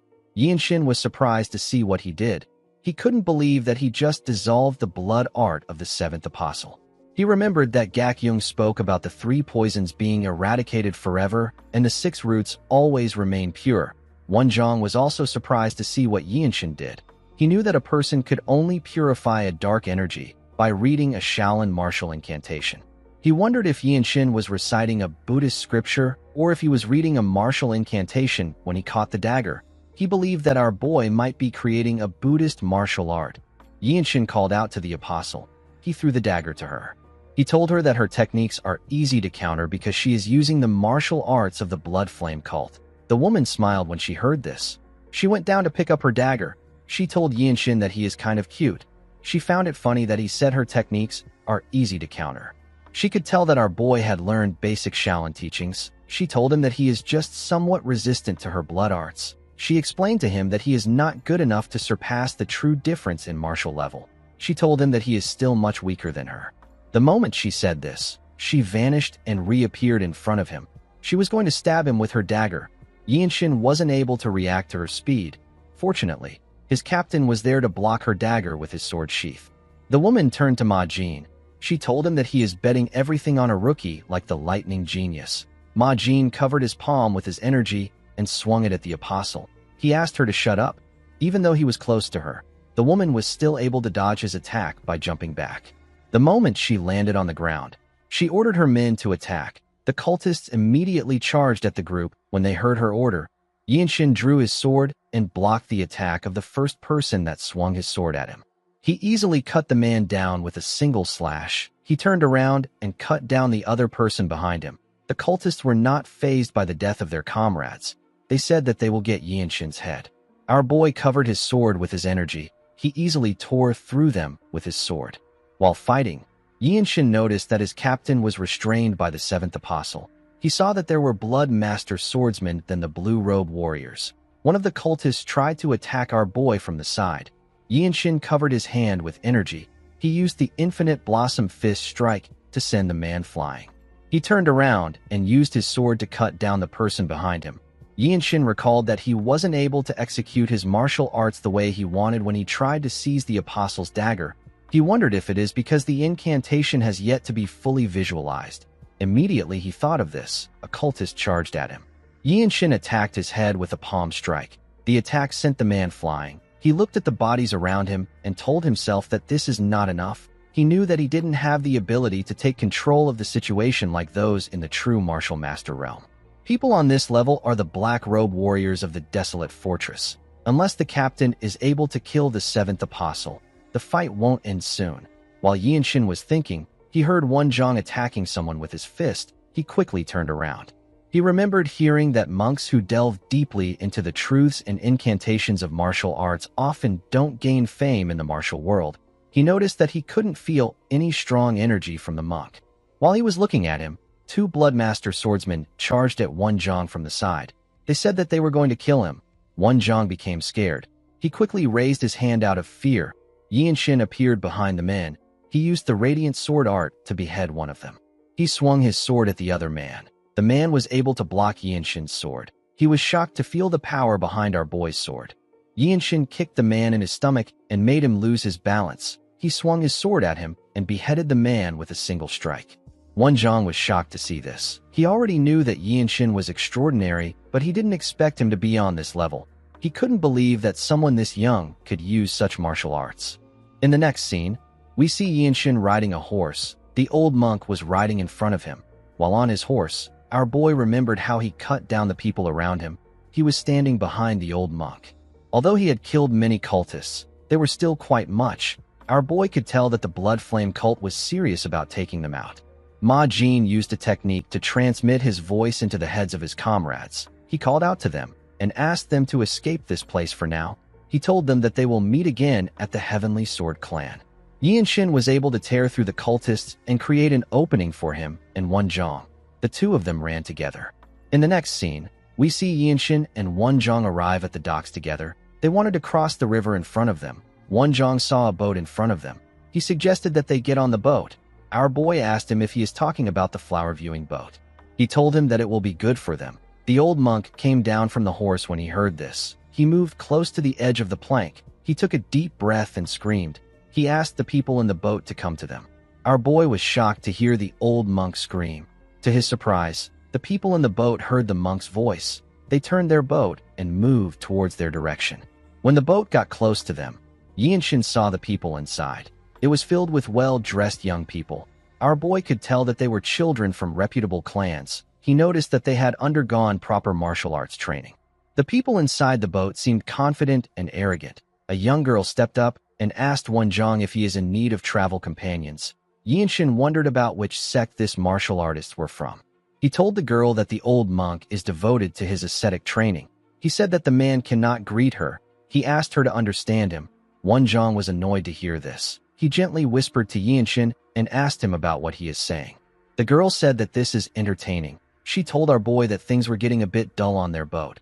She asked him if they will be boarding the boat. She assured him that it can take their horses.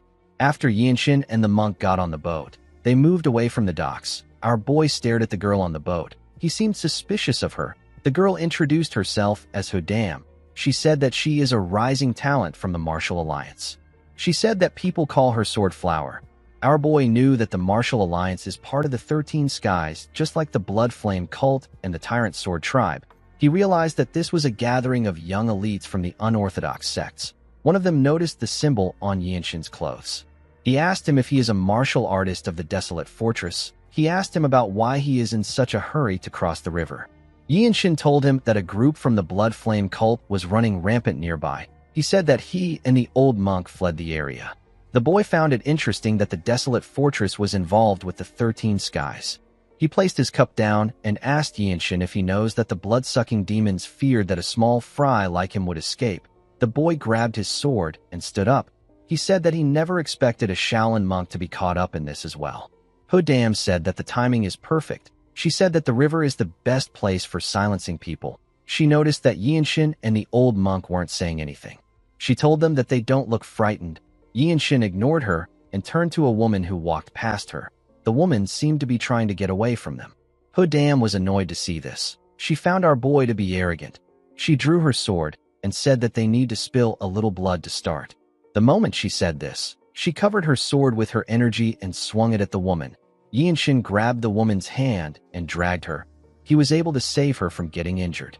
He realized that these people don't respect human lives. He drew his sword and used the radiant sword art to behead the girl with one strike. The poor girl was unable to even react to the attack. With a scary look on his face, Yinshin asked the boys to stop messing around. The boys became scared. They couldn't believe that someone like Yinshin used such a powerful sword strike. The boy who spoke earlier revealed to Yinshin that Hodam is the treasured daughter of the Martial Alliance Sung Manor. He asked our boy if he is not afraid of the consequences. Yinshin swung his sword to remove her blood off it. He reminded the boys that they were the ones who tried to kill them. He advised them to be worried about retaliation from the desolate fortress. He said that this boat will head north for now. He told them that he will decide what to do to them when the time comes. He told the boys that they will be the ones to row the boat now. The boy with the headband asked Yinshin if he didn't hear what he said. He said that the girl is the sword flower of the Sung Manor. He asked our boy if he doesn't know who she is. Yinshin turned to the idiot and smiled. He realized that he hasn't formally introduced himself to the boys. He sat on a box and revealed to them that he is the lightning genius of the Radiant Demon Squad. The boy became scared when he heard Yinshin's title. He realized that he is talking to the top young talent of the desolate fortress and the person who cut down an elder of the Tyrant Sword tribe. Later in the day, we see everyone standing behind Yinshin. Our boy was meditating. He remembered the fight he had with the cultists. Wonjong watched Yinshin as he meditated. He decided to talk to him. He revealed to him that the Blood Flame cult attacked his clan when he was around the same age as him. People said that the Blood Flame cult leader came to his clan by himself. Wonjong only stepped out for a moment. However, when he returned, he was the only one left alive. He wept before the dried and shriveled corpse of his late father. By sheer luck, Wonjong caught his master's eye. He was taken to Songshan. However, he soon found out that he lacks talent for martial arts. He decided to devote himself to creating the natural enemy of his enemy through martial arts. Yinshin turned to him when he heard this. The old monk told him that he showed him a martial art that he has only began to grasp. He asked him if he can tell him what he can do to help. Yinshin did not expect to hear this. He asked the old monk if he can recite the Dharma to him. Wonjong was surprised to hear this. Yinshin felt like the old monk gave him the offer at the perfect time.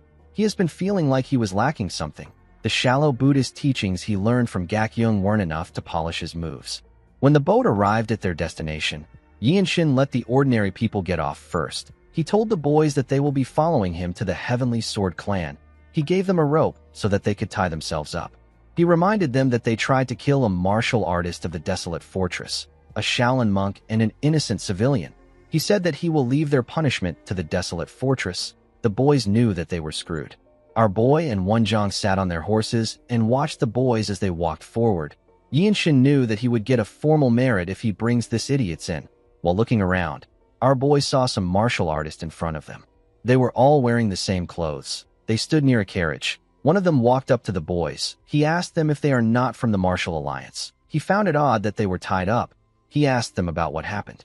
The boy with the headband revealed to him that they committed a crime and got captured by the desolate fortress. The moment the man heard this, he turned to Yinshin. The other men were surprised to see someone from the desolate fortress. They felt like the boys were too young to commit a crime. Yinshin wondered if their loyalties leaned towards the Martial Alliance because it is closer than the distant land of Huguang, or if they are simply forced to maintain a connection to the Martial Alliance. The man glared at Yinshin. Before he could say anything, someone called out to him. The person referred to him as Escort Giam. He asked him about what is happening. The escort turned to the young man in blue clothes. He referred to him as young patriarch. He reminded him that he is a guest there. He asked him about why he isn't seated. The young man sensed a pure and righteous energy from Yinshin. He stared at our boy. He was happy to see him. He asked him if he is the lightning genius. He ran to Yinshin and said that he never expected to meet him there. He said that he knew that a dragon had emerged when he slayed the vicious Rakshasa demon. He told Yinshin that he is certain now that he has seen him in person. He told him that the gleam in his eyes is extraordinary. Yinshin asked the young man if he is the young patriarch of the Heavenly Sword clan. The young man realized that he hasn't introduced himself. He put his hands together and introduced himself as Hien Yuryang of the Heavenly Sword clan. Yinshin asked him if there are others from the desolate fortress at his estate right now. Yuryang said that many have arrived. He told him that all that remains is for the Radiant Demon Squad that is currently out on a mission to return. He revealed to him that they are also expecting a monk from the Shaolin. Yinshin thanked him for informing him. He stepped down from his horse and said that he has something to take care of. Yuryang did not expect to hear this. Yinshin took a step forward and appeared behind Escort Jiam. He told the man that his energy felt extremely familiar. The man was shocked to see our boy behind him. Yinshin poured water on the man's face. The escort quickly moved back. He asked our boy to tell him what he is doing. Our boy simply smiled when he heard this. He told the man that he is really terrible at hiding it. The moment he said this, the man's red eyes and black and red hair got revealed. Everyone was shocked to see it. They could not believe that the man was from the Blood Flame cult. While the man was flustered, Yinshin closed the gap between them. He covered his fist with his energy and attacked him on his head. His punch crushed the man's skull. The poor bastard was unable to even react. He fell to the ground.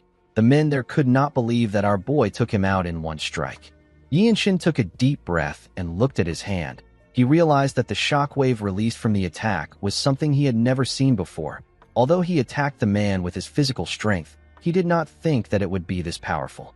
He knew that he would soon master this move. The old monk was surprised to see Yinshin's move. He wondered if our boy just invented the technique. He realized that he might be a true grandmaster.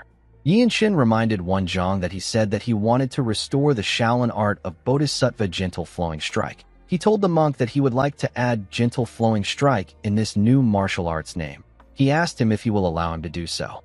Wenzhong was shocked to hear this. He stepped down from his horse and moved close to Yinshin. He told him that he will be honored if he uses the name. In the next scene, we are taken to the Heavenly Sword clan. We see a wounded Wenzhong telling our boy that he is lucky to be alive. Yinshin didn't know why an injured person was telling him that he is lucky. Wenzhong tapped his shoulder and told him that he did well. The others didn't know what to say to him. Ma Jin found it amazing that Yinshin was able to achieve something even though he was on the run. Our boy asked his captain if he took out the seventh apostle. With a nervous look on his face, Ma Jin revealed to Yinshin that the apostle's martial arts is a bad match for him. He said that Myung might have been able to take her out if he was on the same level as him. Myung moved close to his captain and asked him if he is making an excuse. Mirio moved close to our boy and touched his shoulders. She told him that he looks quite healthy. She noticed that his energy was transforming again. She looked into his eyes and told him that people around his age usually focus on building their foundation. She told him that he has been improving too fast. Yinshin looked away from her. He turned to his captain and asked him about what they will do about the Blood Flame cult. He said that the seventh apostle seems to have intel on their squad. Ma Jin told him that they will wait. He revealed to him that they are planning to respond by coordinating with the Heavenly Sword clan. He told his squad that the cultists have received orders to eliminate them. Although it seems like a small fight between the Desolate Fortress and the Blood Flame cult, it is actually an all-out war for the Radiant Demon Squad. The captain explained to them that they will use the trap devices in the Heavenly Sword clan, which were brought by the master craftsmen of the Desolate Fortress to assist them in their fight. He said that they will recover their full strength and stand against their enemies. Yinshin remembered hearing about the trap devices. The craftsmen weave things together with bizarre techniques and laws of nature to create an unusual phenomenon. After explaining things to them, Ma Jin told his squad that they will continue their conversation later. He asked them to go inside to get some rest. Our boy decided to use this chance to practice. The scene shifts and we see Yinshin meditating. While he was meditating, someone knocked on his door. Our boy quickly opened his eyes. The servant informed him that the young patriarch has asked him to come over after breakfast. He said that Yang also asked him to deliver a letter. The man placed the letter and some clothes on the table and left. When our boy opened the letter, he saw that Yang was asking him to come to the pavilion after breakfast. He wrote that his sister will be with him. He asked Yinshin to be mindful of his manners. He also asked him to wear the clothes he provided. The moment he read this, our boy remembered that Yang asked him for his age after he killed his escort. Our boy found this odd. He told the man that he is 16. Yang was happy to hear this. He said that this is the right age. He told Yinshin that he would like to introduce him to his younger sister if he doesn't already have a marriage arrangement. He said that his sister is a very kind and lovely girl. Yinshin was shocked to hear this. In the present, our boy stared at the letter. He knew that having a child and living with someone for 100 years were things that he could only dream of. Such things were not possible for someone like him who was destined to die early. While Yinshin was looking at the letter, he heard a loud sound in the compound. Someone screamed and called out to the Radiant Demon Squad. Yinshin and the other members of the squad heard this person's voice. They all knew that this was their captain's emergency call. Our boy grabbed his sword and ran out of the room. He realized that they were being ambushed. When he got outside, he saw his captain and some guards. He also saw a building on fire. Ma Jin revealed to him that there was an explosion at the south gate. He said that he believes that their trap formation has been completely obliterated by the explosion. Yinshin could not believe that the cultists made use of bombs without permission from the Imperial Palace. Myung said that he had heard rumors that the Tang clan created bombs, but he did not think that they were true. He wondered if the Tang clan was mad enough to create something like that. The moment he said this, the gates in front of them blew up. Everyone was shocked to see this. When the smoke cleared up, the seventh apostle and her subordinates walked into the compound. She smiled and said that the Tang clan has been really helpful. She said that the Tang clan is supposed to be part of the Orthodox sects. Ma Jin said that she is trying to sow distrust among the sects. He asked her not to worry about it. He told her that the desolate fortress is already watching all the sects. The woman smirked when she heard this. She told the captain that the martial sects, the noble houses, and the desolate fortress are all hypocrites who hold the world in their hands and refuse to let it go. Ma Jin drew his sword when he heard this. The apostle glared at him and said that her cult will cleanse this world. She told Ma Jin that she will usher the birth of a blood-soaked world even if she loses her life. The moment she said this, the two groups charged at each other. Ma Jin and the apostle released their energies and swung their blades at each other. The Radiant Demon Squad and the martial artists of the Heavenly Sword Clan swung their blades at the cultists. Mirio attacked and cut down the cultist that was fighting Wenchong. Yinshin quickly drew his sword. He saw that a martial artist of the Heavenly Sword Clan was fighting a cultist. He assisted the man by cutting the cultist's hand. Our boy knew that this was a life-and-death battle. He knew that there was no such thing as fairness in group combat like this. A martial artist needed to use every opportunity he got. Yinshin easily tore through the cultists that attacked him. When he turned around, he saw his captain fighting the seventh apostle and two other cultists. Yinshin put himself together and walked towards his captain. Several cultists charged at him. Our boy easily dodged their attacks. He swung his sword at a crazy speed and cut them down before they could even raise their swords again. He walked towards his captain. Ma Jin sensed his presence when he got close to him. He saw that Yinshin was behind the seventh apostle. The apostle did not expect to see Yinshin behind her. She licked her lips and told him that he doesn't know his place. The moment she said this, she raised her palm and charged at our boy. Ma Jin asked her to stop. When Yinshin saw her coming at him, he remembered the Buddhist teachings he received from Gakyung and Wenzhong. Yinshin covered his palm with a different kind of pure energy. His blue circle of comprehension appeared above his head.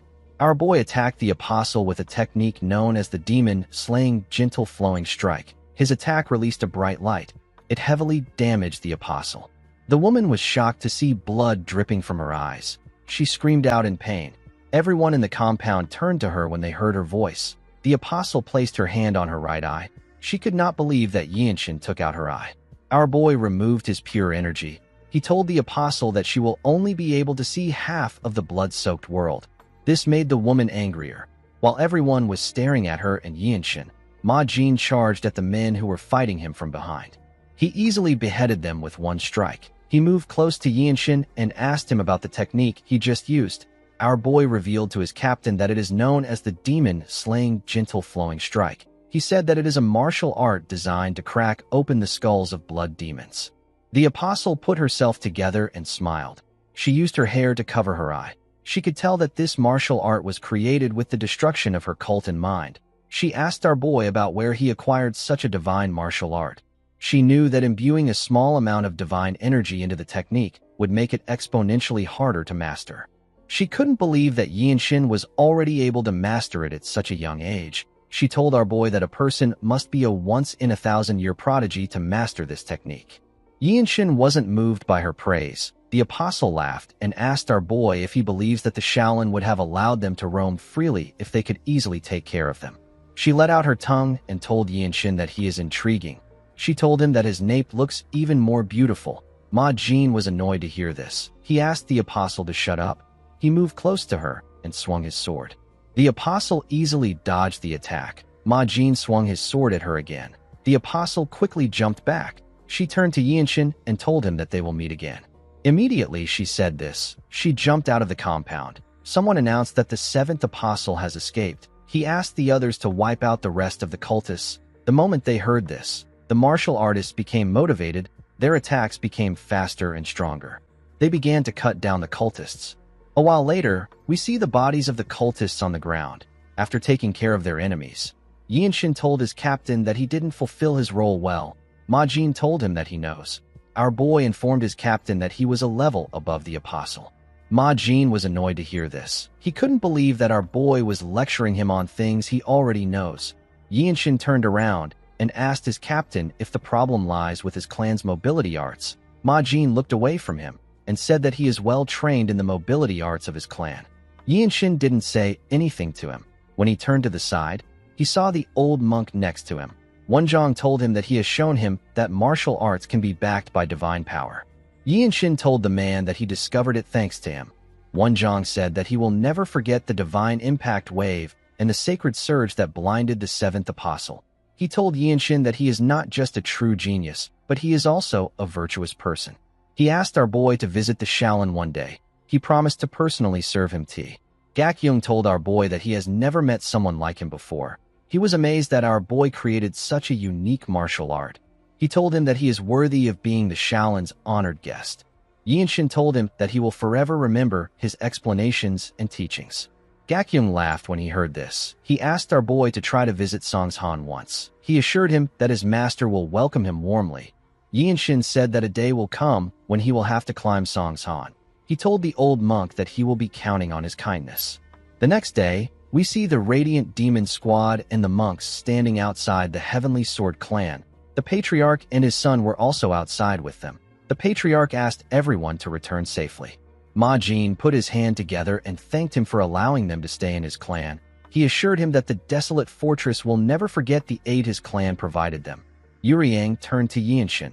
He informed him that they will set a date and send a formal envoy to the desolate fortress. He asked our boy to think about his offer. The moment he said this, Yinshin saw someone inside the compound. It was a beautiful girl with a veil on her face. This girl is Yuryang's sister.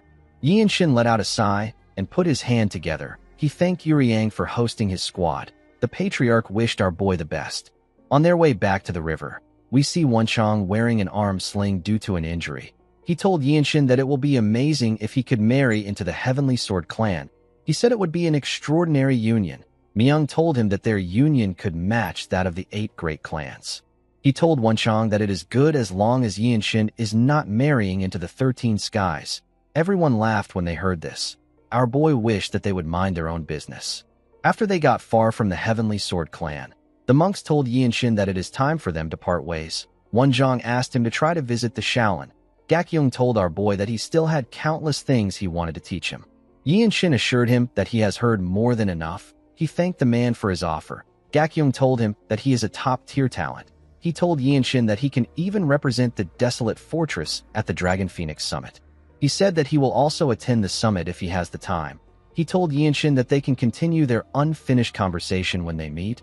Our boy asked him about what the Dragon Phoenix Summit is. The monk was surprised to see that our boy didn't know about it.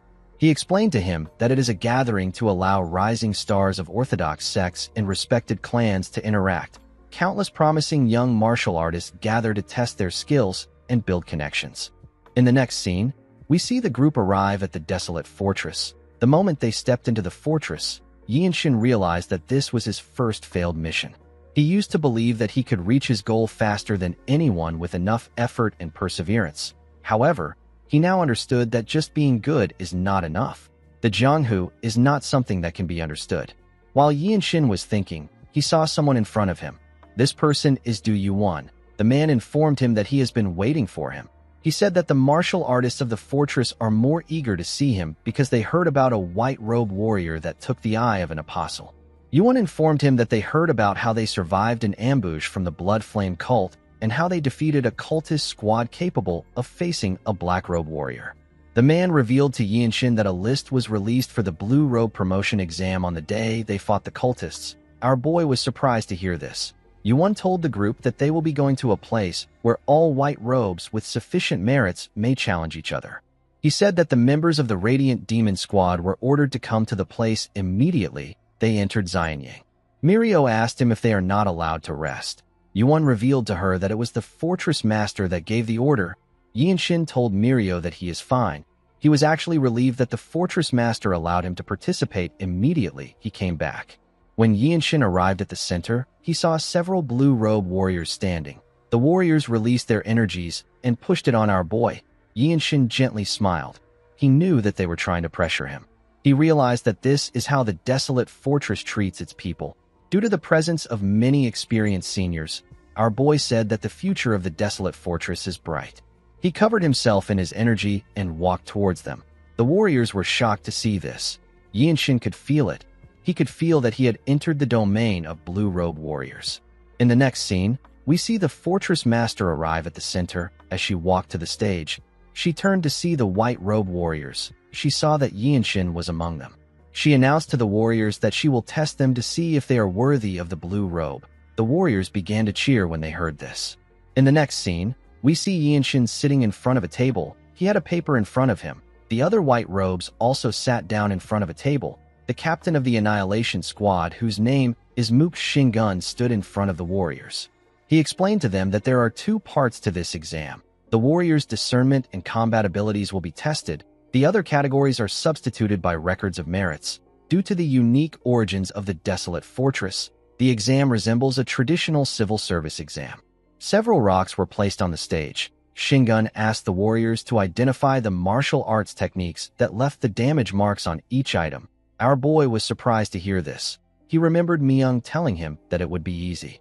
A while later, we see Yinshin finish the exam. He went to meet his squad members. Myung revealed to him that he has to get more than 10 questions out of the 20 questions if he wants to pass. Our boy was annoyed to hear this. He didn't know what to do. Ma Jin asked him not to think about it. He reminded him that the average warrior needs to get over 10 years of accumulated insight to become a blue-robe warrior. He told Yinshin that there has never been a case like his before. Wanshan tapped our boy on his shoulder. He asked him to push forward. He told him that he will catch up to him shortly. The moment he said this, someone informed Yinshin that his opponent has been chosen. The person turned out to be a girl. The girl told him that his opponent is Hong Jujium of the Annihilation Squad. She said that this is bad for our boy. Yinshin recalled that this girl is Shin Sobin. He remembered that she was around his age. She is the younger sibling of the heir to the Shin clan of the Desolate Fortress. Yinshin told the girl that he has never heard of anyone called Jujium. Sobin was not surprised to hear that our boy did not know the man. For someone like her who has practically lived her entire life in this fortress, Jujium was a popular name to her. He has been a white-robe warrior for 20 years. He has mastered all sorts of unorthodox techniques, and he has even perfected the lazy donkey roll into a deadly art. Sobin told our boy that even someone like him has to be careful. Yinshin thanked her for her advice. He was able to figure out the man's fighting style from the information Sobin gave him. He understood that Jujium is the kind of person who would endure humiliation and roll on the ground if that is what it takes to win. This means that the man doesn't care about pride or appearance. Yinshin wasn't really surprised to hear this because he knew that a person can face different kinds of situations when they are out on a mission. While he was thinking, he noticed that the girl was talking to him. Sobin asked Yinshin if he is keeping his guard up. She explained to him that he might have to block some hidden attacks. She said that Jujium can be difficult to deal with, especially for someone with little experience in the Jianghu. Yinshin told her that he is always on guard. In the next scene, We see the different squads gather around the stage. Yinshin and Jujium were asked to come to the stage. Wenshang told our boy that he is already thinking about the celebration drink already. Ma Jin asked him not to put pressure on Yinshin. Our boy moved to the stage. Immediately he did this. An older man calmly moved to the stage with his sword. This man is Hong Jujium. The Blue Robe Warriors were excited to see a match between the genius rookie and a seasoned warrior. Yinshin had acquired more merits than Jujium, but the man had accumulated more years of experience than him. One of the Blue Robe Warriors said that this might be the year that Jujium gets his blue robe.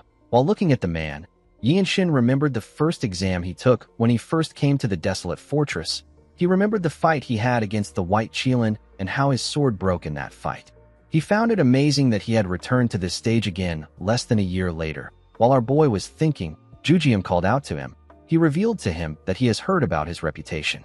Although the rumors in the Jianghu were not always accurate, the man told our boy that he and everyone in the desolate fortress know his true skills and achievements.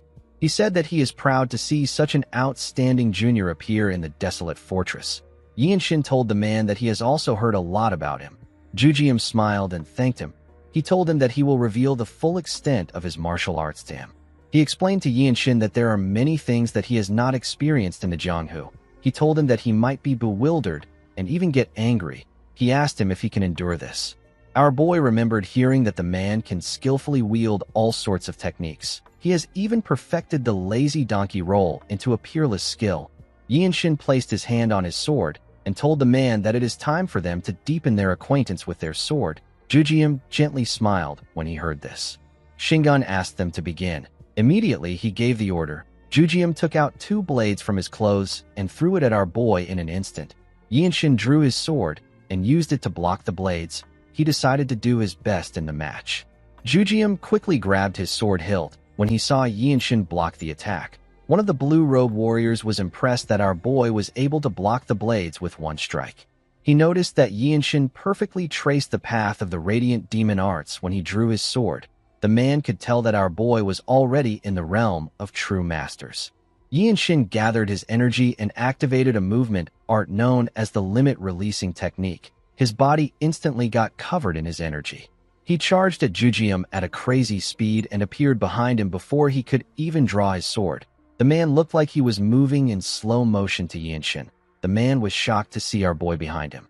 Shingun was surprised to see the technique Yinshin used. He knew that the footwork he just saw was beyond the limits of martial arts. Our boy covered his sword with his energy and used the radiant sword art to attack the man. Everyone was surprised to see this. Our boy used his attack to push the man's hand away and send his sword flying. He quickly pointed his blade at Jujium's neck before he could do anything. Jujium was shocked to see that Yinshin got him.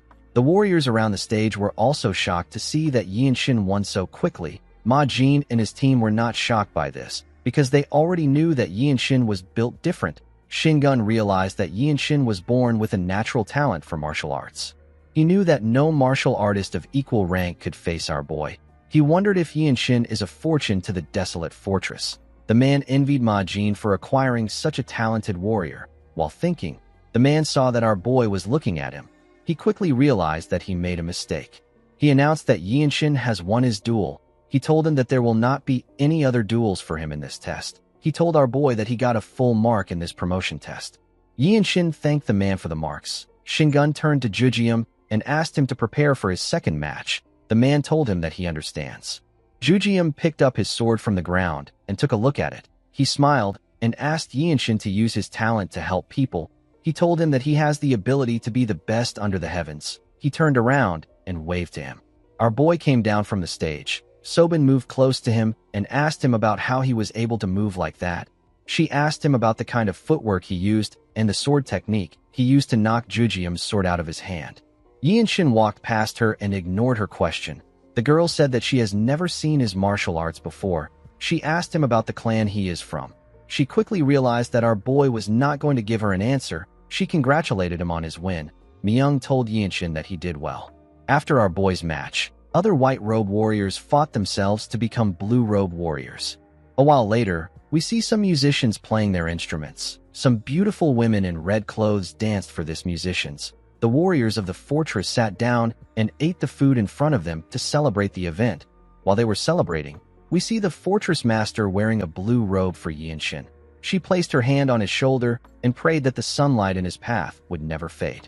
Yinshin had now become a blue-robe warrior of the desolate fortress. He was now at the level where he would be treated like a martial master anywhere in the Jianghu, and he would possess authority anywhere in the world. Being a blue-robe warrior means that a person is part of the core fighting force of the desolate fortress. Ma Jin and Myung congratulated Yinshin on officially becoming a blue-robe warrior. Myung told him that he is the youngest and fastest to ever become a blue-robe warrior. Our boy smiled and bowed his head. His teammates surrounded him and congratulated him on his new achievements. In the next scene, we see Yinshin going somewhere with the new blue-robe warriors. They were being guided by Yuan. The man turned to the warriors and told them that someone has been in a bad mood recently. He advised them to be careful with the way they behave. The warriors became nervous when they heard this. Yinshin recalled that the person the man is talking about is the Crown Prince. He remembered his captain telling him that the Crown Prince has summoned the newly promoted warriors. He said that this doesn't happen often. Our boy was surprised to hear that the Crown Prince called for them. Ma Jin explained to him that the Crown Prince is currently staying in the desolate fortress to train his martial arts. He advised Yinshin to be very careful. Our boy didn't know why he said this. His captain revealed to him that he heard rumors that the prince's mood has been bad lately. He said that it is because the fortress master has shown too much interest in our boy recently. As he walked towards the prince's room, Yinshin wondered about what his captain meant. He quickly realized that the situation was not good for him. He knew that the prince's envy could lead him to death in this martial world. In the next scene, we see Yinshin and the other warriors bowing their heads to a man from the noble race. The man sat on a throne that had a dragon design. This man introduced himself as the crown prince of the nation. His name is Ju Yunmyong. Yinshin carefully looked at the prince. He knew that this meeting wasn't benefiting him in any way, and the prince wasn't gaining merits on his behalf. He didn't really care about the meeting. He was more interested in the meeting he was going to have with the fortress master. He wondered if he should ask her to give him a cultivation technique. Yumyong got up from his throne and moved close to the warriors. He looked Yinshin in his eyes and told him that he is the one. He said that it is quite rare for something that belongs to him to be taken away, especially when that thing is attention. He told our boy that he heard the fortress master has taken interest in him. Yinshin didn't know what to say. The prince said that he noticed something had changed about his master because he is her student. He said that he could feel a seed of jealousy take shape in his heart. Yinshin told him that he is honored that he feels jealous of him. The prince said that his jealousy is his own fault. He said that a crown prince should never have such a flaw. He believed that this was a lack of virtue. He smiled and looked Yinshin in his eyes. Our boy also looked him in his eyes. Yunmyong asked him if he can play music with his sword. Our boy did not understand what the prince was talking about. Yunmyong said that many renowned swordsmen can make their names echo with one blade, but they can't perform the sword song because it is different. A person needs to be born with a certain sensitivity to be able to perform the sword song. With this sensitivity, they can turn the sound of a sword into a music. This was our boy's first time of hearing a person turning a sword's resonance into a song. The crown prince laughed and told Yinshin that he only brought up the topic because he heard that he was exceptionally talented. He said that he wanted to see someone around the same age as him perform the sword song. He revealed to Yinshin that he actually wanted to see his abilities with his own eyes. He believed that he would be able to soften his shame and jealousy if he saw our boy's abilities. He said that he might have expected too much from Yinshin. He explained to him that the sword song is one of the most extravagant forms of entertainment in the world. It is meant for only royals. Yunmyong could not believe that he asked Yinshin if he can perform a sword song. He said that he only knows about it because he heard it from his father. The prince felt sorry and embarrassed. He turned around and asked the group to leave. He said that this was a pleasant meeting. Nobody in the room knew how to react to this. Yinshin was even more confused than the others. Later in the night, we see the members of the Radiant Demon Squad celebrating their new blue robe warrior with food and drink. While everyone was having fun, Yinshin thought about the prince. Weiji Maiwa of the Zhongnan sect is called the Sword Dragon. However, Yinshin believed that only one family deserves the title of dragon. This is what it means to bear a bloodline that encompasses the world. While our boy was thinking, someone poured him a drink. The person turns out to be Myung. The man asked Yinshin to have a taste of his liquor. He said that it is Shaoxing wine. He explained to him that he made Wenchang ride all the way to Xianyang's finest tavern to get it. Wenchang proudly smiled when he heard what Myung said. Yinshin picked up the cup. Normally, he would avoid drinking in order to keep up his training. He decided to taste the wine. When he drank it, he looked at his empty cup and wondered if this is what people considered to be delicious. Mirio could not believe that our boy was now a blue-robe warrior. She felt like he got to the rank too quickly. One of her comrades smiled and said that Yinshin's achievements aren't trivial. While everyone was talking, our boy thought about the prince. He wondered if a person can really play a song with their sword. He had never heard about music that was performed with a sword's resonance. He wondered if it is similar to the sound arts that he heard about in the desolate fortress. There is a rumor in the fortress that a great master once played the 7-string zither and stood against 100 enemies. With just a few plucks, the eardrums of his enemies burst. Yinshin wondered about how much a person can push the utility of energy carried in the air. While he was thinking, Myung raised his cup and asked everyone to drink. The squad members raised their cups and cheerfully drank their wine. The next day, we are taken to a blacksmith's workshop. We see a dwarf with pointy ears ask Yinshin to pick quickly. He said that all his swords are good. Our boy looked around the blacksmith's workshop. His was his first time meeting the Iron Tribe. He saw the dwarves in the workshop making swords. There were several swords in the workshop. The Iron Tribe founded the nation together with the noble race. They settled down in the Central Plains. Because of their skill, the imperial family has been hiding them away and keeping them a secret. It is believed that they can forge divine swords. Myung advised Yinshin to be careful. He told him that this is the only reward he will get for advancing in rank. He said that he will be given another chance to pick another one when he becomes a black-robe warrior. The blacksmith asked Myung if Yinshin is really a blue-robe warrior. He said that he has never seen a blue robe as young as our boy. He believed that he would have heard about him even though their clan stays away from worldly affairs. Myung glared at the man. He asked him if he cannot see Yinshin's robe. While our boy was looking at the swords, he picked up a sword with a silver sheath. The blacksmith was surprised to see this. He said that the North Ming is a good sword. Yinshin drew the sword and saw how smooth it was. He said that he might even be able to play the sword song with this sword. The blacksmith informed him that the sword song is a divine art that cannot be performed unless a person is deeply attuned to their weapon. Without natural sensitivity, even the top martial masters cannot imitate it. The blacksmith could not believe that our boy wanted to perform a sword song with a sword he just picked up. He asked Yinshin to stop spouting nonsense. Our boy ignored him and continued looking at the blade. Myung asked the man to shut up. He could tell that our boy was locked in. Even without swinging it, Yinshin already knew the kind of motion that the sword would make. He could feel how slight variations in the sword path could catch the air. He wondered if he should test this feeling. He pushed his energy into the sword. The blacksmith was annoyed to see that he was just looking at the blade. He asked him to choose a sword quickly. Immediately he said this. He saw something shocking. The sword began to release some energy in the air. It played a song in the workshop. The blacksmiths in the workshop were shocked to see this. Myung could not believe what he was hearing. The current empire rose from the union of the founding emperor and the empress of the noble race. The noble race was revered as a family of immortals. Due to the union of the two races, a bloodline that gave its descendants eternal life was created. The imperial throne changed hands only through wars and assassinations. Thanks to the support of the desolate fortress, the current emperor stayed in power without any mishaps. No peerless martial master could ever covet the imperial throne or the imperial family's power. As the years went by, the emperor slowly became complacent, but the crown prince remained the crown prince for decades. His son, who is the imperial grandson, had to watch him gradually lose his vigor. Whenever his father calmed his heart, he would always perform a certain martial art with his sword. This martial arts was known as the sword song. However, at some point, Yoon Myung could no longer see his father perform. His father had lost his will to live. The scene shifts, and we are taken to the present. We see Yoon Myung stop moving when he heard the sword song. The boy instantly knew that this wasn't a sword resonance. He quickly rushed to where the sound was coming from. When he stepped into the workshop, he saw something shocking. He saw Yinshin playing the sword song. He remembered that our boy was called the Lightning Genius. He knew that Yinshin is a swordsman whose every move is reported daily to the fortress master. The prince wondered if there has ever been anyone who could make him want to be their rival. The moment he thought of this, the other swords in the workshop began to shake. Myung and the blacksmith were surprised to see this. Our boy continued staring at the blade. It was as if he was entranced by its music.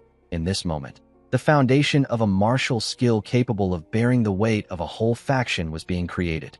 After a while, Yinshin stopped looking at the blade. He turned to the side and saw the crown prince. He quickly bowed his head to him. Yunmyung smiled and told him that he would like them to meet more often. He walked past him and went to meet the blacksmith. Yinshin did not understand why the prince wanted to meet him more often. He wondered if this was Yunmyung's way of asking him not to die too soon. In the next scene, we see Yinshin knock on the fortress master's door. The door opened for him. Our boy realized that the woman used the phantom reach. She was at a level where she could touch all things without laying a hand on them. Yinshin could now feel a small amount of the woman's power. She uses a earth-shattering martial art that is said to have single-handedly annihilated an entire royal household. As he walked towards the fortress master, Yinshin thought about increasing his inner energy. He believed that it will be incredibly useful for him if he can use the infinite blossom fist strike and control his sword without touching it when he becomes the Divine Sword Squad captain. While he was thinking, the fortress master told him that he has become confident to the point where he can think about other matters in front of her. Yinshin quickly looked at her. He apologized to her. The woman asked him if he has made his choice. Our boy told her that he has. He told the fortress master that he wants to use the favor to ask for a cultivation method where the circulation of energy is swift. The fortress master understood why he made such a request. She believed that the amount of core energy a person has is also important. She said that a vessel must be filled with water once it is cleansed. She told Yinshin that she has something for him. She asked him to move closer. Our boy climbed up the stairs and stood in front of her. The woman asked him about what he is doing. Yinshin told her that she asked him to move closer. The fortress master asked him to still move closer. Our boy didn't expect to hear this. The fortress master smiled and stood up. She realized that this was Yinshin's first time receiving proper instructions in energy circulation. She moved close to him and explained to him that there would be no need for teachers if training from manuals were enough. She told him it is inefficient for him to merely recite the steps. She sat on the floor and asked Yinshin to sit in front of her. She told him that she will guide his core energy. She explained to him that cultivation methods like this must be learned in a single try. Yinshin told her that he understands. He said that he has to do something first. He went on his knees and bowed his head to the fortress master. Since the woman was about to give him a cultivation technique that will remain in history for ages to come, our boy decided to bow and to accept her as his master. He carefully took a look at the fortress master. He noticed that she wasn't rejecting him. He realized that she accepted him as her disciple. Our boy stood up and sat in front of her. The fortress master smirked and asked him to turn his back to her. She revealed to him that the cultivation method is called the Moon Spirit Harmonization Art. She said that it is her own secret martial art. Immediately she said this, she placed her hand on his back. She began to send her energy into his body. Yinshin noticed that her energy was warm. It was as if the energy of nature itself was being pushed into his body. It was pure and serene. The fortress master asked him to focus on the energy. She began to recite some chants for him. Yinshin focused on her words. When he opened his eyes, he saw himself in a forest at night. The moon was in the sky. Our boy could feel the energy of nature flowing through him. The fortress master told him that he is doing well. An hour later, we see Yinshin looking at his hand. He could feel himself controlling his energy. The fortress master stood up and asked him to come to her whenever he gets stuck in his cultivation. Yinshin quickly stood up and put his hand together. He told the fortress master that he is grateful for the reward. The woman gently smiled at him. In the next scene, we see Yinshin circulating his energy. He noticed that the Moon Spirit Harmonization art uses core energy differently from the various other orthodox sword and fist strike techniques. He could feel the power of nature. He couldn't believe that such a transcendent martial arts exists, a martial art that allows him to draw the energy of nature and contain it in his body. He understood that the world of martial knowledge is quite vast. He noticed that the cultivation technique does not reject the energy of the Jung clan's sacred art. The cultivation technique felt like the aura of the fortress master who embraces all things. While Yinshin was circulating his energy, someone knocked on his door and asked him if he is inside. The person turned out to be Wenchong. Our boy opened his eyes to see his friend. Wenchong apologized to him for disturbing his training. He informed him that the captain has summoned him. Our boy said that he understands. He stood up from his bed. Before he could step out, Yuan ran into his room with a box. The The man said that he has perfect timing. He smiled at Yinshin. Wenchang and our boy didn't know why he was smiling. Yinshin asked if he needs something. The man explained to him that he has to change into a new blue robe, even though he just received one the other day. Yinshin took out the robe from the box. Wenchang was surprised to see the gold design on the robe. Yuan said that this is something to celebrate.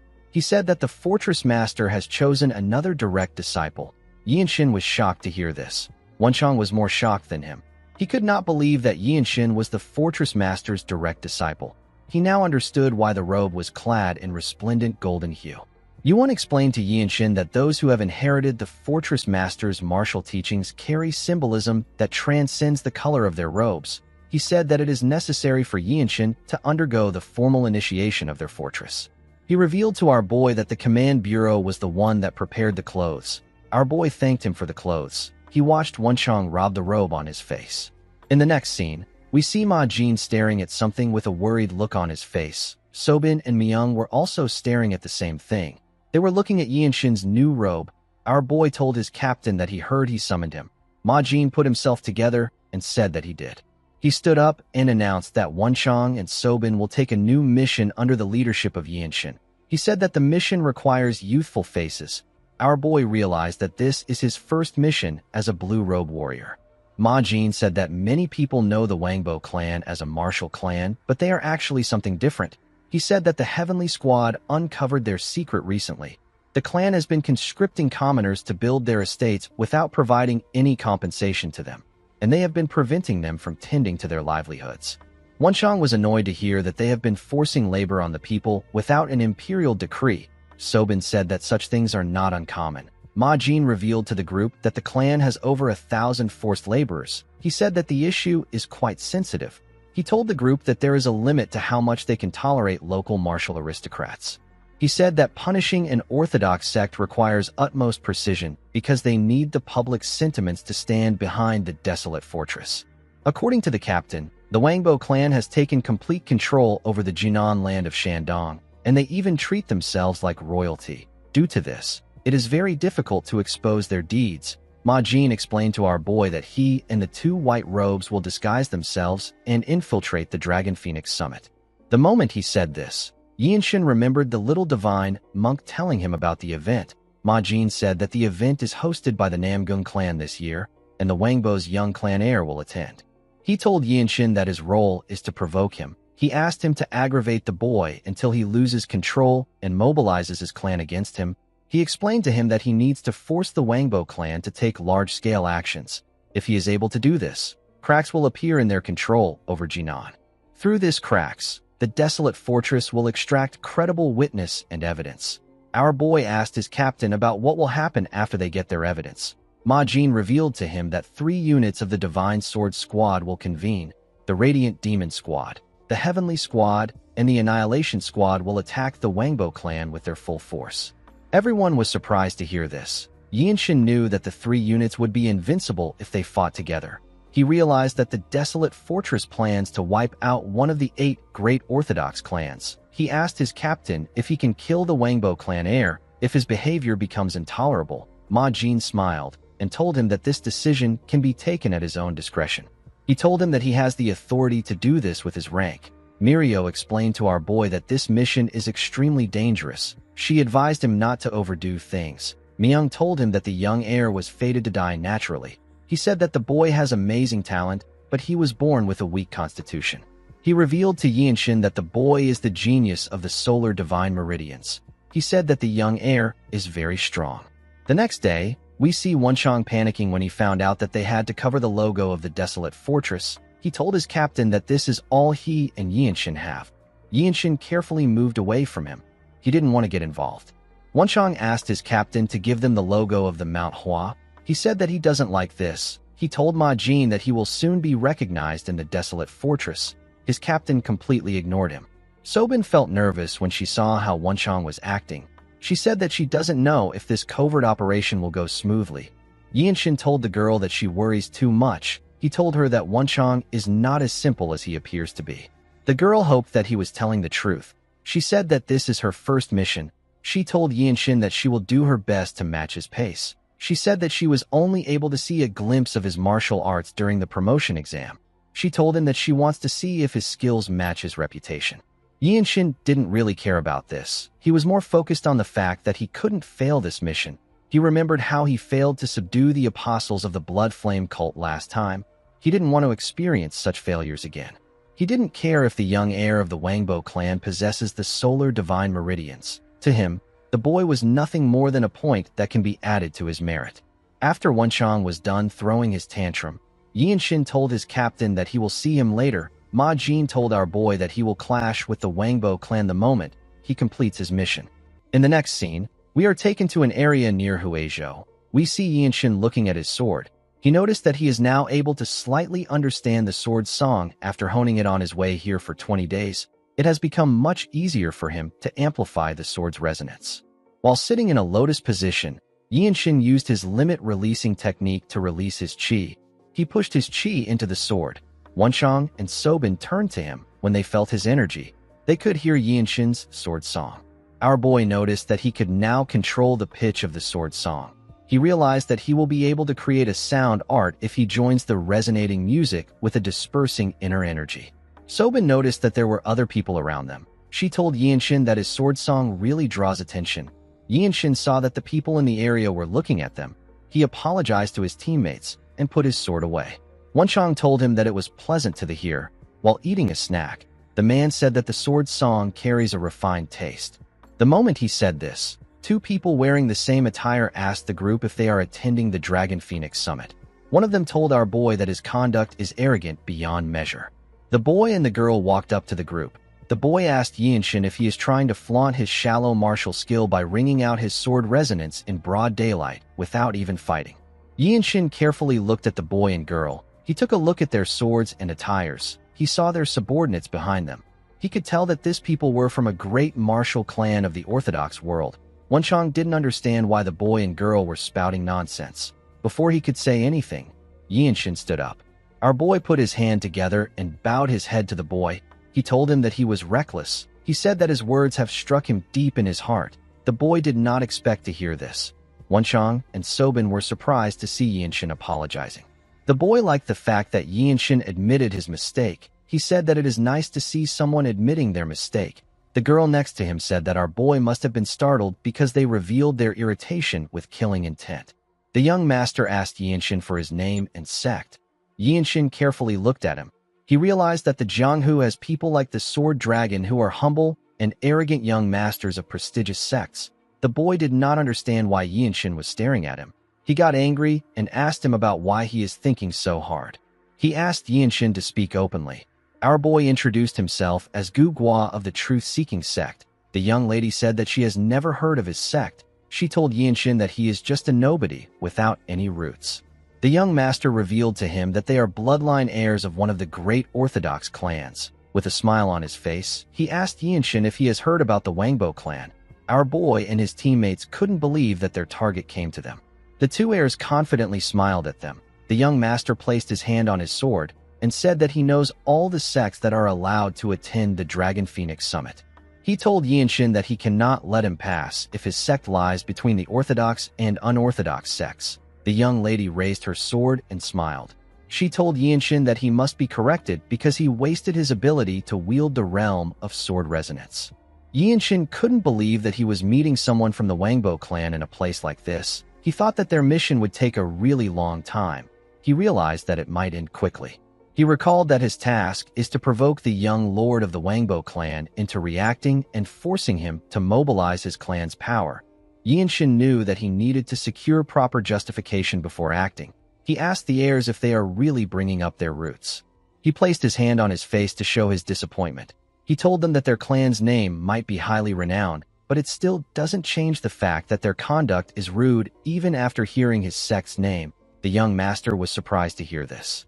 With a serious look on his face, Yinshin asked him if this is the etiquette of the Jianghu. He told the young master that his insult has tainted the honor of his sect. The young master was shocked to hear this.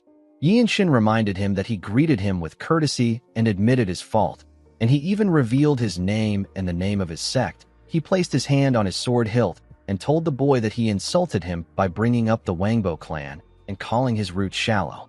He challenged the young master to a duel. Wonchong smiled when he heard this. He understood our boy's intention. Sobin seemed a bit confused. The martial artists of the Wangbo clan were surprised to hear what Yinshin said. The young master smiled and told our boy that his words are as smooth as the flowing water. He accepted his challenge and told him that he has always disliked the idea of inviting sects that stay between the orthodox and the unorthodox to the Dragon Phoenix Summit. The young master said that he will share his nickname with our boy before they start the duel. Yinshin told him that he is not interested in hearing it. He raised his finger and asked the boy to come at him. The young master was annoyed to hear this. Yinshin knew that this situation is different from the time he beheaded someone from the Martial Alliance's rising generation. This place is the orthodox territory. Our boy can't kill him here, even if he wants to. The young master grit his teeth out of anger. He couldn't believe that Yinshin was not interested in his nickname. He called him a rootless wretch. He believed that our boy was arrogant. Yinshin glared at him and advised him to know his place. He said that his nickname is Small Under Heaven. He told the boy that he is insignificant. This made the young master angrier. He told Yinshin that he is insane. He released his energy and walked towards our boy. Although his steps looked random, Yinshin could sense a structure within them. He noticed that the rhythm of advanced footwork is hidden in each stride. He smiled when he saw this. He liked his current situation. He wanted to compare his skill with the martial arts of the Wangbo clan, which is one of the 8 great clans. The young master gathered his energy and drew his sword. He thrust it at Yinshin. Our boy blocked his blade with his fist. The blade didn't even scratch him. The young master was shocked to see this. Yinshin gathered his energy in his palm and activated the Infinite Blossom Fist Strike. He used his palm to hit the boy's elbow. The young master grit his teeth to endure the pain. Before he could put his arm down, our boy appeared in front of him. He gave him a heavy punch in his chest. The attack sent the idiot flying. He screamed out in pain as he fell to the ground. Sobin was surprised to see what Yinshin did. Wonchong was not really surprised. The young lady couldn't believe that her brother was on the ground. The martial artists of their clan were quite shocked to see what happened to the idiot. Yinshin wasn't impressed with the boy's skill. He put away his energy. He told the martial artists that the Wangbo clan's martial arts may seem deep, but it is nothing special. The young lady couldn't comprehend what was happening. She didn't understand how her brother lost to a rootless man. Yinshin didn't care about what she said. He told her that he didn't kill the boy. He said that their clan should have some strange medicines that they can use to treat him. The young lady was annoyed to hear this. She told Yinshin that she will remember this. She said that her name is Wangbo Myungren. She helped her brother up and promised to never forget what the truth-seeking sect has done. Yinshin told her that there is no need for her to drag things out.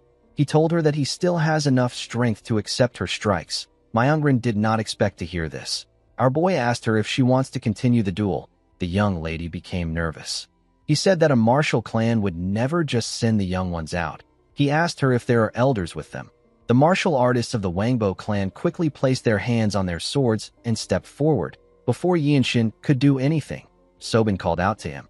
The girl asked him if he isn't going overboard with his provocations.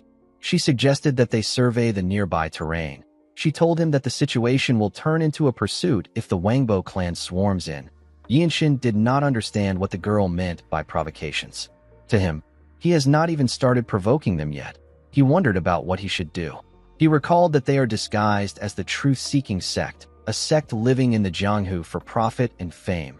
Yinshin knew that they must imitate a true orthodox sect. He released his energy and took a step forward. He appeared in front of the young lady in an instant. Her guards were unable to even sense his presence. They couldn't believe that he got past them. Yinshin glared at Myungren. The young lady became scared. With a serious look on his face, our boy told the girl that he would like to challenge her to a duel. Myungren was shocked to hear this. Unfortunately for her, our boy was in a hurry. He grabbed her clothes and pulled her up.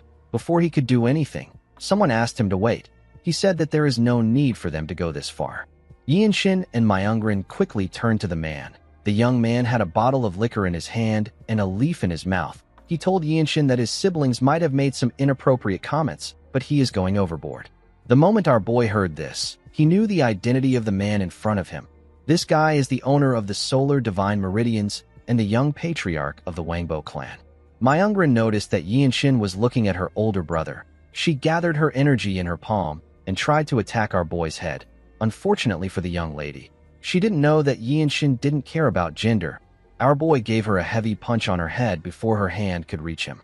The girl spat out some blood. Sobin and the martial artists of the Wangbo clan were surprised to see this. The young patriarch simply smiled. Unfortunately for the girl, our boy wasn't done. He clenched his fist and gave her several punches on her face.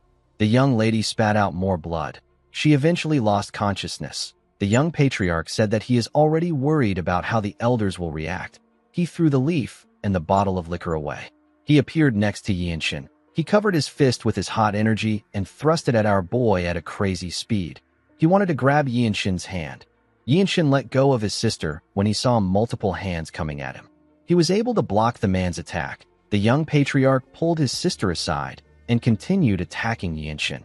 It was hard for our boy to distinguish between his actual attacks and his feints.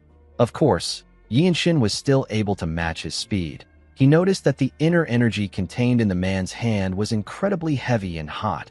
He realized that this was a supreme advanced martial art. Each time he blocked the man's attack, a small explosion takes place. Yinshin felt like he was crossing hands with a more experienced version of himself. The young patriarch was impressed with Yinshin.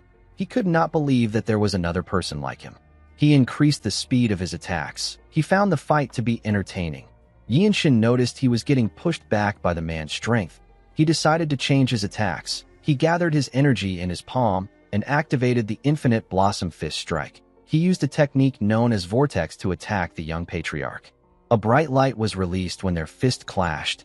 Yinshin got pushed back when their palms touched. The young patriarch was still standing in the same position.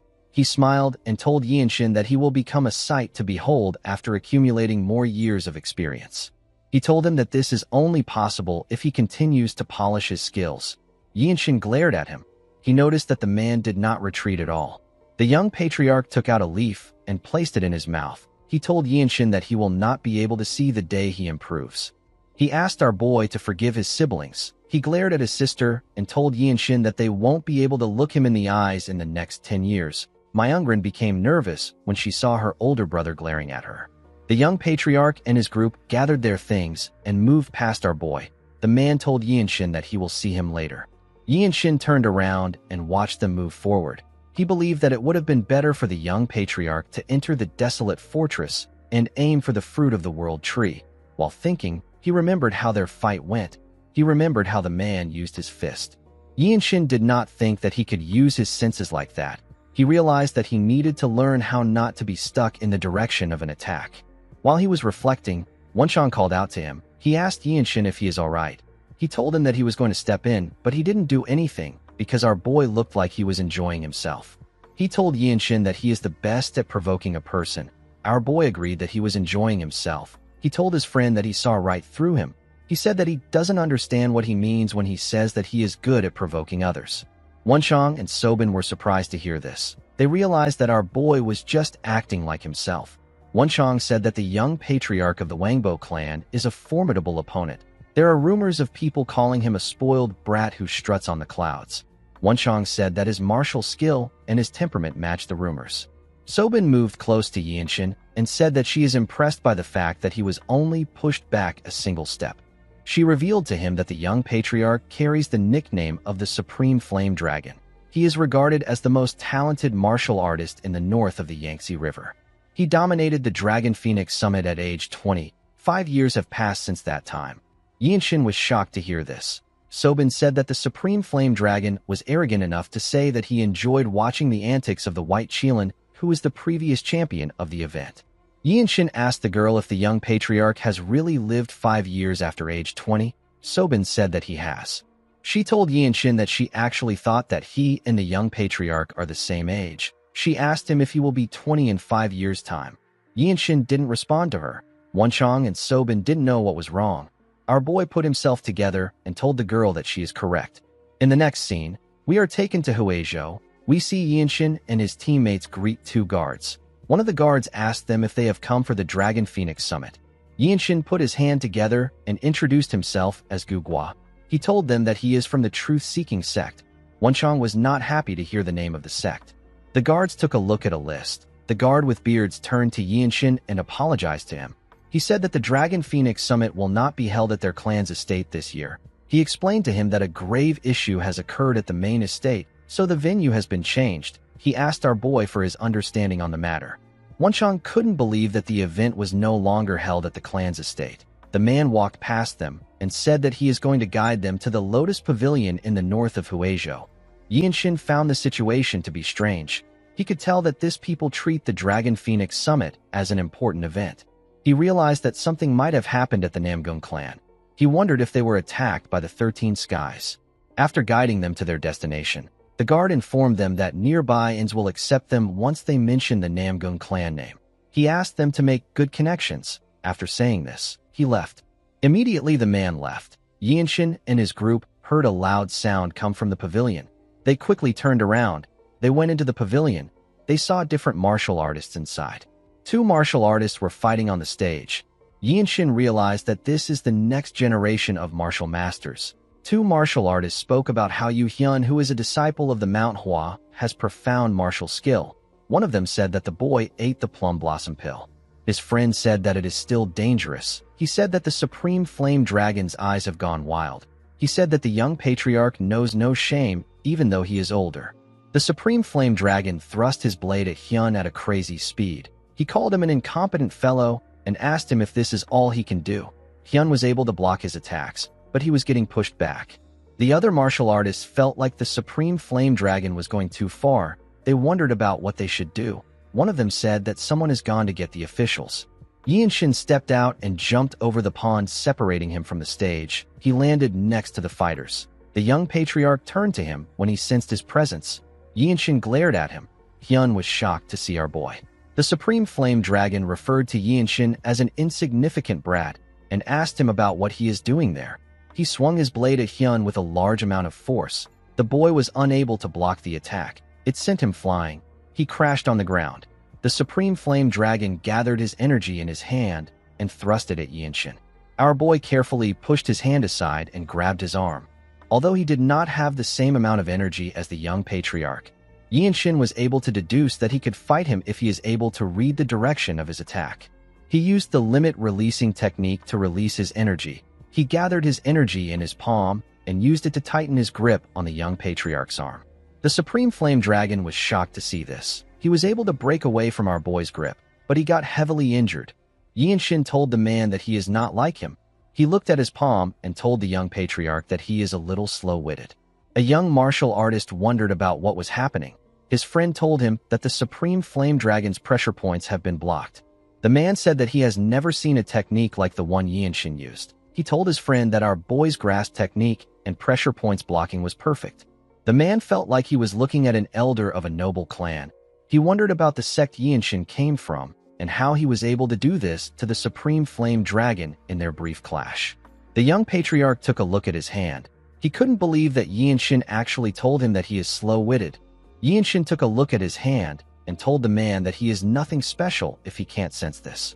The moment he said this, Yinshin took a look at the young patriarch's hand. He remembered hearing that the energy of heat can easily disperse the inner energy of others when it enters the body. This means that the Supreme Flame Dragon will be able to release his acupoints if he circulates his energy and breathes. Immediately, our boy thought of this. The Supreme Flame Dragon circulated his energy and released fire from his hand. Yinshin found this fascinating.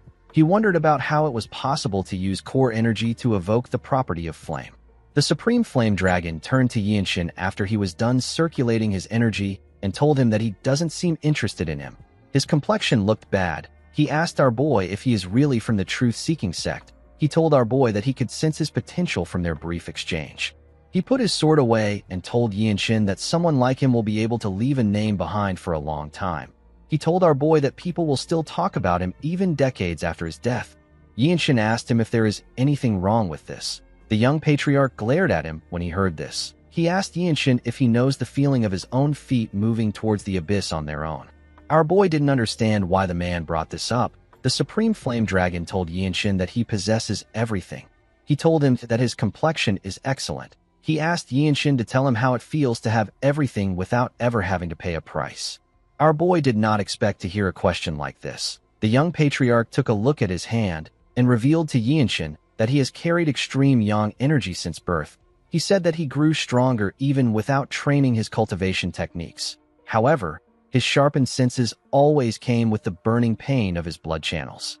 With a look of anger on his face, the Supreme Flame Dragon told our boy that he built his martial arts on a foundation of vast inner energy that shaped his body's constitution.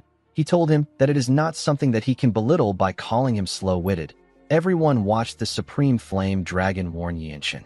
Unfortunately for him, our boy didn't really care about what he was saying. He actually found the young patriarch's constant chatter to be embarrassing. He asked the young patriarch to tell him what he wants him to do. He told him that he was simply telling him the truth. He told the Supreme Flame Dragon that he hasn't even acquired martial arts that can overwhelm his talent. He explained to him that he merely called out his slow-wittedness to inform him about it. He told him that there is nothing wrong with this. The Supreme Flame Dragon did not like what he was hearing. Our boy explained to him that he is the only one who knows his suffering. No one else can understand. The Supreme Flame Dragon was shocked to hear this. He told Yinshin that he has never heard this before. He said that everyone always told him that they understand. He said that even Hyun told him the same thing. The young patriarch found it interesting that someone who understands his attack trajectory didn't understand him. He said that the elders of his clan always kept him bound under their choking expectations. He took a look at Yinshin and smiled. Our boy was shocked to see this. He noticed that the man's complexion improved when he smiled. He realized that this was bad. He saw that the Supreme Flame Dragon's anger was dissipating. He put himself together and told the young patriarch that he would sever ties with his clan and join the desolate fortress if he was in the same situation as him. He told him that the fruit of the world tree heals all diseases. He told him that the fruit should also help him take care of the solar divine meridians. He asked the young patriarch not to talk about life without making this level of effort. He said that it doesn't make sense. He told the man that it won't matter if he lives for a few more years. He told him that it is already too late for him. The Supreme Flame Dragon glared at Yinshin. Everyone focused their attention on him. To Yinshin's surprise, the young patriarch began to laugh. Our boy didn't understand why he was doing this. The young patriarch asked Yinshin if he is worried about him. He asked him if he was so sad that a potential companion to discuss martial arts with would disappear. Yinshin was shocked to hear this. He didn't know why the young patriarch was spouting nonsense. He told the man that this is why he called him slow-witted. The Supreme Flame Dragon laughed harder when he heard this. Yinshin couldn't understand the man's thoughts. He wondered if his prolonged suffering has driven him mad. This was an unexpected obstacle for Yinshin. He realized that he made a mistake by approaching the Supreme Flame Dragon with provocations that would work on ordinary people. His goal was to provoke the young patriarch into charging at him first. But now, no provocation would work on the Supreme Flame Dragon. Yinshin decided to wait and try again later. He turned to his comrades and nodded at them. Wonchong and Sobin were visibly frustrated. They didn't understand why the young patriarch was happy now. Yinshin walked past the Supreme Flame Dragon. He wanted to leave the stage. The Supreme Flame Dragon didn't understand why he was leaving. He asked Yinshin about where he is going. He asked him to spar with him. He told him that he wants to fight with him. He promised Yinshin that he will treat him to a special aged Shaoxing wine. Our boy told him that his insignificant talent will spoil its taste. He said that he doesn't like to sit with trivial people. The young patriarch laughed when he heard this. Yinshin became convinced that he had gone mad. The moment he thought of this, he saw someone in front of him. The person turned out to be Hyun. The boy waved his hand at Yinshin and thanked him for his help. He referred to him as Gugwa. Our boy was amazed to see that Hyun understood the situation. The boy told Yinshin that he has grown stronger than he can imagine. He told him that his cultivation level feels completely different. Immediately he said this, Hyun noticed that Yinshin was wearing a blue robe. He realized that our boy had become a martial master of the desolate fortress. He had reached a rank that was just below the 9 great sect leaders and elders. His status was now equivalent to the finest elite warriors. Hyun couldn't believe that Yinshin had become so skilled in such a short period of time. One of the young martial artists walked up to Yinshin and told him that this is his first time seeing someone hurl insults at the Supreme Flame Dragon. The man introduced himself as Wai Muriong of the Zhongbai sect. His friend introduced himself to Yinshin as Un Rimiong of the White Blade sect. He said that he is from South Jili. He told Yinshin that his martial arts is highly creative. He asked him about how he learned it. He said that the truth-seeking sect will soon soar to prominence since they have a disciple of his caliber. Yinshin noticed that the young martial artists were emitting pure energy. He had recently been attempting to establish a new cultivation technique, a technique that allows him to receive and harmonize energy. Yinshin believed that all forms of energy and breathing methods will serve as an inspiration for him. While he was focused on the energies around him, Yinshin turned to the side. He noticed that Myungrin was glaring at him. The girl called him a filthy mongrel. The moment she said this, everyone heard a loud sound. They quickly turned to the gates. They saw the warriors of the Namgung clan lying on the ground. They also saw some men entering the building. Muriong and Rimiong quickly drew their swords. Rimiong said that the Dragon Phoenix Summit always attracts the unorthodox factions every time it takes place. Muriong smiled and said that the same thing happened yesterday. He told his friend that different flies started buzzing around after the Namgung clan closed its doors yesterday. Muriong said that he expected this because the event is conducted openly. Also, the Namgung clan has no shortage of enemies. He asked the leader of the men to come at them so that they can end things quickly. The man smiled and told the young martial artist that he likes their reaction. He told them that things like this are common in the Murim. The moment he said this, more men ran into the building. These men had blood-red hair. The martial artists were shocked to see this. They couldn't believe that they were looking at the martial artists of the Blood Flame cult. There were several Blood Master swordsmen among the cultists. The martial artists realized that the cultists intend to kill them all. Yinshin believed that the cultists wanted to eliminate the heirs of the Orthodox sects to send a message to their clans and sects. He smiled when he thought of this. He remembered how the seventh apostle lost her eye to his martial arts. He wondered if the cult had come up with a counter technique that can nullify his martial arts. He believed that he will gain a lot if he is able to defeat this technique. The moment he thought of this, the leader of the cultists recognized him. He smiled and told Yinshin that he dared to come there even though he is aware that a death warrant has been issued for him. He said that the fools of the Orthodox sects truly know nothing. He wanted to call out Yinshin's true title, but our boy caught him off. He covered his hand with his pure energy and activated the demon-slaying, gentle-flowing strike. He told the cultist that he must already know what comes next. The cultist became scared when he saw Yinshin's energy.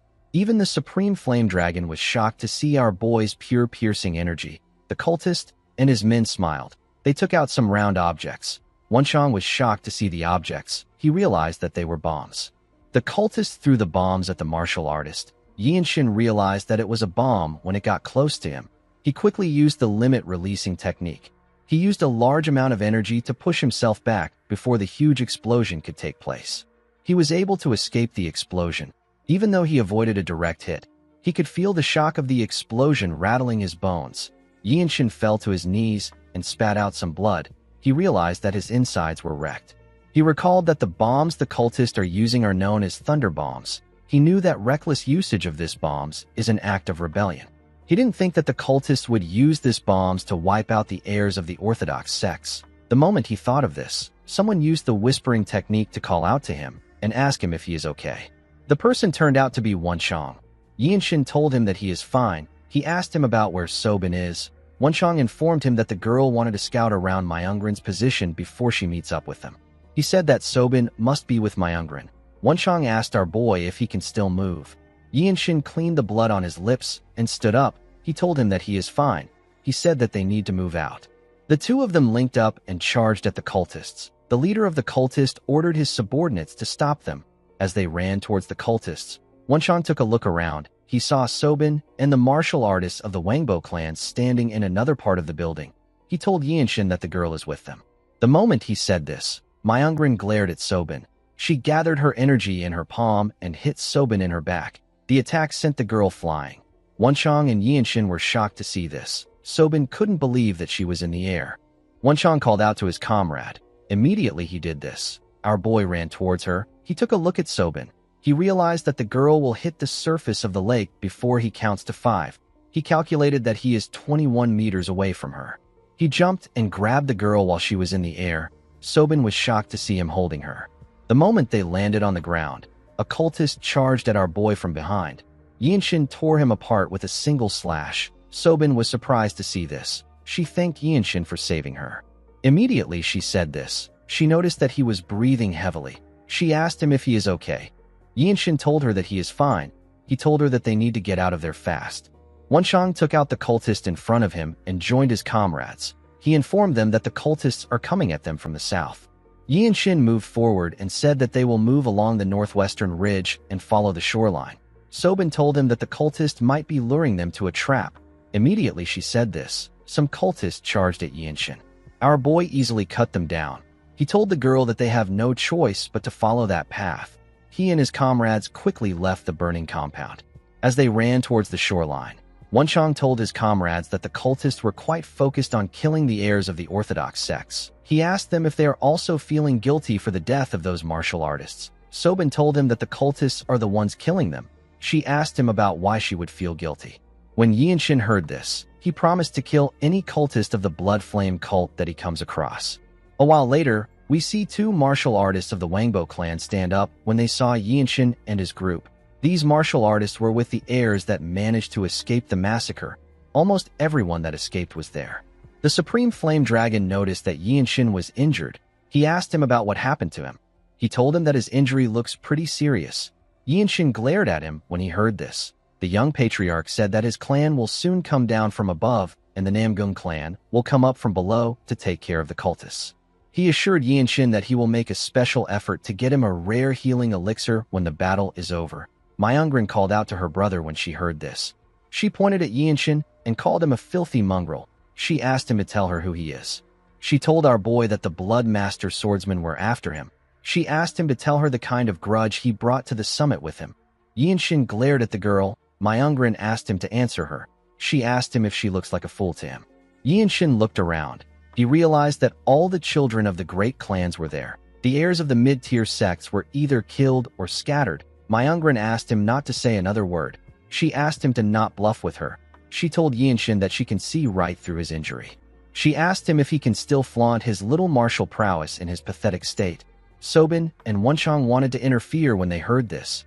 Yi and Shin raised his hand to ask them to stop. He turned to Myungrin and asked her if she tried to use his junior sister as bait at the Lotus Pavilion. Everyone turned to the girl when they heard this. Myungrin smiled and told Yi and Shin that he must have been seeing things. She asked him if he is trying to slander her. She told him that a rootless mongrel shouldn't be spouting nonsense. The moment she said this, someone told her that she is the one without roots. Yi and Shin quickly turned to Wunchang when he heard this. The man told the girl that using words like mongrel isn't something an educated person would do. Myungrin was shocked to hear this. With a look of anger on his face, Wunchang asked the girl if this is how her clan teaches the code of Confucian order. He said that the Wangbo clan might not be as prestigious as he heard. Myungrin was annoyed to hear this. She called him a bastard. Wunchang walked forward and told the girl that her words are truly classless. He told her that there are two witnesses to her atrocity, and yet she still denies it. He turned to the heirs of the great clans and asked them if they have ever heard of a noble from the Shandong Murim that is as lowly as Myungrin. The heirs avoided eye contact with him. They didn't want to get involved in the matter. The young patriarch didn't say anything. He simply watched his sister with a smile on his face. Myungrin gathered her energy in her palm out of anger and thrust it at Wunchang. Yi and Shin gave her a punch that sent her flying. The heirs were shocked to see this. Wunchang and Sobin smiled when they saw what happened. The young martial artists drew their swords and pointed it at Yi and Shin. One of them told him that there is no neutrality in the Murim. He said that a person can only side with the one they share ties with when they don't know the truth. Wunchang was surprised to hear this. Our boy wasn't really shocked. He remembered hearing that it is difficult to find true martial artists outside the mountain sects. Even those with formidable martial skills are not always true martial artists. However, Yi and Shin also heard that there are still some who take joy in performing chivalrous deeds. Since the Supreme Flame Dragon wasn't taking his bait, Yi and Shin decided to use his stupid sister to complete his mission. For the next 20 days, the group moved as the Supreme Flame Dragon suggested. While they were running, the young patriarch turned to Yi and Shin and told him that the person who brought the cultists there doesn't matter. He said that they all need to join forces to survive. He told Yi and Shin that the cultists came to kill everyone at the summit, so it is better if they all join hands together. While running through the forest, the group evaded the pursuit of the Blood Flame cult several times. They fought the cultists at different locations. While everyone was busy with the cultists, Myungrin's brother kept exchanging messages with his clan. He asked them to provide aid. The group continued living their lives like this for 20 days. One day, we see Myungrin allow a messenger pigeon land on her hand. She took out the letter attached to the pigeon. With a smile on her face, She announced that the escort unit of her clan is nearby. She said that their struggles are over now. She told the other heirs that the cultists won't be able to chase them anymore. Immediately she said this, she turned to the side and glared at Yinshin and his teammates. The next day, we see the entire group walking somewhere. Myungrin quickly noticed that she could see someone from afar. She realized that the reinforcements have arrived. The leader of the escort team called out to Myungrin when he saw her. He quickly appeared in front of her. Yinshin found the man's mobility arts to be quite astonishing. Myungrin quickly hugged her uncle. She referred to him as Supreme Sword. The huge man pat his niece on her head. He told her that he is relieved to see her. He told her that she looks like she has been through a lot. Yinshin realized that the man in front of him is the Supreme Sword and the younger brother of the Wangbo clan's patriarch. He is one of the top swordsmen in Shandong. Our boy carefully observed the Supreme Sword's energy. He realized that the number of years a person has trained truly makes a difference. He knew that he wouldn't get a guaranteed victory if he fought the man. The Supreme Sword called out to the Supreme Flame Dragon and told him that he should be grateful that the patriarch bestowed the ceremonial robes of an heir upon a concubine's son. He asked the young patriarch if he truly needed to make his pure-blooded siblings suffer so much. The Supreme Flame Dragon reminded the man that he will only be the heir for another 5 years. He told him that how he lives his life doesn't matter. The Supreme Sword was annoyed to hear this. He called his nephew an insolent wretch. The Supreme Flame Dragon smiled and told his uncle that he calls him the heir, even though he can't show him the most basic etiquette. Yinshin found the conversation to be weird. He wondered if the Wangbo clan simply used the Supreme Flame Dragon to glorify the clan's name and to create a noble tale. The moment he thought of this, the Supreme Sword turned to him and asked him if he is Gu Gua of the Truth-Seeking sect. He revealed to Yinshin that he was mentioned in a small corner of the letters. The Supreme Sword released his energy and ordered Yinshin to cut off his arm if he wants to earn his forgiveness. Wenchang glared at the man when he heard this. The heirs of the noble clan simply stayed quiet. Myungrin stepped forward and told her uncle that this isn't enough. She said that she wants Yinshin's head. She told her uncle that the humiliation she suffered was immense. The Supreme Sword pat his niece on her shoulder and told her that she will get what she wants. Myungrin told Yinshin that she will give him time to recover his strength. She asked him if he wants to start the fight right away. The Supreme Flame Dragon ordered his sister to stop this nonsense. Her subordinates quickly moved in front of him before he could interfere. Yinshin carefully looked around. He thought about the explosive that he faced when he was at the summit. The explosive was truly powerful. It was so overwhelming that it left our boy feeling powerless. However, if it was truly an invincible weapon, none of the martial sects would have managed to flourish as they have. Yinshin knew that the Desolate Fortress Master, Ma Jin and Chung Myung wouldn't have simply lost to this weapon. He realized that he can probably deflect the bomb too with a smooth sword technique. The moment he thought of this, Myungrin asked him if he wants them to start the fight first. She asked our boy if this is all the guts he has. Yinshin carefully looked at the Supreme Sword. He recalled hearing that the swordsmanship of the Wangbo clan is a strong sword style. Myungrin noticed that he was looking at her uncle. She asked Yinshin if something is wrong. She asked him about why his sharp tongue has suddenly fallen silent. With a smile on her face, she told our boy that she is giving him the honor of being questioned by the most reputable clan in Shandong. Her uncle smiled and asked her to stop. He said that Yinshin is just a worm from some no-name sect. He released his energy and asked his niece not to waste her strength on a rootless bastard. Yinshin could tell that the man didn't care about him and his teammates. He wondered about how much the man was underestimating him. The second young master and the warriors of the Wangbo clan were excited to see the Supreme Sword fight Yinshin. The Supreme Flame Dragon did not like this situation. Wenchang and Sobin had their guards up. With a crazy smile on her face, Myungrin asked Yinshin if he is prepared to undergo her clan's interrogation. Our boy placed his hand on his sword when he saw the Supreme Sword move closer to him. Before the Supreme Sword could do anything, someone landed behind Yinshin. This huge man in a black robe had a scar on his face. Myungrin and her brother did not recognize the person. Sobin was surprised to see the person. She called out to her captain. 2 other captains landed next to Ma Jin. They all stood behind Yinshin. The Supreme Sword was shocked to see the men. He saw more warriors come out of hiding. The warriors of the Wangbo clan were shocked to see the warriors of the Desolate Fortress. Myung turned to Yinshin and called out to him. He threw an elixir at him. Our boy was able to catch the elixir. he saw that it was the Shaolin Temple's Meridian Purification Pill.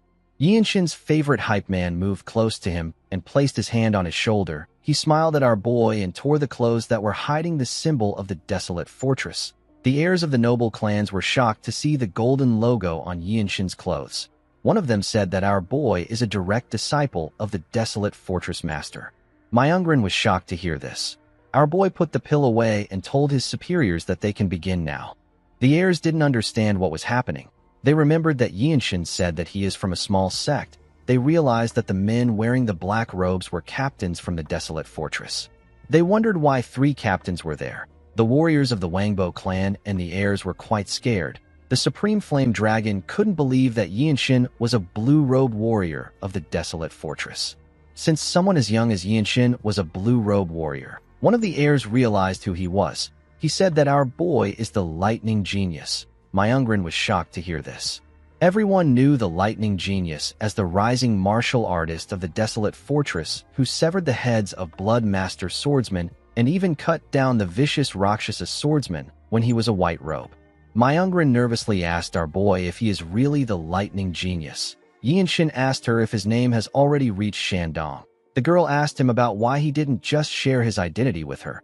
She told him that she would have treated him with utmost respect. Yinshin asked her about what she means. He told her that everyone knows that the desolate fortress is shunned and despised by the Murim. The members of the Radiant Demon Squad smiled when they heard this. Myungrin asked him about why he hid his identity.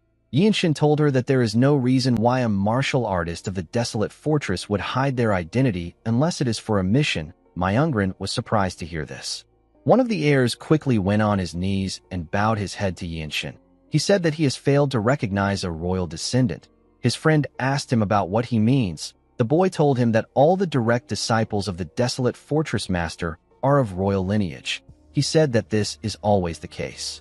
His friend told him that Yinshin is not of the noble race. The boy asked him if it is possible for a commoner to have been taught by the fortress master. The second young master and his sister were shocked to hear this. Ma Jin turned to Yinshin and told him that he did not predict the use of the bombs. He asked our boy if his injuries are manageable. Yinshin told him that they are. He asked his captain if he knows what happened to Yuhyun. Ma Jin revealed to him that the Namgung clan immediately took measures to protect Hyun. He said that Hyun has already destroyed a few branches of the Blood Flame cult along with the Plum Blossom Sword Masters. He told Yinshin that the Mount Hua sect has left Huizhou since. Due to how Ma Jin spoke to our boy, the Supreme Sword said that Yinshin is not of royal blood. Immediately he said this. Ma Jin glared at him with a terrifying look in his eyes. The Supreme Sword became scared. He quickly put his hand together and bowed his head to Ma Jin and Yinshin. He told Ma Jin that he has long heard of his great name. The man whose name is Wangbo Jun said that he failed to recognize the direct disciple of the desolate fortress master and spoke carelessly. The Supreme Sword asked Ma Jin for his forgiveness. Ma Jin asked Jun to tell him his careless words. The heirs and Myungrin became scared when they heard this. Someone told Ma Jin that the Supreme Sword called Yinshin a wretch, a lowborn with no roots. The person who said this was Sobin. The girl told her captain that the Supreme Sword was basically insulting him since Yinshin comes from the Ma clan of the desolate fortress.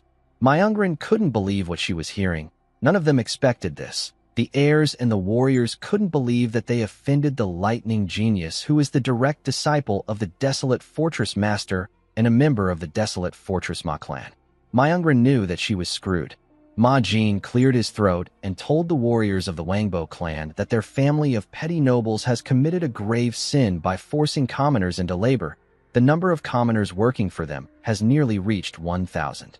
Jun was shocked to see that the desolate fortress knew about their actions. Ma Jin revealed to him that the mission assigned to Yinshin was to create a justification for the annihilation of their clan by exposing the tyrannical rule of the Wangbo nobles who dominate Jinan through force. He told the Supreme Sword that they made sure to secure the justification for the extermination of their clan. Jun nervously asked Ma Jin about what he means. Yinshin turned around and bowed his head. He told the captains that he would like to announce the start of the battle with their permission. Chulmak and Ma Jin turned to Shingun when they heard this. Shingun stroked his beard and told Yinshin that he saw his skills during the promotion exam. He told him that he left quite an impression. The moment he said this, Yinshin could feel the incredible amount of energy the captain was exuding. He realized that this man is not like the fortress master who completely controls her energy. While he was thinking, Shingun granted him his permission. Yinshin thanked him for this. He turned around and swallowed the elixir. The moment he did this, his body released some energy. Our boy could feel a refreshing current of energy rising from all the meridians in his body. The energy was healing his wounds. He didn't expect this to be the effects of the Shaolin Temple's meridian purification pill. The pill doesn't even require energy circulation to be activated. Yinshin walked past the Supreme Sword. The man was shocked to see this. Even the Supreme Flame Dragon expected him to attack his uncle. Our boy originally wanted to take the head of the strongest, but it wouldn't make sense for him to cross swords with the Supreme Sword in front of the captains. If he were to do something like that, he would earn the disrespect of the captains. Yinshin decided to face the most annoying person there. He told Myungrin that they need to settle their grudge. The girl nervously asked him about what he means. Yinshin told her that she can respond however she likes. He told her that he will simply speak his truth.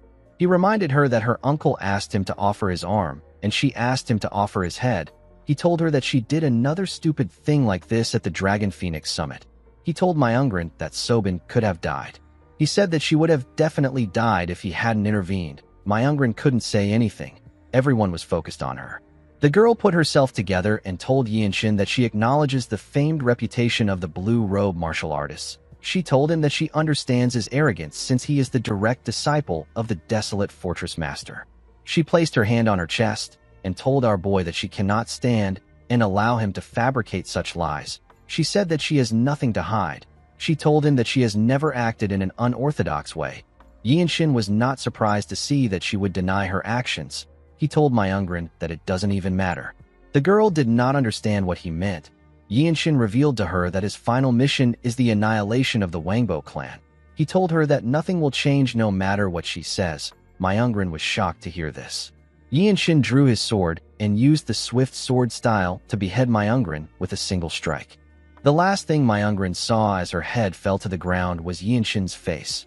After taking care of the girl, our boy put his sword away. The Supreme Flame Dragon and the warriors of his clan were shocked to see what happened. The warriors of the desolate fortress weren't even bothered. The Supreme Sword was shocked to see what happened to his niece. He called out to her and ran towards Yinshin. Before he could get far, Shingun appeared above him. He slammed Jun's head to the ground. The Supreme Sword couldn't even move his body. The warriors of the Wangbo clan and the second son charged at Yinshin. Before the poor bastards could reach Yinshin, Ma Jin and Chulmik appeared above them. They tore the warriors apart with a single swing of their swords. Even the second son lost his life. When the Supreme Sword raised his head up, he saw the captains tearing his clansmen apart. He quickly placed his hand on his sword. With a horrifying look on his face, Ma Jin asked him if he has lost his mind. He charged at the man and appeared next to him. He swung his sword at Jun's head. He cut off the man's head before he could even draw his sword. The last thing the Supreme Sword saw was Ma Jin's terrifying face. The Supreme Flame Dragon and his clansmen were shocked to see this. Even Yinshin was shocked to see how his captain took out the man. He was scared to feel the murderous energy around his captain. The warriors of the Wangbo clan realized that the desolate fortress was serious about exterminating them. One of them asked the others to run so that they can report the situation to the clan. Immediately he said this, Ma Jin appeared next to him. He beheaded the man and his comrades with a single swing. Chulmik and Shingun began to suppress the other warriors. It didn't even seem like they were struggling. Yinshin, Wenshang, and Sobin were shocked to see how their captains fought. One of the blue robe warriors said that the captains won't allow them to fight unless the scale of the battle is enormous. He said that their captains will probably be the only ones to earn merit for this. The man told his friend that he is envious of Yinshin because he has already done something significant. While they were talking, someone asked the warriors of the desolate fortress to arrest him. The person turned out to be the young patriarch. The Supreme Flame Dragon introduced himself as the infamous degenerate young master of the Wangbo clan. The moment he said this, he noticed that one of the blue robe martial artists took the bag containing his medicine. The Supreme Flame Dragon asked the man to return his poppy. He did this to make them arrest him. They made him kneel before them. Myung found it odd that the Supreme Flame Dragon wasn't even resisting. The young patriarch smiled and said that the desolate fortress would wipe out his entire clan if they knew everything. He smiled at Yianshin and told him that he never expected him to be a blue-robe warrior. Yianshin could tell that this guy wasn't really bothered even though his half-sister just got beheaded and his clansmen are dying. He believed that the Supreme Flame Dragon was completely out of his mind. He wondered if he was like this because the solar divine meridians are tearing apart his blood vessels. He wondered if the pain was truly beyond one's imagination.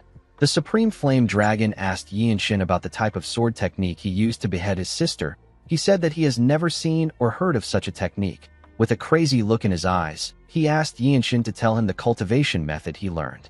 Our boy reminded him that he just sent his sister to the afterlife. The Supreme Flame Dragon told him that fools don't matter to him.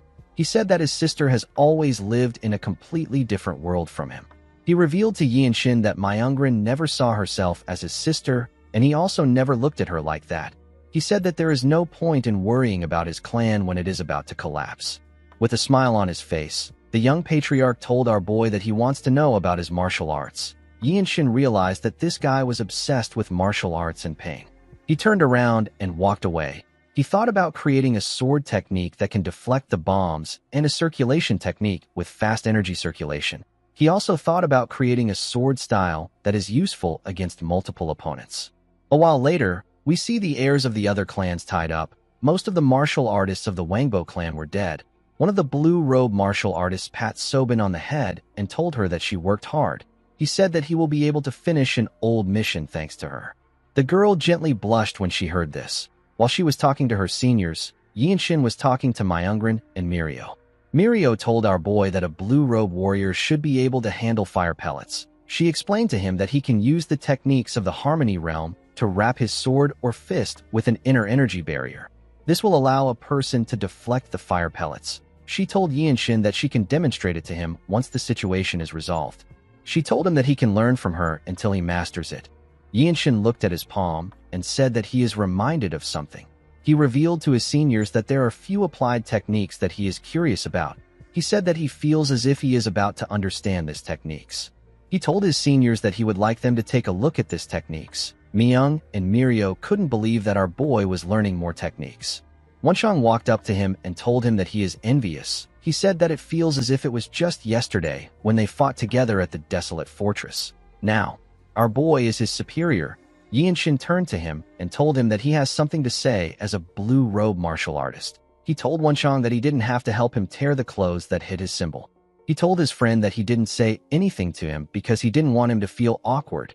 Yianshin said that he actually felt a bit embarrassed. He told Wonchang that he will do it himself next time. Wonchang was shocked to hear this. He couldn't believe that Yianshin would say this to him. He asked our boy if he has to take away one of the few joys of his life. Yianshin didn't know what to say to him. A while later, we see the martial artists of the desolate fortress looking shocked after hearing the Supreme Flame Dragon say that he wants to join the desolate fortress. They all turned to him. The Supreme Flame Dragon smiled at them. He seemed to be quite serious with his request. He said that he will devote himself to the fortress like a loyal dog. He asked the captains to allow him stay by Yianshin's side. Wonchang asked him about why he is spouting such nonsense. The young patriarch smiled and looked at our boy. Shingun reminded the man that he is their prisoner. He raised his finger and fired a small amount of energy at the young patriarch. The energy entered the Supreme Flame Dragon's chest and caused him a large amount of pain. He coughed out heavily. Yianshin carefully observed the technique the captain used. Shingun attacked the man to make him know his place. Wonchang revealed to our boy that Shingun just used the 7-step injury acupressure strike. It is an exclusive secret art of the Annihilation Squad captain. While the Supreme Flame Dragon was trying to catch his breath, Shingun informed him that he is aware that he learned the fiery Yang divine art. He revealed to him that his core energy contains wood energy just like that of the noble race. He asked the Supreme Flame Dragon if he has heard that wood fuels fire. The Supreme Flame Dragon became nervous when he heard this. He put himself together and smiled. He said that he has long heard of the Annihilation Squad captain's 7-step injury acupressure strike. The Supreme Flame Dragon understood that Shingun's wood energy will multiply and ignite in him if he tries to circulate his energy. Due to this, the young patriarch can't forcefully try to open his meridians. Since the Supreme Flame Dragon understood his situation, Shingun asked him to be silent. He told him that his opinion is worthless there. The Supreme Flame Dragon laughed when he heard this. He raised his head and glared at Shingun. He called him a bastard. With a serious look on his face, he asked the captain if he is seriously telling him that he will burn to death. He said that he really can't stand the heat. He said that he has met another rotten bastard today. The blue robe and the white robe warriors were shocked to see how the young patriarch spoke to the captain. They were all scared for him. Shingun didn't say anything to the man. With a face filled with anger, the Supreme Flame Dragon said that his meridians shouldn't be called the Solar Divine Meridians. He called Shingun a half-wit bastard and told him that it is just a stupid meridian. Immediately he said this, someone hit him on his head and made him lose consciousness. The Supreme Flame Dragon fell to the ground. The person who hit him was Yinshin. Our boy believed that it was better to do this than to allow Shingun to kill him with his fist. He told his captain that he has a question. He asked him about why he hasn't destroyed the young patriarch's energy core.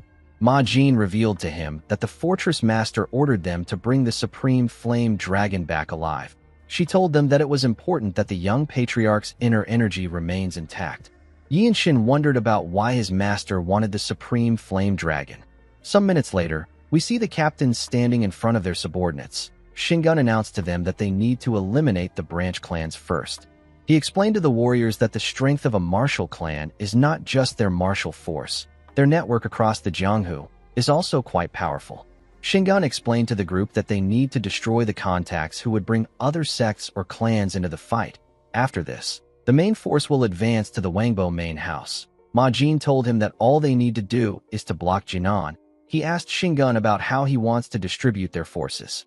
The Annihilation Squad captain revealed to him that the Wangbo clan has 9 branch clans which are split from the main house. He said that they will assign only blue robe warriors to each branch. Immediately he said this, someone demanded for a solo mission. Everyone quickly turned to the person. The person turned out to be Yinshin. Our boy got up from the ground. He knew that the other warriors will think that he is acting out of greed and trying to monopolize the mission's merits. The only ones who look favorably upon him are the Radiant Demon Squad, even though his image might get ruined. Yinshin knew that he had to do this. He wanted to accumulate every bit of merit he could get. When Yinshin got up, Shingun asked him if he really wants a solo mission. Our boy placed his hand on his sword and revealed to the Annihilation Squad captain that he wishes to test the new wide-area martial arts he recently learned in real combat. He assured the captain that he will complete the mission. Shingun was annoyed to hear this. He released his energy and asked Yinshin if he knows the reason why he even bothered to listen to him. He told him that he is only listening to him because he has risen to the rank of a blue robe. Ma Jin and the other blue robe warriors nervously stared at Shingun. They could tell that he was angry. Yinshin didn't even flinch. With a scary look in his eyes, Shingun told Yinshin that he actually thought well of him. He said that very few martial artists introduce great insight into fighting. The Annihilation Squad captain told our boy that he saw the qualities of a future captain in him. He said that he never expected to be disappointed like this. Yinshin apologized to Shingun. The captain asked our boy to prove himself through his strength. Yinshin turned around and faced his fellow warriors. He raised his sword and begged them to protect their ears with inner energy. Everyone quickly did as he asked them to. Our boy placed his hand on his sword hilt and closed his eyes. His blue circle of comprehension appeared above his head. He opened his eyes and drew his sword. His sword released a bright light as he slowly drew it. When he completely took out his sword, it released a unique sound into the air. The white robe martial artist began to fall to the ground. Everyone was shocked to see this. They all turned to Yinshin. Even the captains didn't expect this. Everyone focused on Yinshin's sword. After showing his technique, Yinshin decided to put his sword away. The blue robe warriors realized that our boy used sound arts. One of them wondered about how Yinshin was able to use sound arts. He noticed that our boy manipulated his core energy with an amazing precision. He said that he has never heard of such a martial art. He did not expect Yinshin's sound art to pierce through the defensive energy of the white robe warriors. The reason why the attack only made them faint is because they are white robe warriors of the desolate fortress. If it was any other martial artists, they would have died. The blue robe warrior told his friend that Yinshin's skill is truly overwhelming. It will be even more dangerous in a group battle where there are no martial masters at the same level as Yinshin. The only problem with the skill is that it harms allies as well. The blue robe warriors now understood why our boy requested for a solo mission. While the blue robe warriors were talking, Yinshin struggled to catch his breath. Shingun told him that the skill will consume a lot of mental energy. He told him that this is natural since he was able to control his core energy so delicately. He explained to Yinshin that it won't be practical for him to suddenly use this skill in the chaos of battle. He told him that it is best to unleash it at the beginning of the fight. It will also be quite effective in crushing the enemy's morale. Yinshin told the captain that he will keep this in mind. Chulmik said that they still can't send Yinshin out alone. He reminded the captains that the mission is quite important. Shingun knew that he was right. He told our boy that he will assign 2 people to him. He said that their target will be the Wangbo Jinan branch. He asked the group if there are any volunteers who want to join Yinshin. Everyone raised their hands. The captains were not surprised by this. A sword-based sound art is something that is uncommon among martial artists. Most martial artists would want to witness such an unknown martial art in real combat. Shingun turned to Ma Jin and said that Ma Jin is the best person to choose the warriors. Ma Jin believed that it would be wise for him to send people who already fight well together on the mission. He assigned the Zen Sword Demon and the Azurite Demonic Swordsman to our boys' team. Shingun agreed with his decision. He turned to Yinshin and advised him to use his strength to prove that his actions were not arrogant, so that no one can accuse him of being rash. Yinshin put his hand together and bowed his head. He thanked the captain for his consideration. A while later, we see Yinshin, Ma Jin, Mirio, and Myung in the woods. Ma Jin pulled Yinshin aside and asked him if he created the sound art himself. Our boy told him that he did. Ma Jin asked him about why he didn't mention this earlier. Yinshin asked him if he knows of a martial artist that openly reveals all his personal martial arts. He told his captain that people would study his techniques, and he would die a pointless death if he did something like this. Ma Jin realized that our boy was right. Yinshin asked him if this is the reason he wanted to speak in private. The captain said that it isn't. He revealed to Yinshin that the command bureau sent word to him. He said that the bureau informed him that people are going around investigating his movements. Yinshin asked his captain if he is being investigated due to the grudges he has earned. Ma Jin told him that the ones they have heard about are the Tyrant Sword Tribe, the Martial Alliance, and the Blood Flame Cult. Yinshin understood why the Martial Alliance was searching for him. He recalled that he killed one of their rising disciples. His captain revealed to him that the girl was betrothed to someone.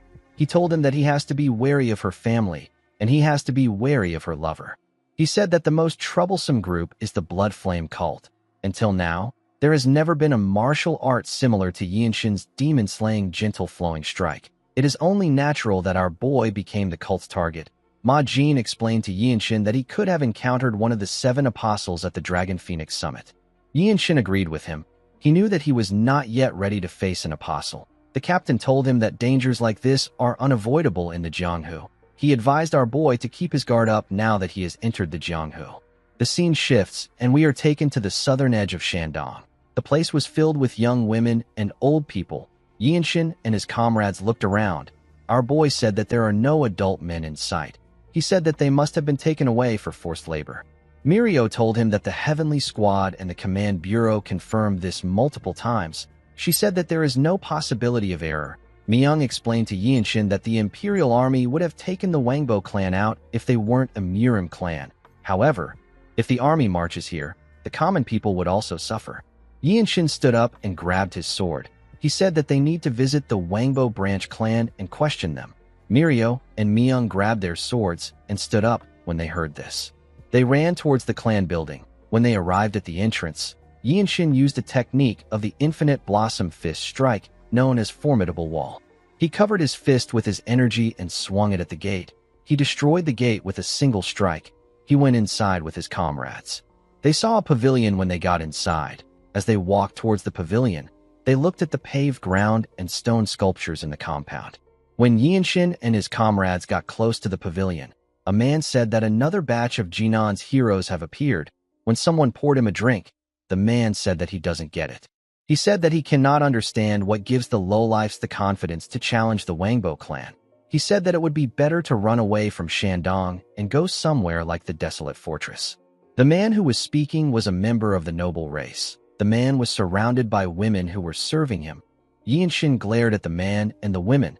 The symbol of the Desolate Fortress was in gold on both sides of his shoulder, and yet these drunken fools couldn't even recognize who they were looking at.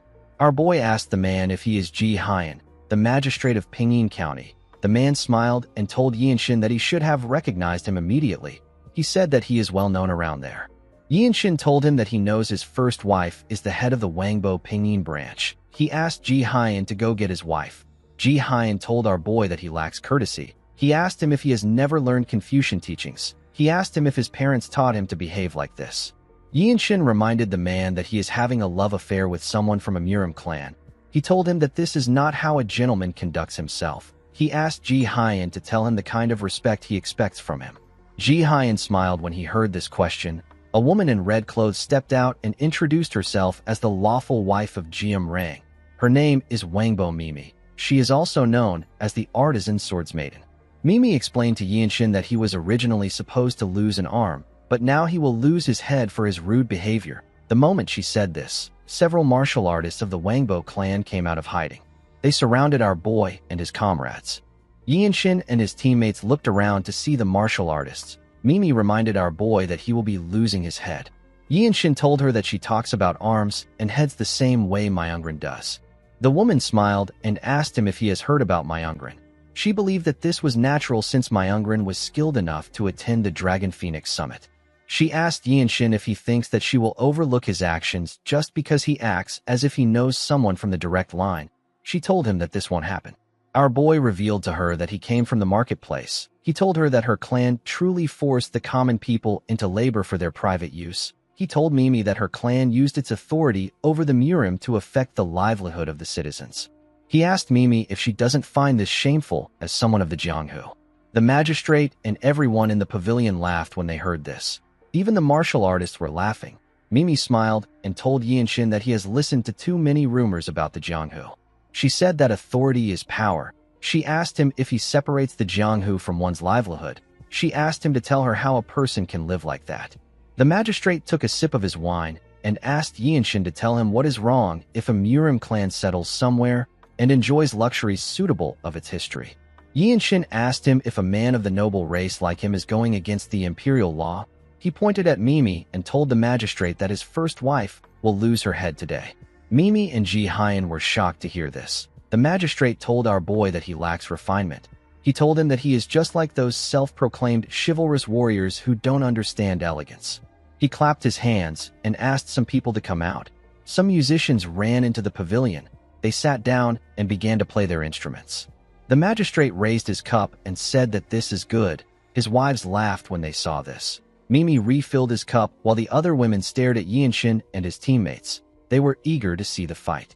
Yinshin realized that this people saw the swordplay of martial artists as an entertainment. He remembered hearing people say that the highest level of pleasure sought by certain officials is watching a murder take place. Due to how the scene was, Yinshin could tell that this wasn't the first or second time something like this was happening. He said that he can't listen to this music anymore. He told his teammates that they really need to reconsider calling these people a member of the 8 great clans. He said that they are no different from unorthodox riffraffs. Immediately he said this. Yinshin released his energy. The martial artists of the Wangbo clan were shocked to feel Yinshin's energy. Our boy drew his sword and disappeared in front of the martial artists. He appeared above them and used the radiant sword art to tear some of them apart. The magistrate was surprised to see this. Yinshin turned and pointed his sword at Ji Hyan. He told him that the radiant demon squad of the desolate fortress will punish him. The man and his wife were shocked to hear this. The martial artists of the Wangbo clan were also shocked to hear this. Ji Hyan quickly stood up and announced that he has committed a grave offense. He begged Yinshin and his teammates to forget everything he just said. He reminded them that he is a person of the noble race. He said that he could never disrupt the imperial order. The moment he said this, Ji Hyan noticed the golden-colored symbol on Yinshin's clothes. He saw that Myung and Mirio were blue-robe warriors. He realized that none of his excuses will work. He decided to use another method.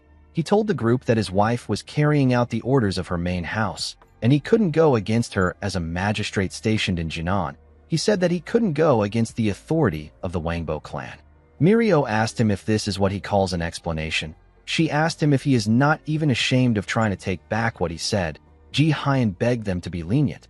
He reminded them that they are not allowed to kill imperial officials. With a twisted smile on his face, he told the group that they won't leave there unarmed if he attacks them together with the branch clan. The moment he said this, Ji Hyan released his energy. Mirio didn't expect him to threaten them. Myung smiled and said that the man's audacity is astonishing. With his glowing red eyes, Ji Hyen smiled and told them that they must already know everything if they are from the desolate fortress. He asked them to understand that he has no choice. The moment he said this, Mimi snapped her fingers. Several martial artists ran into the pavilion. They completely surrounded Yinshin and his teammates from all directions. Ji Hyen smiled and advised our boy to back down. Yinshin carefully looked around. He reminded the man that he spoke of elegance earlier. He said that he has also polished a tune of his own recently. The magistrate didn't understand what our boy was talking about. Yinshin raised his shining sword and released his sound into the air. The moment the martial artists heard his unique sound, blood gushed out of their mouths. They began to fall to the ground. The magistrate couldn't believe his eyes. He watched the warriors fall to the ground and bleed out of their eyes. They all lost their lives. Ji Hyen was horrified by what he just witnessed. He saw the bodies of his other wives on the ground. He didn't understand how everyone died in an instant. Yinshin referred to him as unorthodox trash and told him that he knows elegance. He told Ji Hyen that he looks as if his performance moved him deeply. The magistrate and Mimi became scared when they heard this. They looked around to see the countless bodies on the ground. Mimi knew that a sound art is a martial art that exists only in a handful of places around the world. She couldn't believe that someone this young was able to use it. While he was glaring at them, sweat filled our boy's face. He knew that he couldn't use this technique again. He didn't think that it would be this hard to use the technique even once. He noticed that his biwei acupoint has widened. He put himself together and moved close to the couple. He asked them about why they are not talking. Mimi was annoyed to hear his voice. She came down from the rock and picked up a sword.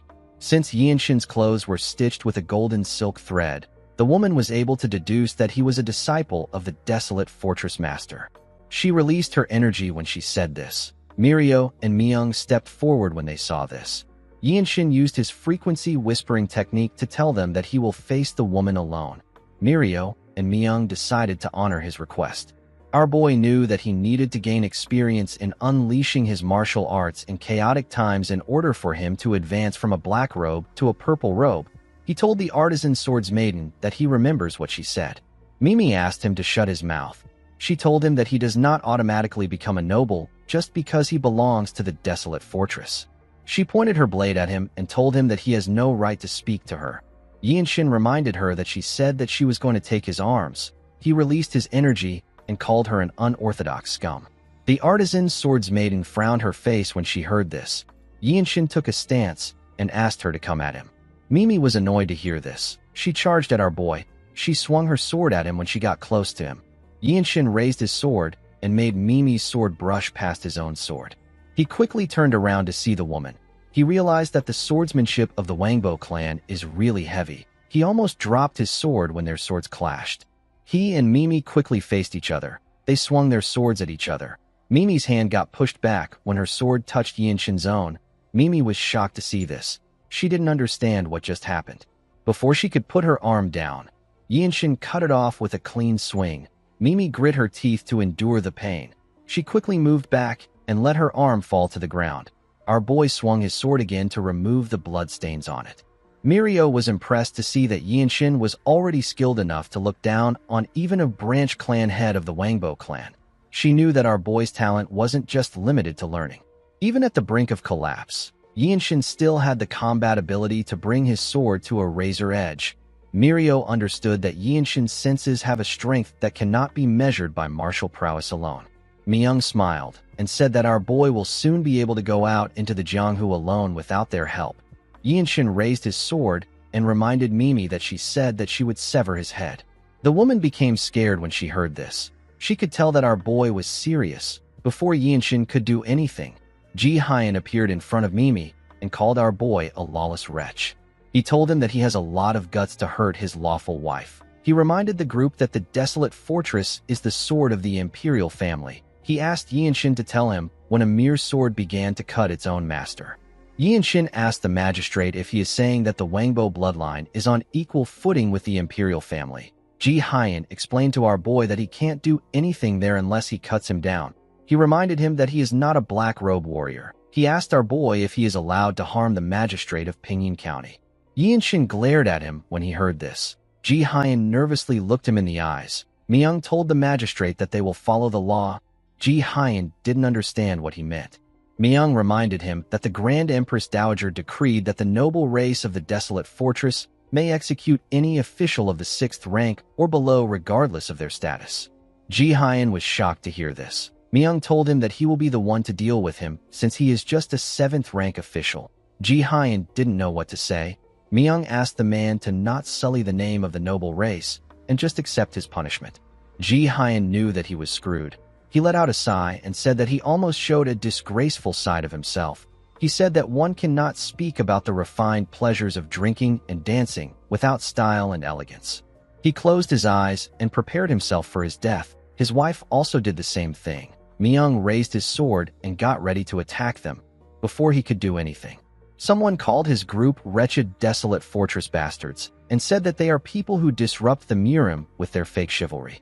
Yinshin quickly turned around. Ji Hyen was happy to see the person. He called out to the Wangbo clan martial artist known as Ma Jun. The huge martial artist carried a young girl in his hand. He glared at our boy and his teammates. Ji Hyen told Ma Jun that he feels a sense of great relief that a warrior of his clan has arrived. Ma Jun told our boy that there is probably no one his age that can match him in this world if he is already a blue-robe warrior. Thanks to the emblem on Yinshin's shoulders, the man could tell that our boy was a direct disciple of the desolate fortress master. He told Yinshin that he is so drunk on honor and status that anyone can tell what he wants. Yinshin told Ma Jun that he is the one who can't see anything. He reminded him that he has an innocent commoner in his hands. Our boy noticed that the man was quite far away from him. He knew that even Myung wouldn't be able to save the girl in time if he rushes in faster than him. Ma Jun laughed and told our boy that the actions of the Wangbo clan are always for a greater cause. He said that half-baked martial artists who take the country's pay and go around cutting down people in the Murim wouldn't understand this. Yinshin didn't expect this answer.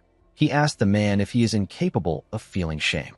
Ma Jun said that the greater cause of the Murim is noble. He said that the martial artists of the desolate fortress are nothing but scoundrels splashing mud all over the Jianghu. Yinshin recalled hearing that there were so many people like Ma Jun in the Murim. These people are stubborn eccentrics who only walk the single path of training their martial arts. Normal conversations won't work on them. Ma Jun asked the group if they know who the girl is. Of course, none of them recognized her. The man said that the girl's grandfather was a man named Dan Mahue. The girl's grandfather was the former magistrate of Pinyin County. Ma Jun said that Mahue was a man who was as straight as an arrow. In the marketplace, Mahue ordered a martial artist of an unorthodox sect to stop threatening people. He told the martial artist that he would throw him into a government prison. Ma Jun asked our boy if he knows what happened to Mahue. He said that Mahue's belly burst when he received a single palm strike. He told Yinshin that the Wangbo clan executed the martial artist who was fleeing and avenged the girl's grandfather. He tapped his chest and said that the Wangbo clan was the one who helped the girl take revenge, not half-baked martial artists from the desolate fortress. Yinshin asked him if this is why he struck her acupoint and grabbed her by the neck. He asked him if this is why he is pretending to be her benefactor. Ma Jun told him that he has always wanted to see the true face of the desolate fortress martial artists. The moment he said this, the girl moved her neck a bit. Yinshin noticed this. He realized that she was able to undo the acupoint strike a little by herself. Ma Jun told our boy that he will let the girl live if they withdraw right now. He said that they will also prove that the chivalry of the desolate fortress protects everyone from the Murim.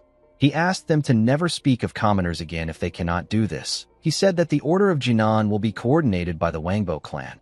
He raised his voice and called the group half-baked pathetic heroes. He asked them to choose. He asked them to tell him what they will do with the granddaughter of the previous magistrate who ruled the county with lofty virtue. Ji Hyen and Mimi smiled when they heard this. Yinshin didn't say anything to Ma Jun.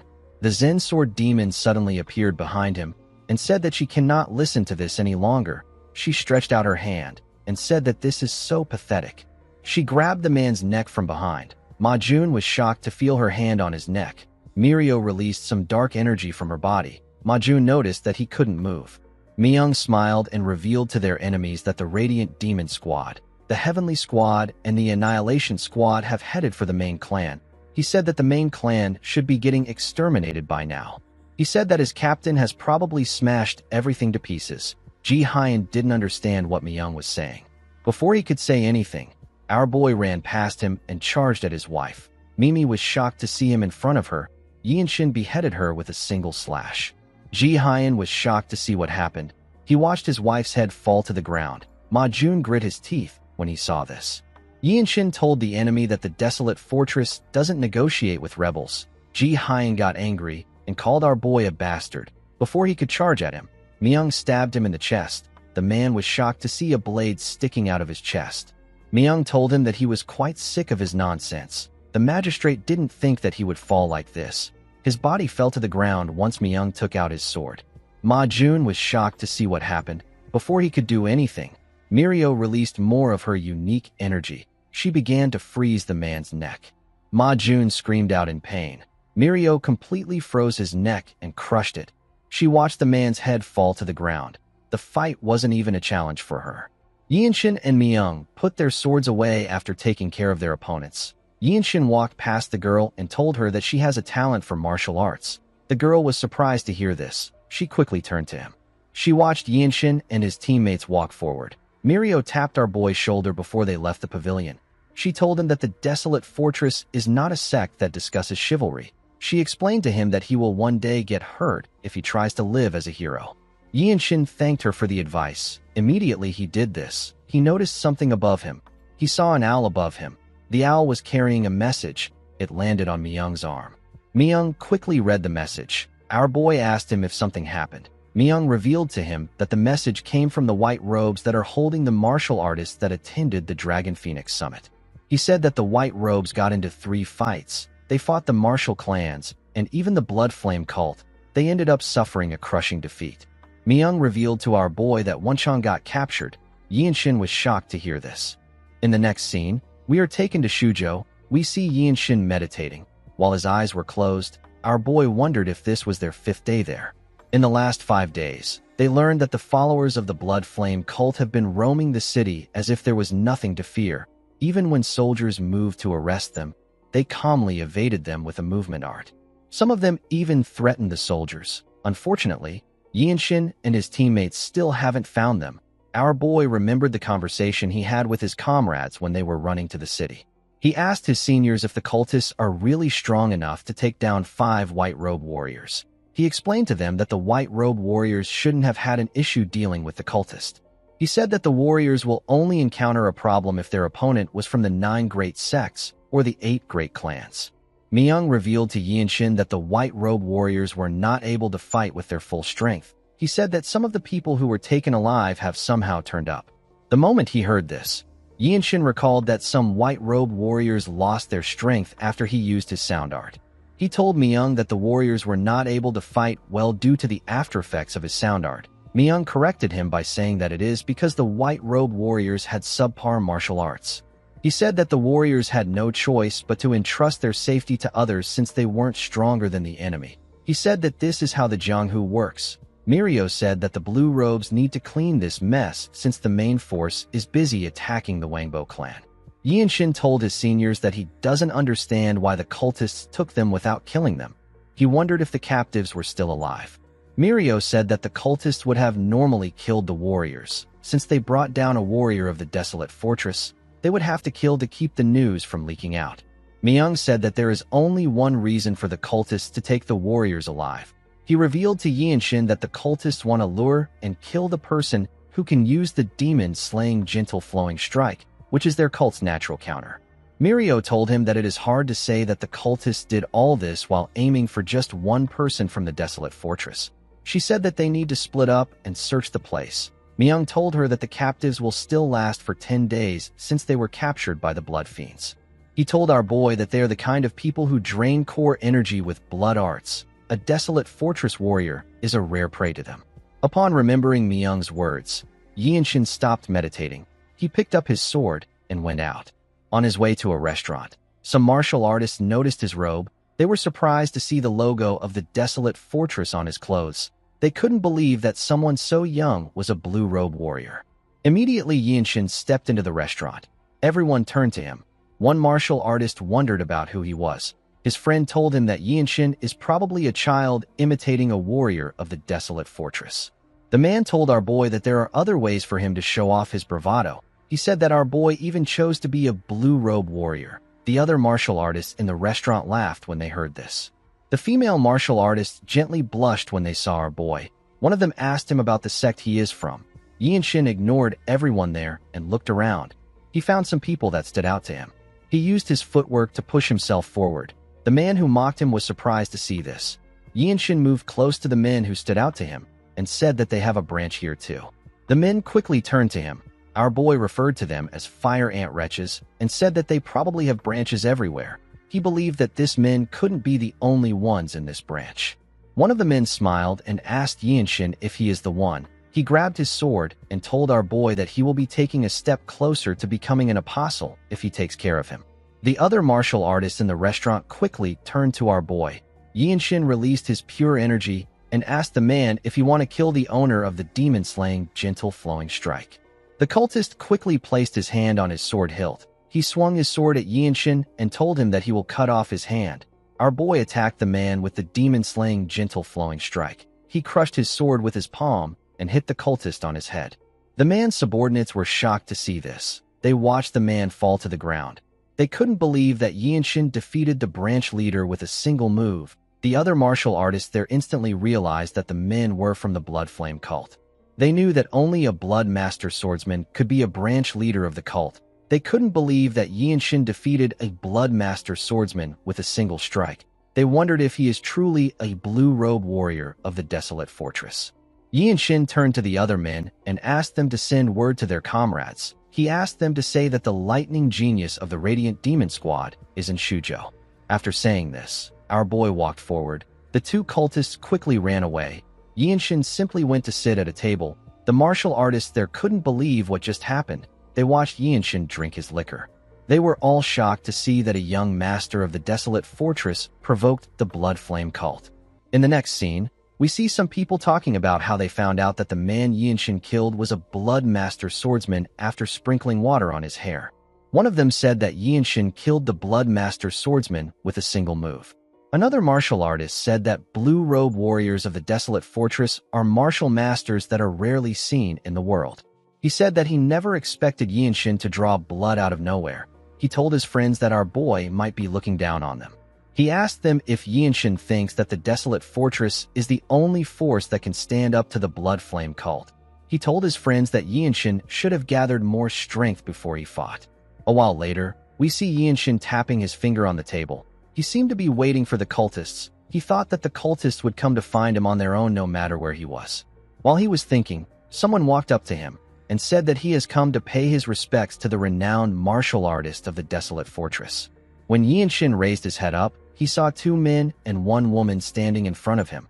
The man in front told him that he sought him out because he wishes to discuss martial arts with him. Yinshin didn't seem too interested in this. The man asked him if it is true that he took down a cultist with a single strike. The man said that this is his first time seeing a martial master from the desolate fortress. Yinshin noticed that the man was not friendly. He wondered if this is the territorial attitude of the local martial artists. He stood up and introduced himself as the lightning genius of the Radiant Demon Squad. The woman introduced herself as Seol Yu of the Yulso Sword clan. The man who spoke to our boy introduced himself as Yung Cheol of the Hua Sword sect. The last man introduced himself as Quan Chun of the Flying Dragon Martial Academy. Immediately, he heard their names. Yinshin remembered a conversation he had with Wan Chong. His friend told him that it is easy to get information out of martial artists. He told our boy that he simply needs to flatter them.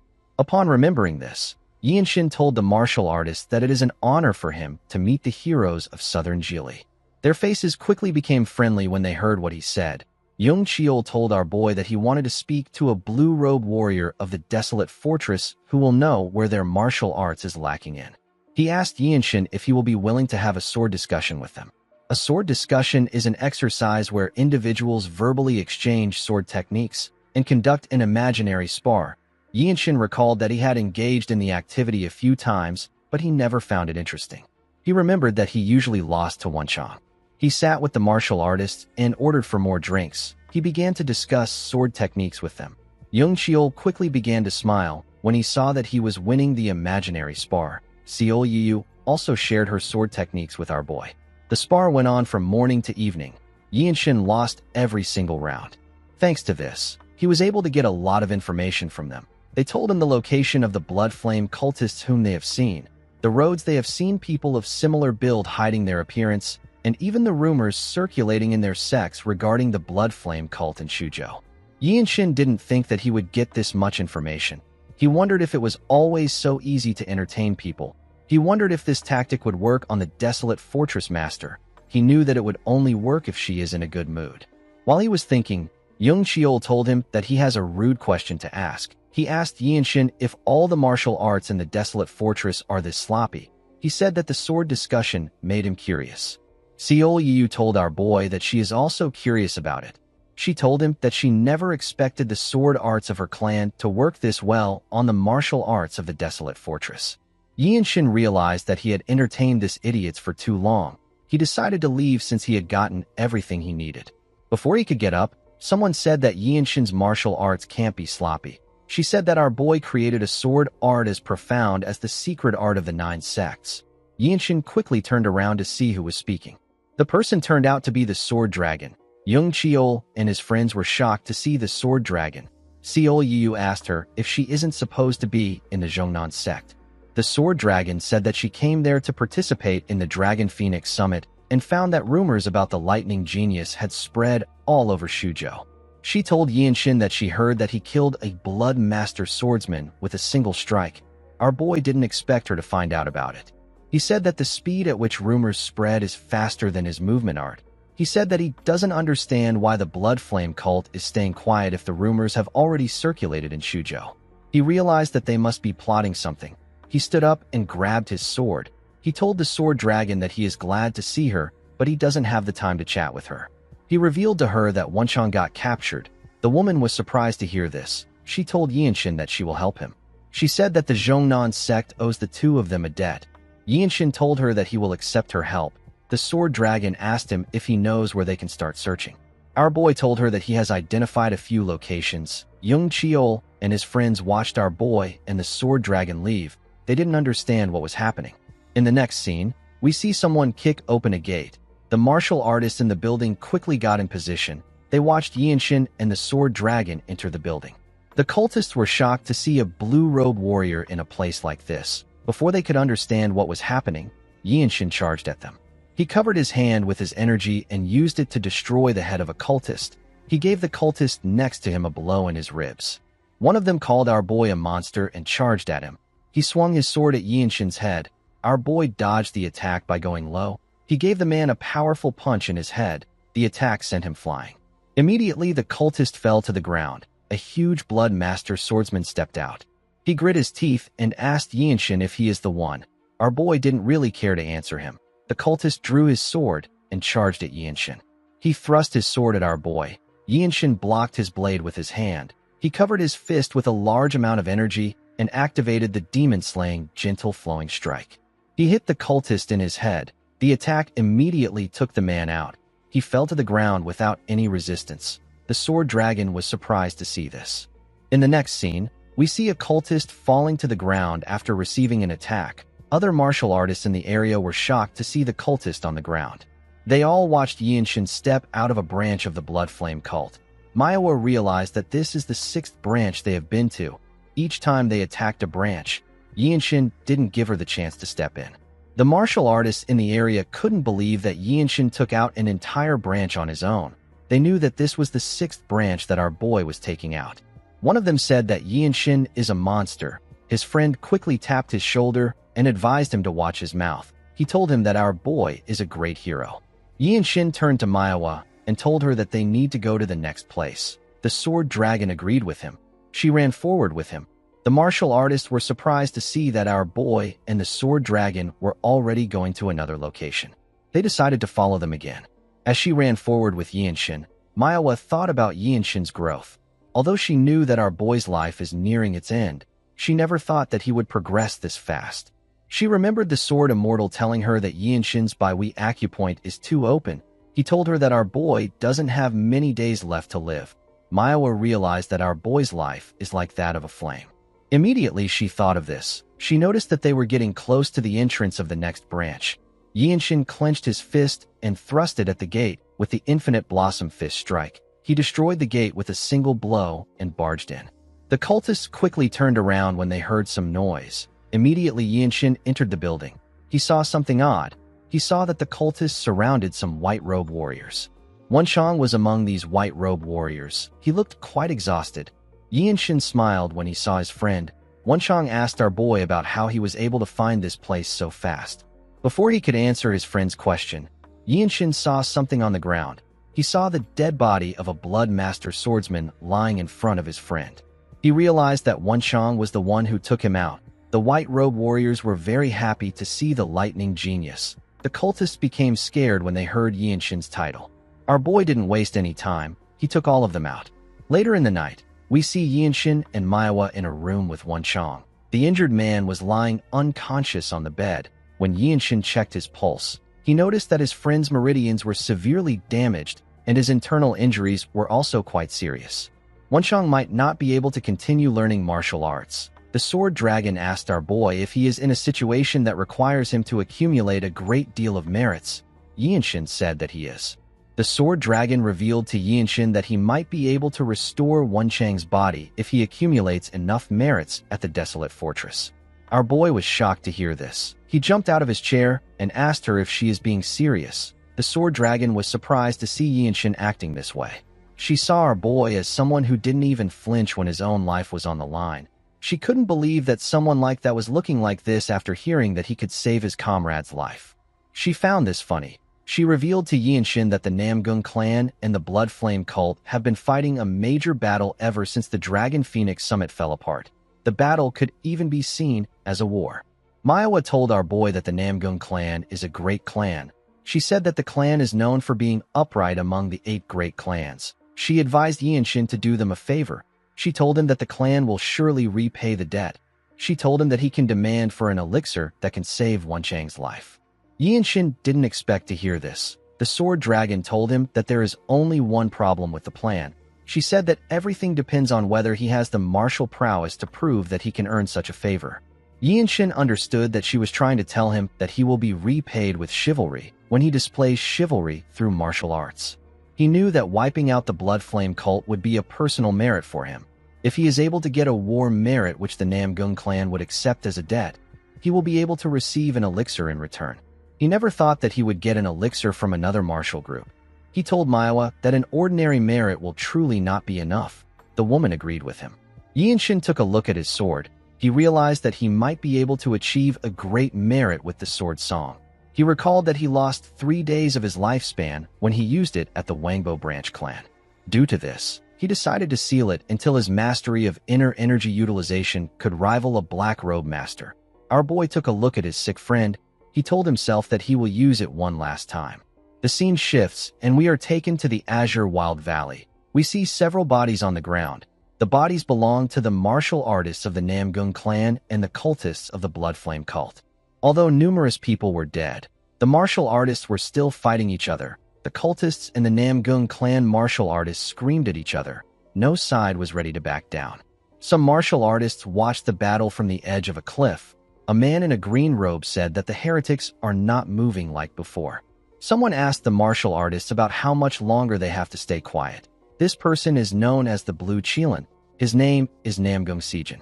The man in the green robe said that there are 2 blood master swordsmen and 2 heretics looking for an opening. He asked the Blue Qilin not to act rashly. He told him that the regular troops can handle things even without them. He reminded Sijin that he is the young clan head and told him that he has to remember that in a battle between clans, the goal isn't just to win. He advised Sijin to focus on safeguarding the lives of their clansmen. Sijin didn't expect to hear this. A woman turned to him and told him that the man is correct. She explained to him that they will strike back when the real martial masters step in. She told him that they will be able to make fewer sacrifices. Sijin told her that the people who are dying right now are their people. The man told Sijin that the one who will become the head of the clan doesn't need to pay attention to every individual. He said that the enemy's executives haven't stepped forward. He told his comrades that their enemy has 2 heretics and close to 30 blood master swordsmen. He wondered if the enemy plans to continue grinding them down in a war of attrition for days with their current forces. Sijin looked down from the cliff to see how the battle was progressing. He watched the cultists tear his people apart. He grit his teeth out of anger when he saw this. He realized that the anguish of his father will be even greater than his. One of the elders couldn't stand what was happening and decided to interfere. 15 Bloodmaster swordsmen pushed in and broke into the front lines. The fight was a mockery and warning to the Namgun clan. The Blood Flame cult was trying to tell them not to act smart. They were clinging to the weakness of the great clan whose members were all of the same blood.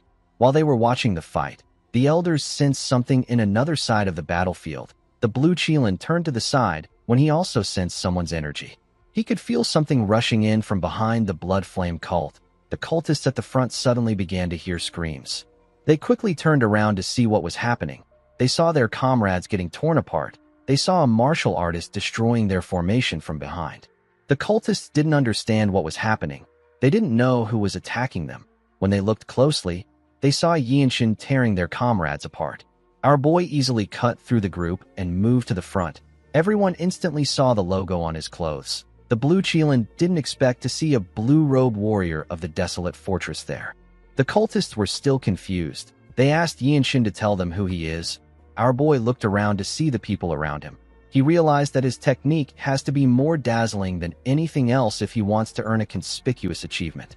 He raised his sword and pushed his energy into it. He began to play his unique song. The cultists quickly tried to cover their ears when they heard the song. They screamed out in pain.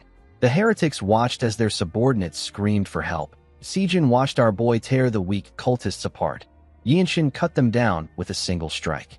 Some of them fell to the ground immediately they heard the song.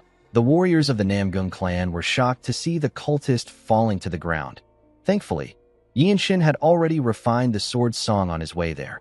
This allowed him to avoid adding casualties to the Namgun clan. The elders of the Namgun clan were surprised to see what Yinshin was doing. Even the green robe elder took an interest in him. He couldn't believe that this was the martial prowess of a blue robe warrior. As he tore through the cultists, 2 Bloodmaster swordsmen moved in front of him. One of them smiled and referred to Yinshin as the lightning genius of the Radiant Demon Squad. He said that our boy used a strange martial arts even though his face looks so gentle. Yinshin recalled that this was the Bloodmaster swordsman that appeared during the Dragon Phoenix Summit. The cultist smiled and asked Yinshin if he believes that he will become something just by siding with the Namgun clan. He put his hand into his clothes and took out a bomb. The warriors of the Namgun clan were shocked to see this. Yinshin turned to the cliff. He wondered if the elders are just going to continue watching. He remembered hearing that the Namgun clan was more fair and honorable than the Wangbo clan. Yinshin told the man that he needs to understand something. He raised his sword and told him that they are the traitors for using bombs. He said that he did nothing wrong. The man and his comrades threw their bombs at Yinshin and asked him to die. Before the bombs could hit him, someone appeared in front of our boy. Yinshin was shocked to see the woman. He wondered if it was Manhwa. He quickly realized that he was wrong. The woman caught the 2 bombs and used her energy to push them to the air. The bombs exploded in the air. The bright light they released almost blinded the warriors on the battlefield. The Bloodmaster swordsmen were shocked to see who stopped the bombs. The woman turned out to be an apostle. The woman turned to Yinshin and told him that what she felt about him the last time he attacked her was correct. The woman turned out to be the 7th apostle. Yinshin did not expect to see her. The woman told Yinshin that she could feel a raw and unrefined sensation in his martial arts. She said that she did not think that he could create a martial art on that level at that moment. Our boy didn't say anything to her. The apostle told him that she received reports of what he has been doing and she saw his strange sound art. She let out her tongue and told our boy that he was born with the makings of a great grandmaster. She said that he possesses a talent that defies reason. Yinshin didn't expect one of the 7 apostles to see through his potential. The Murim is a world built on martial arts. People often say that no treasure under heaven means anything in front of an advanced martial art. This is part of the reason why the graves of peerless martial masters who once dominated an era are dug up whenever great chaos erupts. The woman moved closer to our boy and told him that he belongs to her from now on. She asked him to come with her. Yinshin didn't know what to say. In the next scene, we see Yinshin open his eyes in a room. He found himself wearing white clothes on a bed. He noticed that he couldn't move his body. He realized that someone hid his acupoint. He quickly remembered the time he met the 7th apostle. The apostle told him that he now belongs to her. She asked him to come with her. Yinshin didn't say anything to her. The last thing he remembered was that the woman's hand suddenly became blurry and he lost consciousness. The moment he thought of this, someone told Yinshin that she knew he would wake up around this time. When our boy turned to the other side, he saw that the person was the seventh apostle. The woman smiled and got on the bed. She revealed to Yinshin that he is the first seed of the desolate fortress to ever set foot in their cult. Yinshin ignored her words and asked her for water. The apostle did not expect him to do this. Yinshin told her that he is thirsty. The apostle didn't expect him to be so calm. Yinshin knew that the woman wanted something from him. He was certain that she wouldn't kill him. He knew that things will get harder for him if he submits to them just because they have his life in their hands. The apostle laughed out loud. She seemed to understand what our boy was thinking. She asked him if he believes that she cannot do anything to him. She placed her hand on his lips and explained to him that he is the type of person who squeezes out techniques and creates martial arts when he feels inspiration, so torture would only poison his process. She moved closer to him and told him that she can make his eyes look like her own. She made him understand that she can also cut off his limbs without killing him. She placed her hand on his chest and told him that she will put the power of regeneration that their cult possesses into him. She told him that he will be able to heal after being tortured because she can't use the martial arts he used to stop her eyes from healing. She helped Yinshin put his clothes together and told him that she will get well soon. She said that she is willing to wait and pull out his nails one by one until he creates a new martial art for her. She revealed to him that she will pass down the seven apostles' secret blood art to him. This will allow him gain regeneration. She said that she is curious to see the kind of martial arts he will create. She told Yinshin that she is so excited that she could go crazy. Yinshin told her that she won't have time to torture him. The apostle smiled and told him that his boldness will only last until he learns the blood art. She said that she will make him lick her feet. Yinshin asked her to check his Baihui acupoint. The woman placed her hand on his head. She quickly became shocked. Our boy said that someone with her level of inner energy should be able to feel it. He told her that his Baihui acupoint is still growing. He asked her about how long it will take her to torture and heal him. With a bright smile and a red glow in her eyes, the apostle told Yinshin that he is truly brilliant. She placed her hand on his face and told him that he belongs to her now. She asked him to create her martial art and be reflected only in her eyes until his talent burns out and he withers away. Yinshin called her a lunatic. 2 days later, we see Yinshin standing. He found his situation to be insane. He couldn't believe that the seventh apostle fed him rice porridge for 2 days straight. She never once made a servant do it. Our boy realized that the woman completely lost her mind after checking his remaining lifespan. He believed that this was what it was like to become a pet enchanted beast that the imperial family of Beijing grows attached to. Yinshin carefully moved his hand. Although he could move his body now, his movements were restricted. He was subjected to a technique similar to the 7-step injury acupressure strike used by the captain of the Annihilation Squad. The apostle's blood art energy was packed into our boy's body. If it isn't periodically drained, Yinshin will suffer fatal internal injuries. While our boy was thinking, the seventh apostle entered his room with a robe in her hands. She told him that they are going to pay their respects to the cult leader. Yinshin recalled that the Blood Flame cult leader is the enemy of Master Wanzhong, who helped him create the demon-slaying gentle flowing strike. The cult leader is said to have the broadest influence among the 13 skies. He is a martial master ranked amongst the absolute rulers of the martial world. This means that he is comparable to the Shaolin Abbot, the Divine Sword Squad captain of the Desolate Fortress, and other martial artists of similar level. After getting dressed, Yinshin stepped outside with the seventh apostle. He saw the cultists of the Blood Flame cult training. He looked around and wondered about where he was.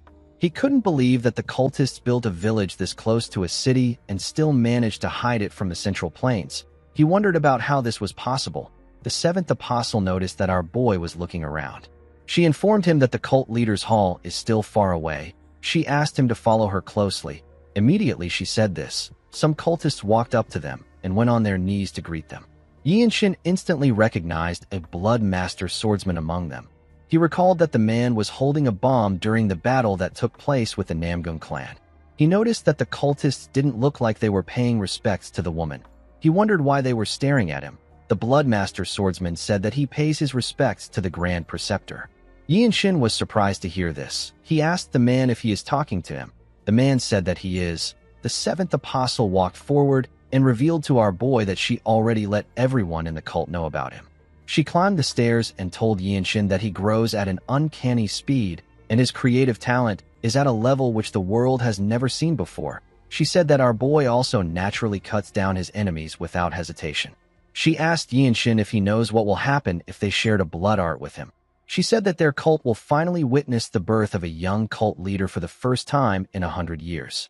Yinshin didn't expect to hear this. In the next scene, we see the seventh apostle holding our boy's hand and dragging him to the cult leader's hall. She seemed eager to show our boy to the cult leader. Yinshin simply watched her as she dragged him. He remembered the conversation he had earlier. He said that it is not very amusing to hear these men call him young cult leader. He reminded the seventh apostle that he has slit the throats of countless cultists. The apostle didn't seem to be bothered by this. She said that the children who faithfully spilled blood for their doctrine go to the paradise beyond even after shedding their flesh.